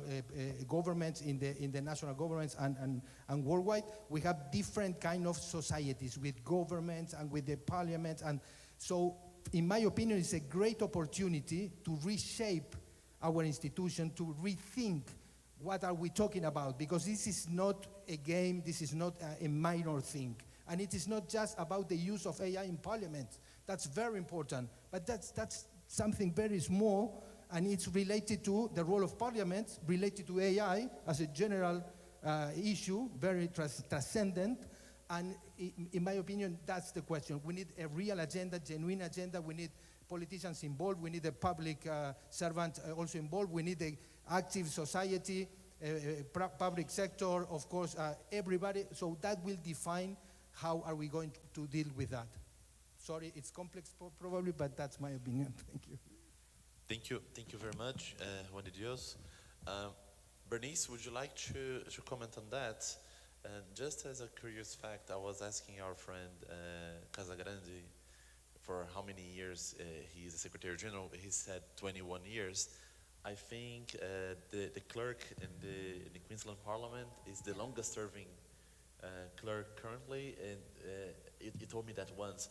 But I say that in a very positive manner to say the sense of continuity. So if you can mention that and also your comments. Is this on? Yes. Yeah, I guess that was the first thing that I thought about with the question, was about being a dynamic reality with changes of government administration, because I haven't experienced that really, because our administration has been very stable and we have staff who have been there 30, 40 years, so there's a lot of continuity. But in terms of the way that the support for the Parliament runs, that's been really quite stable. The other thing that's a little bit different is that the clerk is also the CEO of the support departments, so it means that they are often very aligned in terms of the objective being, number one, the work of the House. So I guess, yes, so in terms of being the CEO of the Parliamentary Service, that actually includes everything like IT, HR, facilities, security, gardens, functions, heritage, so quite a range. I guess in terms of the very, very, I suppose it was very big picture thinking that we've just heard, and that was really interesting and quite inspiring to hear. I'm probably taking a bit of a smaller picture approach, because that's where my perspective is, but I think you can still do, I wouldn't maybe call it a long-term planning, but you can certainly do a long-term strategy. And then I would, in my mind, plans for projects under those strategies would be much shorter term. And I think with a strategy, the reason we need it to be long term is because implementation involves change, and so it is in fact a change strategy. That's what any strategy really is. And as was mentioned, we are still very much learning about AI and its possibilities, and certainly in Queensland we're very much learning, and I know that we're not alone. And the problem that we can have is that it's a very busy business as usual environment, which limits the extent that people have ability and time to explore. And I would, so while we can allocate time for staff, we can't do so with members of Parliament necessarily. You know, to think about things like moving from paper-based systems to electronic voting systems. We haven't done that at this point in time, but it's certainly, it's something, it's on the radar, it's something that people have talked about. But ultimately, the long-term strategy would be aiming, I think, to encourage a culture of exploration, innovation, tolerance of mistakes and missteps along the way. And to make it coherent, I think what a strategy needs to do is link to the organisation's vision overall. So, for example, if the vision is to provide excellent support for representative democracy systems, then the strategy will need to coherently explain, so if we focus on these things, this is how it will help us achieve that vision for the organisation. And if you lay that logic out fairly clearly, why will doing these things help us get there, then when the conditions change and the logic changes, then you can adjust the strategy as you go, and you'd build in, I would say, a mechanism to do check-ins and check that the strategy is still correct and that it's still valid in the context that you're in, given we're talking about a dynamic environment. And I guess implementation of the strategy would include recognition of the likely need to adapt and change as we go and as external conditions change. So it's not a failure or seen as a bad thing if something doesn't work. It's still an experimentation that has added to the knowledge about what possibilities are there.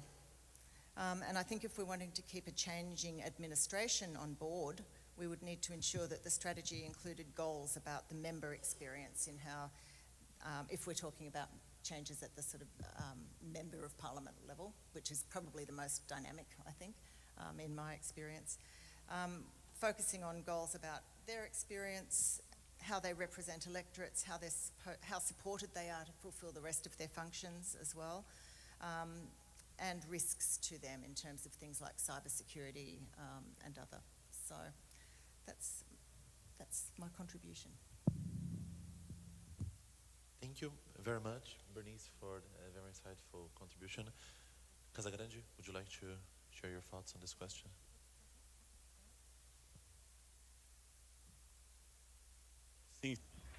Yes, thank you.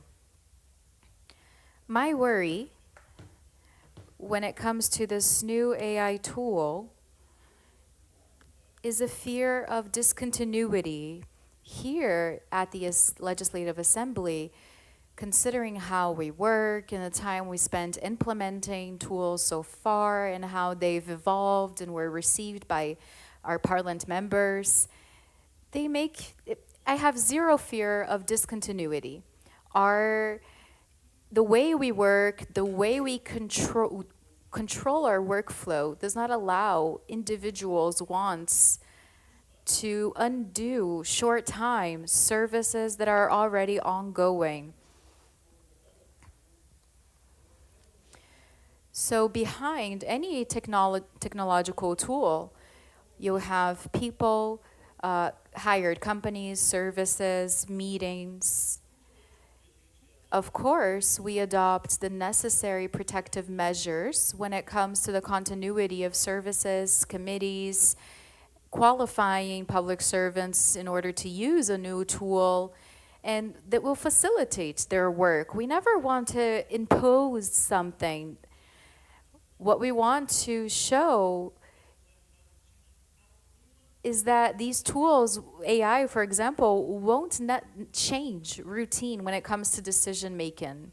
Not in our culture anyways, internally speaking. Another thing, it is a habit of ours, and we've seen this happen again and again in elections, that the elected representatives tend to get reelected, at least half. And they are here already used to what the tools we had been using. So when Aquino and I and other servants collaborate together, when we start planning new tools, and AI, of course, is one of those tools that the market brought. We've worked with it already for 3 years to facilitate our work. And it got to a point where we prepared our own AI tools using other tools, and they're in implementation phase now. The ones that I showed that facilitate the summaries of a law or a bill, when the person that is drafting did not know how to do it themselves, what the bill was about. In fact, I just want to let you guys know that this is functioning already. If you Google a bill on your phone, you'll see that there is an AI summary to facilitate the understanding and interpretation of this project. What I mean to say is that soon this will be addictive in a way and continuous. The use will be disseminated in a way that everybody will use it, society will start using it, And if someone risks removing this tool, a tool that facilitates understanding, there will be a reaction. Public servants will react, the press will react. And here we see that the representatives, we've never seen any representative react in this way to new tools. We've seen this since the beginning.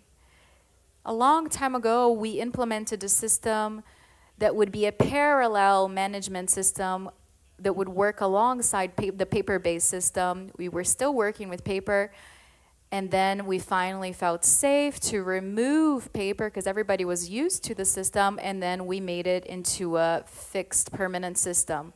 This permanent electronic system is immovable. I cannot imagine this having this retrograde. Who today could imagine a person willingly wanting to take a step back when the technology is not imposing anything to you? They're just helping you do your job so that you can avoid repetitive manual things that AI can do for you while you dedicate your time to other intellectual, more intelligent activities like meetings, decision-making, discussions with tables and panels, decisions that will contribute to society in the way that you can communicate more closely and not so artificially, be closer to the population. So I wanted to Luciano to show you our first panel. This was the first panel we had. It was just a projection image. It was right here, projected behind the flags. And what happened? The representatives got used to it. It didn't have a lot of practical function. It was just a visual input. They would see their image being reflected, and then we started improving. We bought a panel, almost analogic, to be honest. We had to exchange the letters. This wasn't even the first one. We had one before. We would have to switch the parties with a glued-on cover. It was very manual. And then people started to get used to this visual input. It was much more visual than having a complex system behind it. The reason for this was just to avoid this disruption, this shock, so that people would get used to it. And then we reached this next step. We had a voting system. It was inside the drawers. Nowadays, it's on top of the tables. And nowadays, it's possible to vote on their phones as well. We have these machines on the table just to make their lives easy, because some of them don't like, doing stuff on their phone. They don't use their phones well, so it just makes things easier. Because you also have safety measures on their phones. You have fingerprints, biometric safety measures. On Wednesdays, for example, yesterday, we had a hybrid session, and the representatives, if they were home, they could vote from their phones. It happens often since the pandemic. What do I want to say? This is the panel we have, very similar to today's, but not exactly the same yet. And here we have information concerning votes, their attendance, when they will speak during open speaking moments. They don't want to go back, to take the step back. The politicians who will be re-elected, they're not going to want to do this. Another thing, this technology costs money, and here the supervising organs are active. Nobody's going to want to risk their career trying to remove something like this and then maybe be accused of a waste of money or being fiscally irresponsible. So I don't think this is a big worry for us. It doesn't dominate the technology that is a part of our routine doesn't dominate our culture. It doesn't dominate the traditions. What it does is to help us be faster, have more quality, produce better legislation. It facilitates the supervision of what the executive power is doing. We don't have this problem here. After people get used to using tools, they don't want to go back. We've never seen this happen. We've been implementing technology since '92. It's an interactive panel. People can put in images, graphs. They speak, they discuss projects and bills. And everything they want to use, of course, they have to register the material they want to use with Luciano, but then the material they want to show will be here in the panel. Imagine if they're going to say, we don't want AI, we don't want the panel. Why would they do this? What's the point of taking a step back? So this is something we're not fearful of. And we work towards guaranteeing that this is the reaction people have, that they accept things well. And another thing is that all added tools and actions are regulated. We don't do things informally. When we hire a new service or a new tool, we create legislation about it so that it is permanent. Changing legislation is much harder than just, snapping your fingers and saying, okay, stop. So here, there are layers of issues that are part of this, and we create these control measures to make sure that these tools will be permanent and fixed. And the only way in which it will stop being used is if it doesn't work well in the way we expected. So before adopting new tools, we have an impact evaluation. We do impact evaluations for many things, for legislation, for implementation of new projects. And we do a pre-evaluation, but we'll also start doing a post-evaluation. And what does this mean? If something is not working out, we'll see and we'll think about it. Is there a way to fix it? Yeah? Okay, let's try. And if it isn't possible to fix, okay, let's switch. Let's try something different. I don't think AI will have this problem, so we don't see this as a problem, and we're really happy to be one of the first legislative assemblies to deliver and implement 4 AI tools. One is already working. I used it this morning, in fact. So I don't think there's a path back. Sorry for speaking so much, for the time used. It was excellent. It was excellent to hear your experience, and you brought a perspective that, to be honest, is one of the few times we heard about this, because some parliaments, they try to create long-term plans to at least create this political embarrassment of having to undo, but of your approach to create a normative, to approve it in the floor, for you to have to change, for you to have to vote on the floor.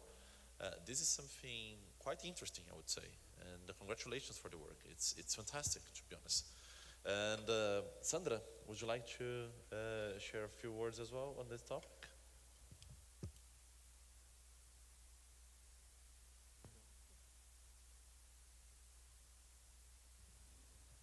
Sim. Bem, Casa... Oh, Casa Nova? No, I'm sorry. Casa Grande. I promise this joke was not previously agreed upon. I do think it's hard to have long-term AI plans, because for me, the first step is to stop using this term of AI. We want to talk about results. We want to talk about solutions. We need to create projects that are useful, reliable, and rational. We are not going to kill little problems with huge bombs. So I don't think we need to focus on AI or the system. The focus should be on the results, on the goals, and the objectives. And if AI will help with that, great, let's do it.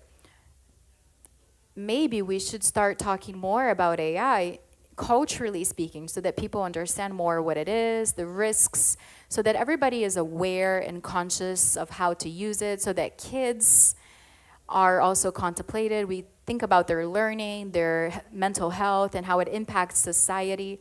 I think that's more important. And if the solution is good, it's going to work out. And if it's not, the system will change. It's not going to continue. It's not worth insisting too much on something that's not working well. I think when you are doing something that requires political commitment, it's also important to have this alignment so that people are committed. This is my suggestion. Thinking long term, yes, we need to have strategy of what we want as results. We want to be reliable. We want to have good information. We want to support our parliamentary representatives. And right now, the plan might be one, and maybe in 2 years, we'll have something better to implement. So the focus needs to be on results. One more thing. I've been working here for 20 years too. And this continuity, of course, helps, because when we have new people, sometimes they come with too much strength and, revolutionary ideas, but often changes are already taking place, and this is important. Changing too much is not, stopping and starting from the beginning is not a good thing. And I just wanted to say that I agree with everything you just said. Most importantly, the last part, the continuity, and to have the stability on the leadership in the parliament. And my dear friend, Moises Benamor, would you like to share your thoughts on this topic as well? Thank you, Luis. Of course. Well, the good thing to be the last is I can take a little bit of the issue of my friends here in the table, in the panel. Well, I think it is important to talk about the elephant in the room. Is the trust in parliament, is trust in democracy, is trust in the representative institution, democratic institution.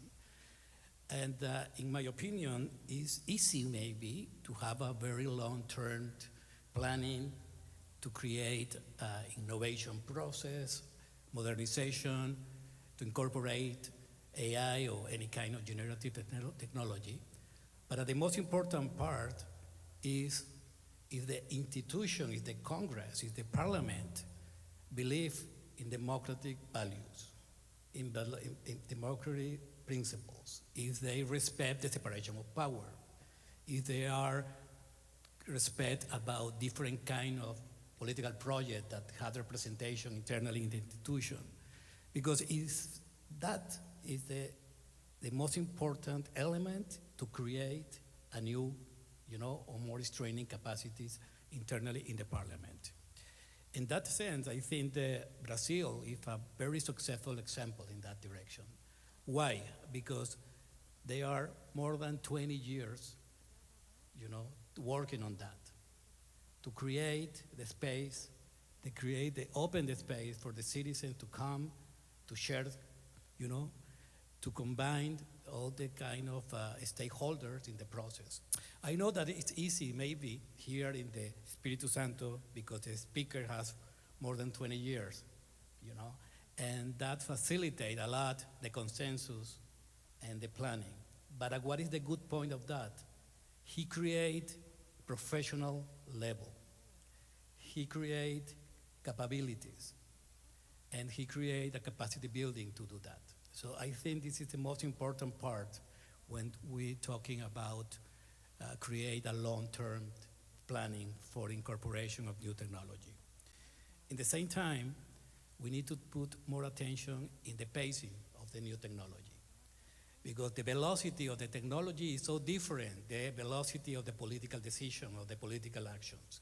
So why we need to create a long-term planning, to address that kind of goals?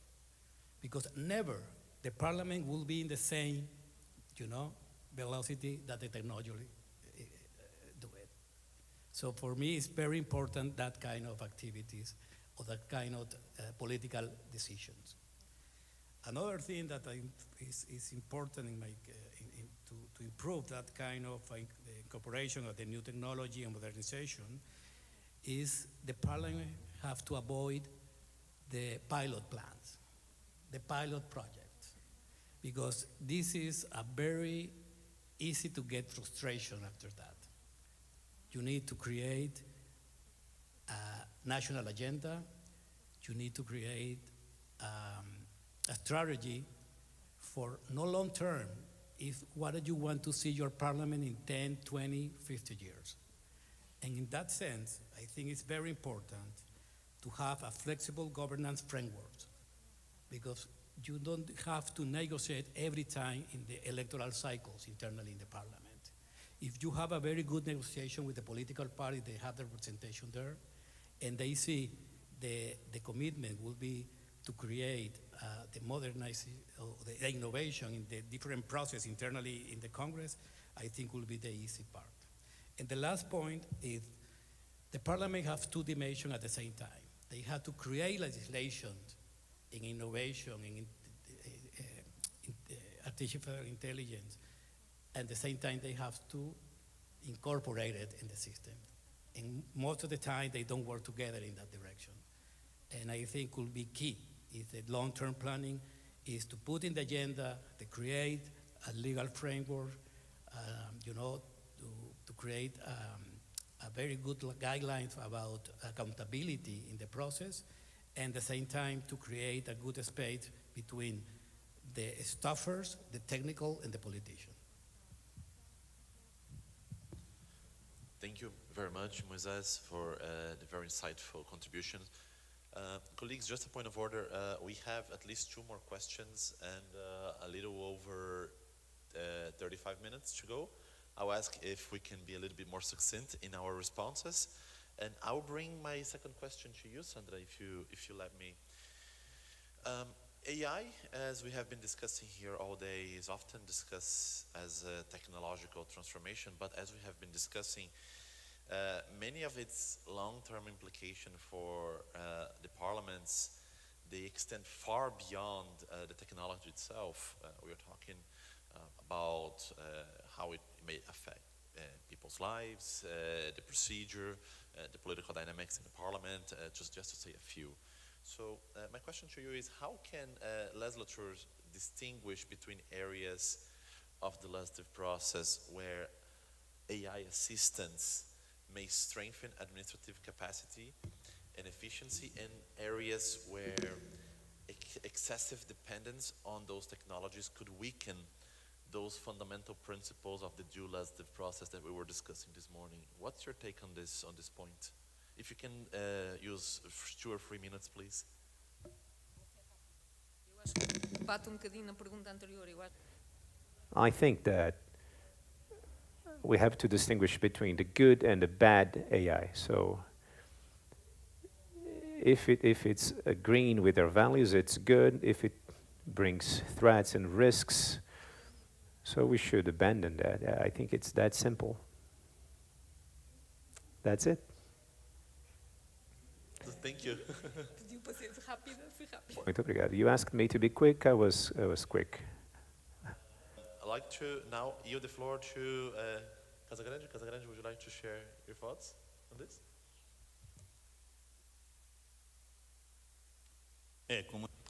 Yeah. So as we need to be brief. So I have talked a lot in my previous answer, but I think we're still assessing everything that AI brings.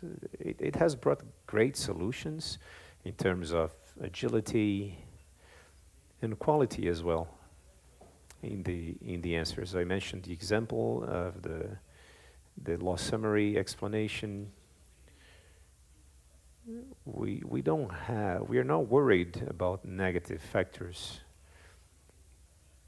We have not been worried because we're walking very slowly. We are not putting a tool to be used without having an oversight or a curator or a coach permanently behind this tool. So each and any of those services that we presented here has a professional behind that is very experienced, very seasoned to validate the service the AI will deliver to the users. So we are not very worried about that.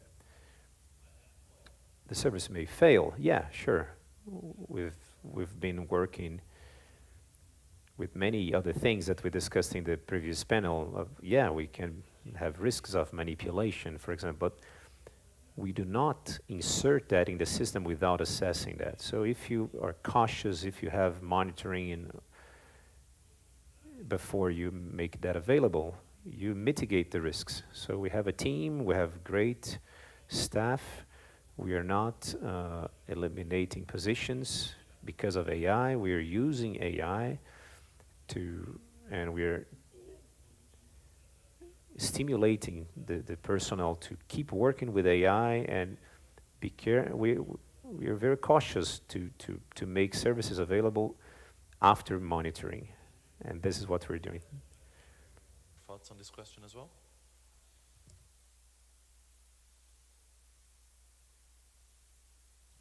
Yes, well, I think the most important is training. If we can focus to, and training the legislators and the staffers, not only to use the new technology, to resilience about that. Cybersecurity effort as well. If you can manage all the dangers, if you can use too much that kind of technology, could be key in how you can deal with the personal or the face-to-face activities that is very important in the parliamentarian functions. So I think if we can focus in training, in capacity building, and to resilience about digital transformation, we can maybe avoid that problem. Thank you very much, Mrs. Benamor. Bernice, would you like to share your comments on that? Yeah, I'm interested in the word transformation that we use. It's a very big word and it's full of very big promises and maybe very big threats for some people, maybe too big. So like AI itself, it can feel overwhelming. And we are, as my colleagues have said, we're in a constant state of exploration and discovery, trial and error. And as well as being exciting, that can be quite exhausting. So I think we should start smaller.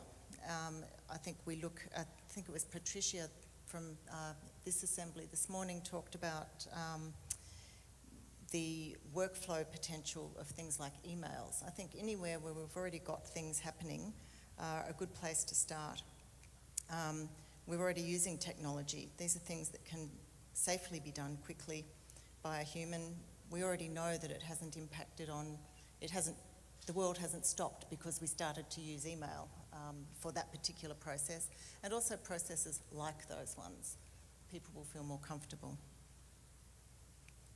I think that's it. Thanks. Thank you very much, Bernice, for your comments. Juan, would you like to share your thoughts on this topic as well? Yes, thank you, Luis, and thank you for the answers of my colleagues. No, just to take into account the reflections of Moises about the democratic sliding that we all recognize. I think it was very important what the speaker mentioned about polarization. It was in our meeting this morning. It was here in the speech. So this the 6 P's, no? Personalism, polarization, populism, perversion, which is corruption, and I don't know, pendularism, no changes. So we are living all that. So the truth is that the reality is very complex, what is happening. It's very complex. And we have the AI, the generative AI in that context. So the only thing I'm saying is that AI could be in bad hands, used in a very bad way against even the public interest, and even against citizens. I'm not talking about parliament in any, for it doesn't matter the actor, but particularly politics. So what I'm saying is just that, well, we need to attend all those things. And for example, that's why I think we need to reshape parliaments. What do we want? 19th century parliaments? There are plenty in the world nowadays. Not this one. This is a modern parliament, okay? Yours. Congratulations for that. But there are many 19th century parliaments. So what are we going to do? To introduce the agenda of AI to these parliaments with a mentality, a functioning of the 19th century. It's not going to work. It's going to be even worse for the people. That's what I'm saying. So, and in terms of competencies of functions, parliamentary functions, of course, we need to review all of them, starting with debating, you know, the representation, the building consensus, dialogue, all that, lawmaking process, which is very sensitive, parliamentary oversight, budgeting, everything, of course. But it depends. We have some parliamentary functions more sensitive than others. But in my opinion, we need to put that in the agenda. This is not just a tool. Again, there is a context. And the context is not even here in Espírito Santo. It's worldwide. It's a whole world. This is happening. So, and the other thing, the concept of competitiveness. All our institutions, particularly parliaments, we add a capacity of competitiveness to our community and our countries, nations, or we rest that, or we play against the competitiveness of our products, our jobs, our everything worldwide. So it's an important thing. It's a very important thing. So again, in my opinion, we should think a good strategy, if possible, with the national government, with the other, your peers, the legislatures of, you have a great system of cooperation system, another very good thing in Brazil. We don't have that in Argentina. The same in the United States, no? You have the National Association of Legislative Association, I don't know. So that's very valuable. Cooperation, the internationalization of the parliament. You are an internationalist, I don't know how to say it, very international institution, okay? So because you look at comparative analysis, you share experiences. Well, we need all the capacity, if possible, to try to deal with these big challenges that are no one small thing. It's not just the parliament, it's the role of the parliament. Thank you very much, Juan de Dios, for your comments. For my last question, I will skip my notes here for a moment and tell you a story we have been discussing for, well, many years. At some point at the history of humanity, electricity, for example, was a convenience until it became a necessity. Today, if we have a blackout, people die because of lack of support and for a number of reasons. Artificial intelligence became also as a convenience, and it has incrementally become part of our lives. I wouldn't say it's the same level as electricity, but it's becoming fundamental to the point that we wouldn't be able to exercise daily activities without relying on some sort of AI technology. With this preamble said, today I still see AI for parliaments transitioning from a convenience to something that's becoming incrementally mission critical for the operation of the parliament. And for officials that have joined the parliament before this, for officials that have transitioned to the digital technologies with laptops, with computers, and now are transitioning to AI, they are perfectly capable to exercise their role without these tools. But they can use these tools to enhance their work, to facilitate their work, to do it faster, better. But the reflection we usually get is for the new officials joining the parliament, learning the role, learning that knowledge base, only through the interface of an artificial intelligence or any other emerging technology for that sake. When we have a blackout, to make the comparison, would they be able to still perform their role if, let's say, the specific artificial intelligence suite that we are used to use, if it fails for any particular reason, is the parliament still capable to function? Is the official able to sit with the member or with the presiding officer and solve a particular problem? And for that matter, is the question of sharing the knowledge between generations and the public service in Parliament, not only the written rules, but the tacit knowledge as well, to understand how the job is done, the political sensitivities, the procedural judgment. So my concern to you is not a question, is to hear your thoughts on this challenge. And if AI on the negative side could threaten this knowledge base that we have built for over decades or even centuries, that's very specific to our parliaments. And I'd like to invite Casagrande to share his thoughts on this topic. Casagrande.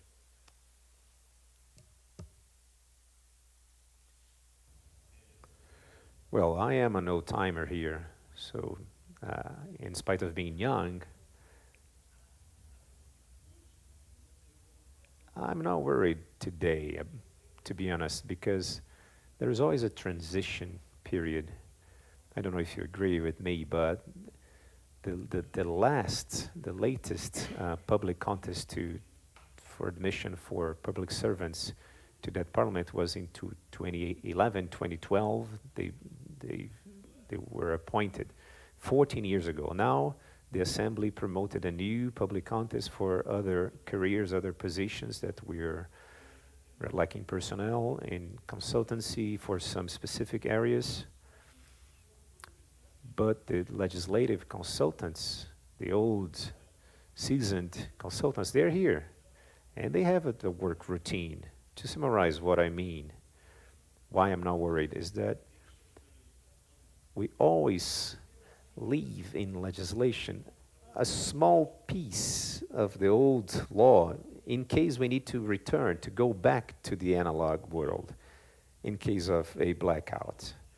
So the panel, the voting panel, for example, we have electronic terminal voting, but in our internal regiment there's a written line that says, in case of failure, we'll use the manual system. The president will will cite namely every member of the parliament.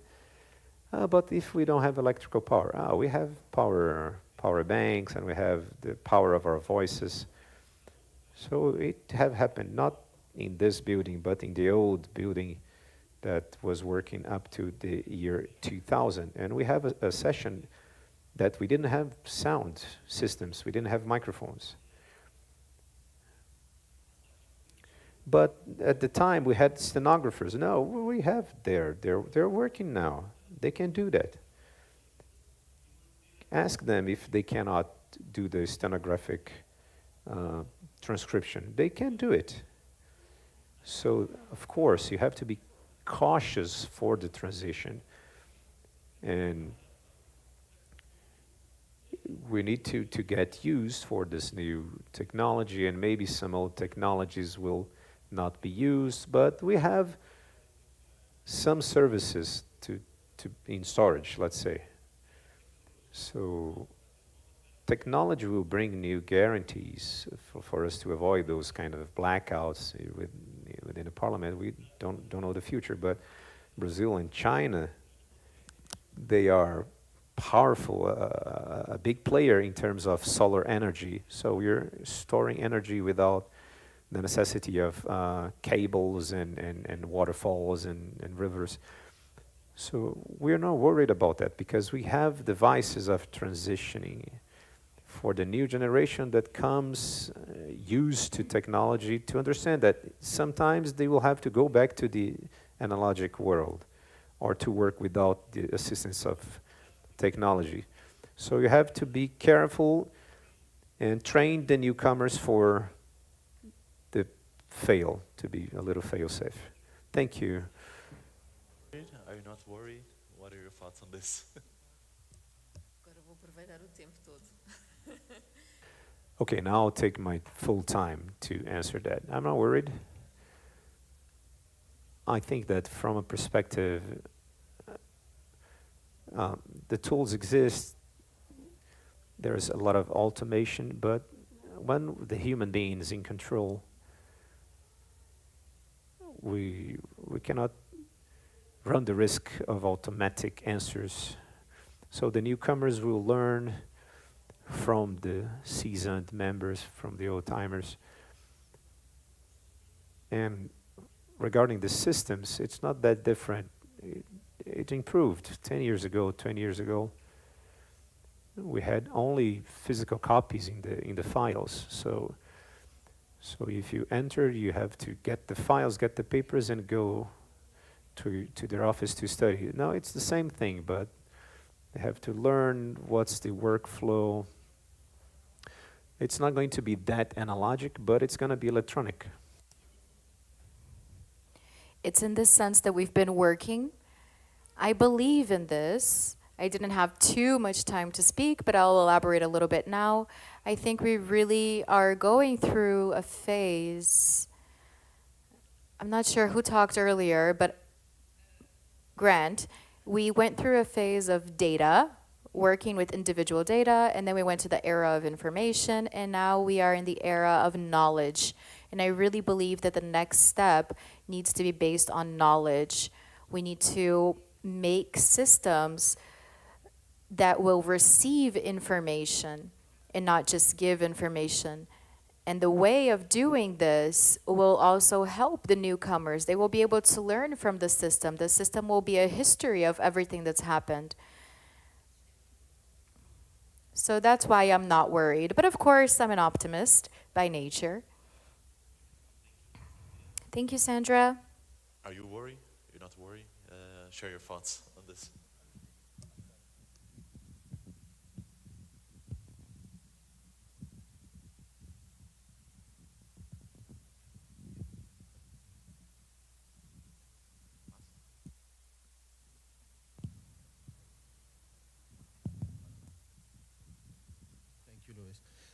No, my sense of hope is infinite. Forget it. I really believe in human race and in humanity. So no, in my opinion, all crisis, of course, this is very common. We know all say that is an opportunity. Of course, you can take it or you can leave it.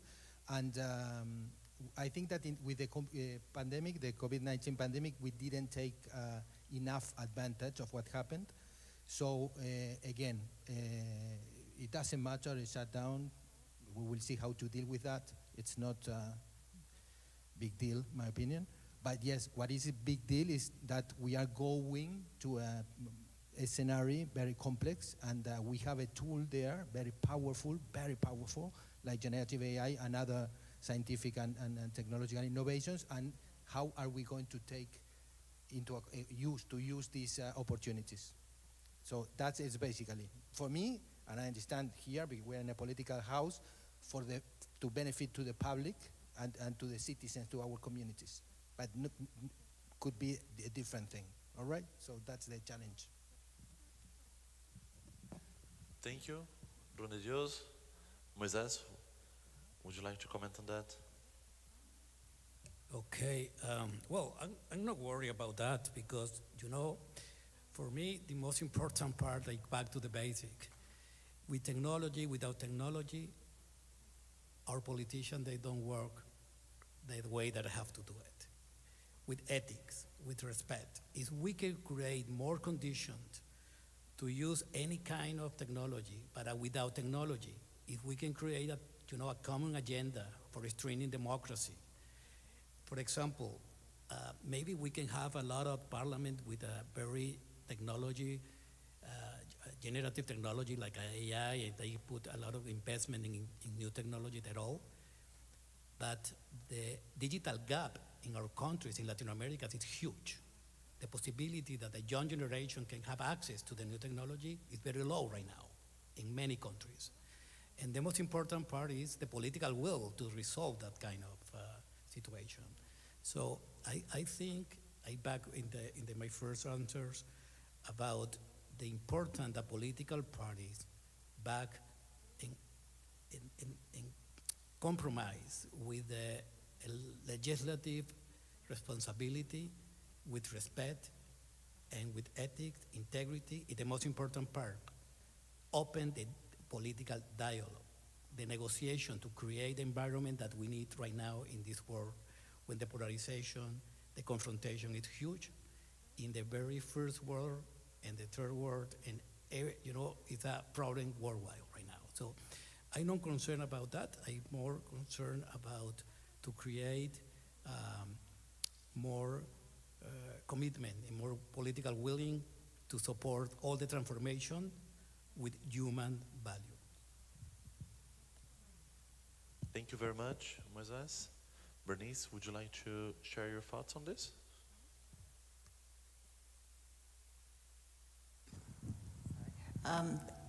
Maybe a little bit worried, but not very worried, as long as we encourage it to be not just an era of knowledge, but an era of thinking about humanity and what it means. I think that we should be encouraging each other to reflect and ask questions, particularly in the parliamentary work environment, I guess, is for that context. But to have regular sessions where people share ideas about what's happening and what's not. People who are the ones who have the experience, the ones who have been there for a long time, to help share scenarios, discuss how they managed a situation with newer people who are coming through.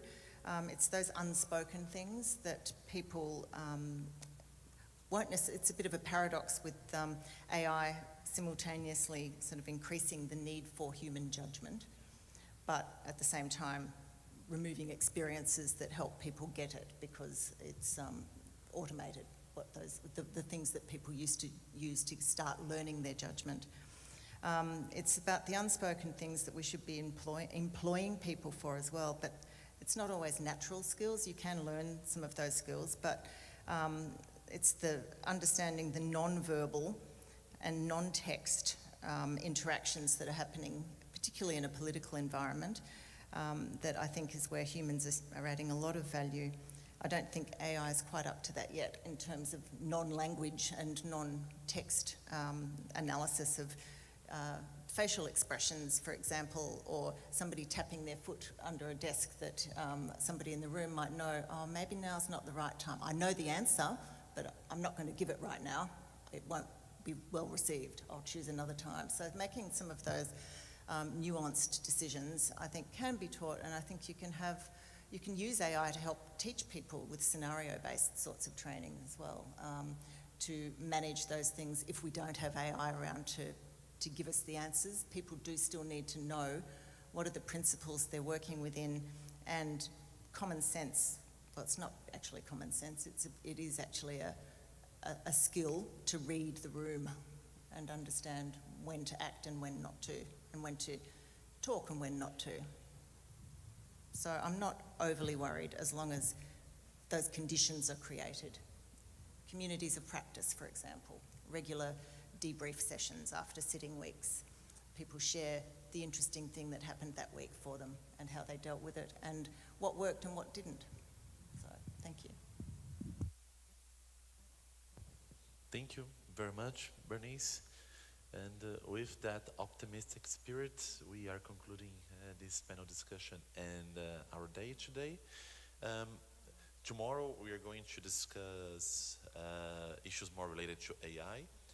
Just before we go, I'd like to yield the floor for 30 seconds or 1 minute to each one of you if you have any closing remarks. Bernice, would you like to do the honors if you have any final thoughts? Very quick final thought, and it's going back to the very start of the discussion this afternoon, which was about discontinuity and whether it was a threat. And I think after reflecting throughout the rest of the discussions, I think it's an opportunity more than a threat. And I was thinking about how we often introduce changes at the start of a new parliament. So it's actually a time for change, where people can come in without prejudices necessarily of the way we have always done this, and are open to learning new things. It doesn't always work, but it's a good time. And I guess also in starting things in smaller environments that can then naturally or feel naturally translated to larger environments. Say, using electronic meeting papers in committee forums may make it more comfortable for adoption of such technologies in the larger assembly when it's all together. So yeah, I guess it's that discontinuity being an opportunity and the idea of starting small and starting with things that a human already does, and that technology can do it faster or more efficiently, but it doesn't replace the human. The human judgment is everything. Thank you very much. Bernice Casagrande, would you like to share any final thoughts? Thank you so much. As I said, and many of you also said, it's a moment of taking advantage of this tool. In summary of everything that's been said since the morning, this has come to free up our time so that we spend less time researching, we do less repeated automated tasks, so that we have more time for tasks that require human intelligence, especially in a political house. This is it. We are evaluating the results, of course, up until now, and I've been using it since the end of 2023. I've had an evolution in the use of this tool that has been positive. It has really improved my time management, in my technical potential as a consultant. So I've had more freedom to manage and more free time to manage everything that I have to. These are the pros that I see so far, and I don't see any cons yet. Thank you so much. Thoughts?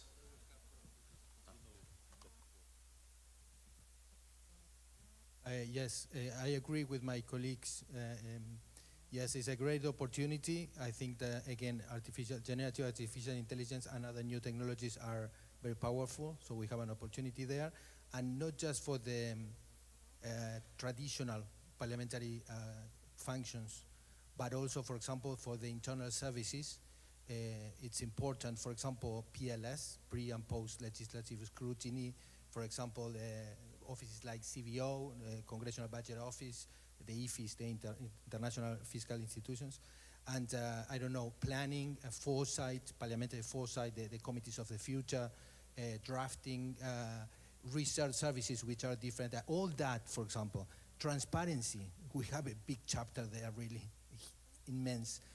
Public participation, social control, all those things I think are very important, and we can really reinvent the parliamentary institutions that are in a big crisis. That's the truth. Nobody believes in us.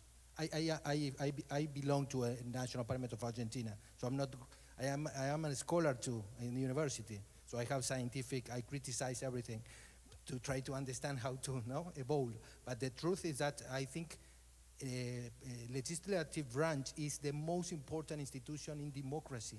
The most important. We are all represented here.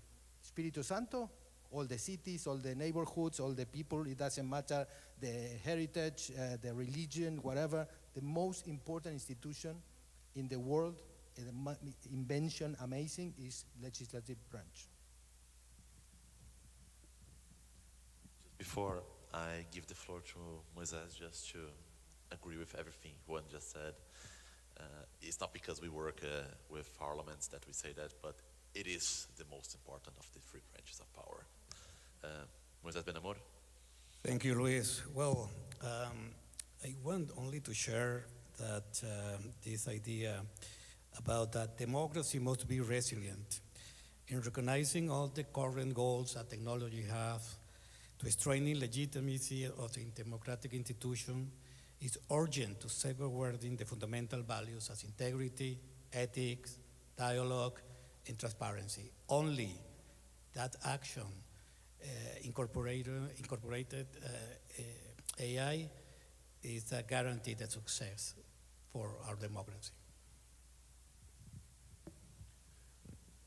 Thank you very much, Moises. Sandra, you do the honors closing today's panel. Pegando nas palavras do Moisés, é exatamente isso. Acho que Adding to what Moses has said, I think we need to make use of the technology available to us. It would be stupid not to. But being careful in the sense of guaranteeing results and focusing on results, on reliability, trust, transparency. This is fundamental for democracy. What we produce needs to be reliable. It needs to be operable, trackable. And we need to combat fake news, because the risks that we are running with this generative AI is huge. The risks are the safety risks, cybersecurity, ethics, transparency. So we need to have awareness and understand that this knowledge imitates humans but are not intelligent. They don't have rationale, they don't have feelings. And people need to understand this. I am really scared about what the risks posed to children, to teens. But these tools are able to help us with a certain limit. So we need to use them to our advantage, but always being careful of not ruining people's mental health and democracy. This, for me, is my biggest worry right now. Making sure we are not sabotaging ourselves and paying the consequences for believing in everything we see and hear. Just a concluding thought. I will draw from what Juan just mentioned. We have parliaments still operating in the 19th century.